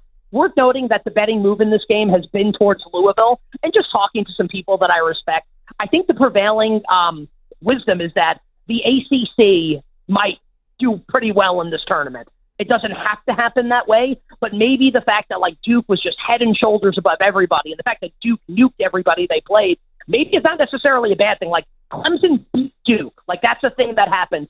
Cooper Flagg was healthy. Like Louisville gave Duke a couple, and Louisville has a really electric scorer in Chucky Hepburn. I think that Creighton, obviously Greg McDermott's a great coach, and they have Kalkbrenner and Ashworth, so they're pretty good also. If I had to bet the game, I would bet Louisville. But I don't have to bet it, so I'm not going to. I'll be on the sidelines just watching. Nick Kostos is joining us from Las Vegas. Of course, he's the host of You Better You Bet. Oh, yeah, when you hear that music. Oh, yeah. It's awesome. Okay, Nick, one upset that I did not hear you mention, but this one I think has also gotten a little bit of juice, which is UC San Diego, the 12th seed, the Tritons, off of a 30-win season, taking on Michigan, who just won the Big Ten tournament, but had to play 3 games, 3 days, has to go to Denver now and play at high altitude with a quick turnaround. Michigan, I'm seeing a 2.5-point favorite. You don't like this upset? I love Michigan in this game. Love Michigan. And Maggie, like you're right. There are a lot of people, and it's not just, just like whatever, just regular sports fans, but a lot of people that I consider to be like really smart sports bettors like San Diego in this game. I'm not there on the Triton, so UC San Diego, and this is going to sound nuts because Michigan won their conference tournament. Michigan kind of had a pretty lackluster end to the regular season prior to winning the Big Ten conference tournament and getting a little hot at the end there. Whereas UC San Diego, kind of similar to BYU and very similar to Colorado State, who's going to play Memphis in the first round, had this electric end to the season, and now obviously like a couple days off. Michigan's coach is magnificent, and like coaching matters in these small spread games. Like look no further than last night with Rodney Terry against Sean Miller, when Rodney Terry had no control over what was happening. We all bet Xavier, all of us on the BetMGM network watching the game, couldn't believe that he wouldn't call timeout. Like couldn't believe it. And Michigan's got one of the best, late game coaches in Dusty May, who took FAU to the Final Four a couple years ago, and it's a short spread, 2.5. So. I love Michigan in this game. I have a Michigan money line ticket. I would lay the 2.5 with Michigan. I have no interest in San Diego. I don't think they continue their red hot play into this game. Nick, what are some of your favorite long-term bets? Not just the first round, but I don't know. And what's your general strategy? Do you bet a lot of futures on the Elite Eight, Final Four, or just the champion? Yeah, I'll give you one here that's starting to make the rounds a little bit, and we talked about it earlier this week on You Better You Bet. I think there are a couple teams that you can make the case have the talent and like the team profile. And look, the tournament's wacky, right? Like we could see like these teams get bounced like in their first round game. Like crazy stuff like can and does happen in the NCAA tournament. Arkansas is a team that really interests me. Just with the level of talent that they have, kind of like it feels like it's getting healthy at the right time now. With John Calipari. Now, they could lose to Kansas. Like, this is not a guarantee Arkansas is even going to win this game tonight. But I think Arkansas has, like, the upside to potentially go on a big run. So they would play if they win tonight. They'd play St. John's in the second round. And I'm from Queens. Like, I don't want St. John. I would love for St. John's to win. I think it's great. I think they're awesome. But they can't shoot. And if they have one game where they're not making their shots against a team with significant talent that's making theirs, they're going to get bounced. So I have no interest in St. John's to make the Final Four. And the other would be North Carolina in that South region. Now, I don't think they could beat Auburn if and when they played in the Elite Eight. But the bottom half of that bracket, that's the South bracket for people that have it in front of them right now, it's the Auburn region, I think is absolutely wide open. So if you put Carolina in another region, I may not like them as much, but they're favored against Ole Miss.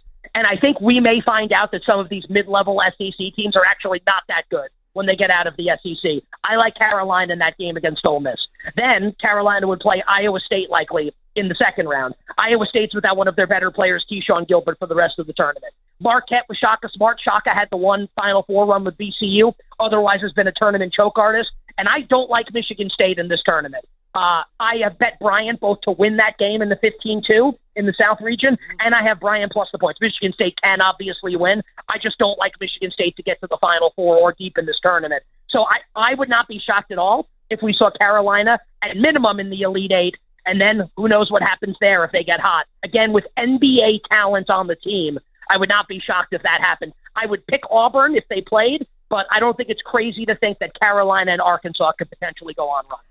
Nick Kostos, the host of You Better You Bet. He's in Las Vegas now. Fantastic stuff. I got to tell you, Nick, I picked Michigan State to win it all. I have Michigan State winning it all. Tom Izzo rides off into the sunset 30 years after he takes over as the Spartans head coach. Jace Richardson. They can't make threes. What's that? You're in trouble here, I think. They're the terrible three-point shooting team. I think you're in big trouble here. But here's the thing, Nick. Even when they can't make shots, they're great in terms of rim protection. They are awesome with still getting buckets even when they can't make threes.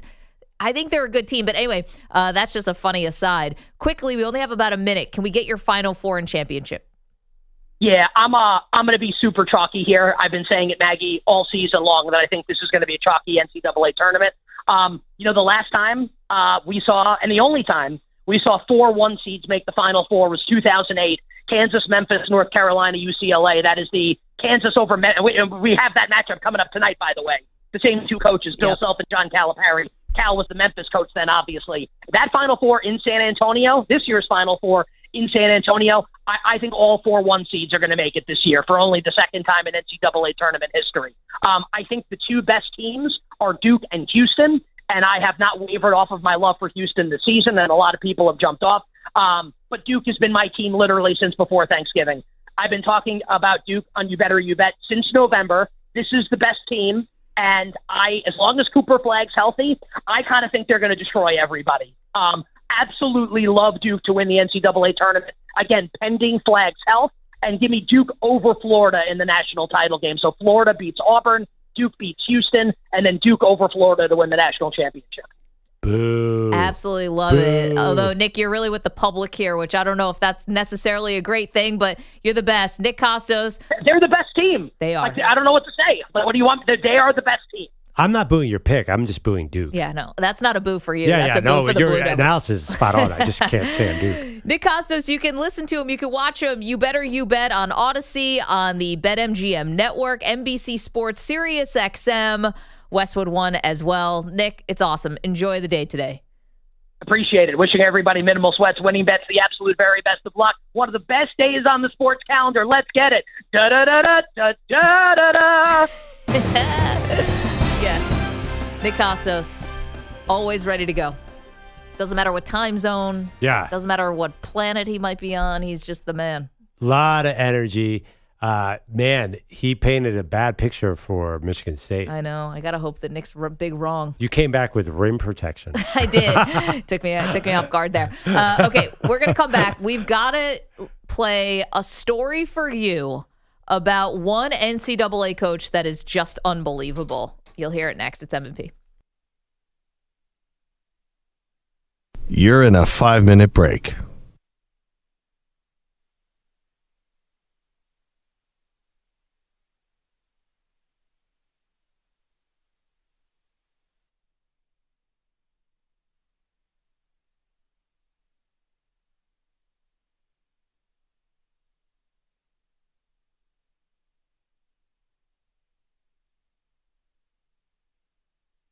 Four minutes, 30 seconds remaining.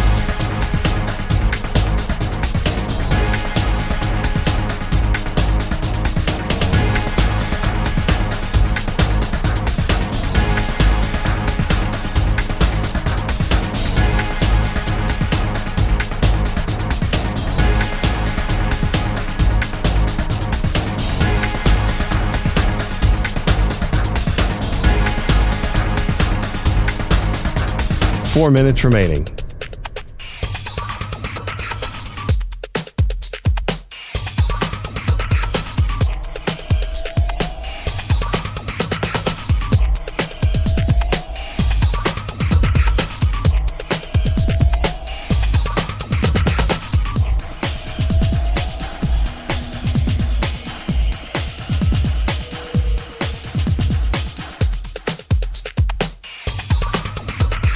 3 minutes, 30 seconds remaining.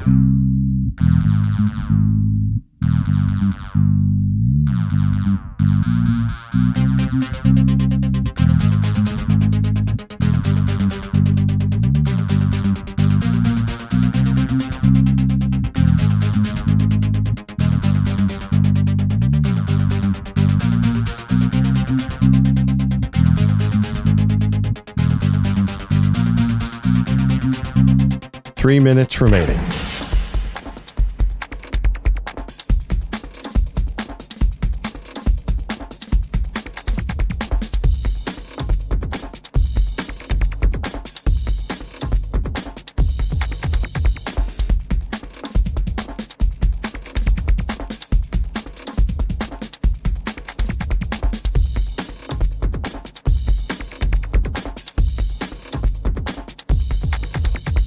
Two minutes, 30 seconds remaining.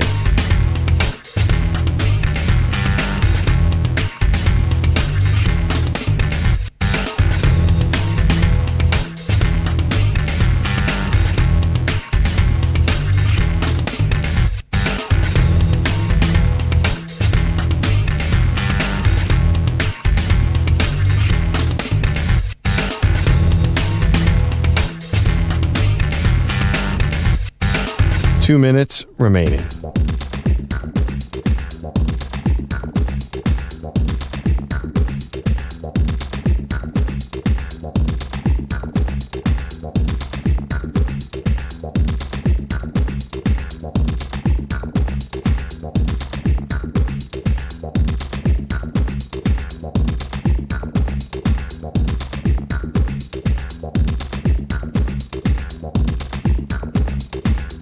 1 minute, 30 seconds remaining.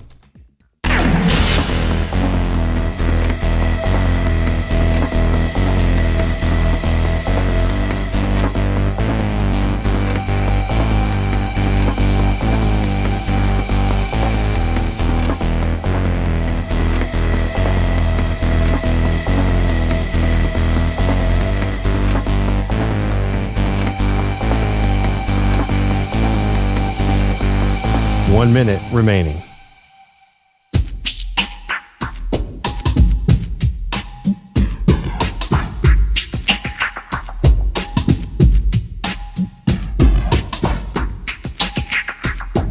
.45 seconds remaining.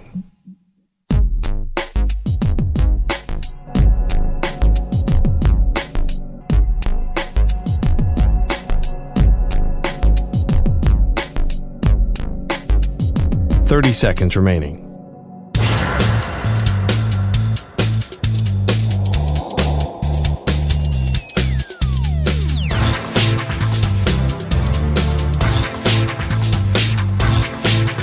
.15 seconds.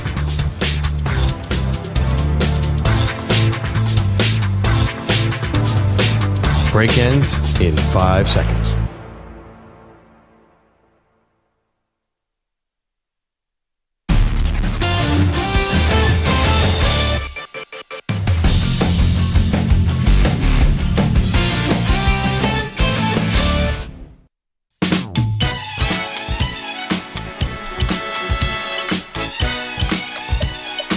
Back. Okay, in just a couple minutes, we're going to play an all-time story for you about one of the coaches in the NCAA tournament. Meanwhile, set your calendars because in July, Pearl, they're coming back with another edition of the show Quarterback. So they did this 2 years ago with Patrick Mahomes, Kirk Cousins, and Marcus Mariota, and then pivoted to wide receiver the next year, and now they're going back to quarterback. Your cast this time: Jared Goff, Kirk Cousins again, and Joe Burrow. What do you think of the lineup? I like it. I mean, Joe Burrow is obviously fascinating. Now, wait, they followed him last year, right? Yes. So Joe Burrow struggling in the season will be really interesting to see. Jared Goff being the number 1 seed will be interesting. I like having Kirk Cousins back because I just don't understand how he dealt with that stuff in Atlanta. It must have been really hard. And I find him fascinating. I know. Yeah, fascinating. Like, remember the scene of him sitting around the fire pit? I think he's honestly one of the most complicated quarterbacks there is. I just think Kirk Cousins personally, you think he's Yeah, I more think they're- fascinating like Aaron Rodgers or someone like that? I think, well, Aaron Rodgers, it's all out there. I think there are layers to Kirk Cousins we don't even know about. There are Cole's outfits that he has in that closet. No, I think it's going to be wild to see him get benched for Michael Penix. That's going to be, if that's all on camera, that's great. Yeah, I mean, we found out the first time around that Cousins has like a secret closet Yeah, he's where got he a secret keeps all of his accomplishments and he hides them away and goes in there once in a while and just like looks up at all the state trophies and stuff. Yeah, you got it. There might be more psychological depth to Kirk Cousins. If you were going to analyze any quarterback, maybe he's more interesting. You don't think there's a lot there? Are you fond of that? I just think that we're in the documentary TV era and that Kirk Cousins is getting 2 seasons worth of a documentary film crew following him around is not something I had on my bingo card because he seems to go out of his way to avoid controversy and all of that. Joe Burrow will be interesting. Let's not forget his house also got broken into in the middle of the season. Yeah, I wonder if that'd be they good. have that. Okay, EJ, do we have our stuff ready to go? Amazing. Okay, Pat Beverly, fantastic storyteller. I'm going to try to get this in before the show ends. Also out of Chicago, telling a story about another Chicago high school legend by the name of John Shire, the head coach of Duke University. John Shire story. Mind you, if anyone doesn't know John Shire, he played at Glenbrook North. When I say Ron, he never ducked any smoke from any athlete in Chicago. He never ducked any smoke. If you're from the west side of Chicago, your high school is in the hood, I'm on my way, I'm coming, I'm playing. If you are high ranked closer to me, it's okay, I'm coming to play. Any Christmas tournament, Proviso West, John Shire, the coach at Duke, I'm on my way, I'm playing. Okay, so not ducking any of the smoke and more from Pat Bev. They called him the White Mike. He was so cold. It was in the projects, walk into his games, Ron. You don't hear what I'm saying. Walk into his games at Proviso West. He had a stardom that no other kid had in Chicago, and his school wasn't even in Chicago. They were in Glenbrook North. Amazing. Do we have more? That's it. We've got more. That's it. I did not realize John Shire was such a crazy high school basketball legend in Chicago. I had no idea. Local phenom. I did. He was Mr. Shire? Illinois. I know that. And obviously he went to Duke, so clearly he's a highly recruited, but I didn't realize he had such a reputation. They called him the White Mike in Chicago. Yeah, because John Shire's 37, so I'm 33. So I was entering high school when John Shire was leaving high school, and I'm from New York City, and I heard about this kid from Chicago who wasn't from Chicago, he broke all these high school records for scoring in Illinois. So Pat Bev is not capping at all. Yeah. I was a freshman in high school playing basketball, heard about John Shire, what he was doing in Chicago. It's amazing. I did not know. And also Pat Bev tells a story that John Shire's career allegedly ended. So he got mono before the NBA draft combine and didn't get drafted. And then in a G League game, got his eye poked so hard by Joe Ingles that it made him legally blind in one eye. Now, he did go on to have a career overseas, so it didn't technically end his career, but I didn't know that part about John Shire either. No, I did not either. Well, I never thought of him as a pro guy. By the way, top 5 most annoying Duke player of all time. I love him as a coach, by the way. He seems super cool, but he was rough. Easily. Yeah. Thank you, EJ Stewart, pulling double duty today. Nice job. Manny Rodriguez, fantastic as always, single duty. Thank you to Andrew Bogusch, Andrew Kaplan, the Weedos and the Coffee Drinkers. Go fill out the Maggie and Perloff Pearl Jam Season 4 and the movie sequel bracket. See you tomorrow.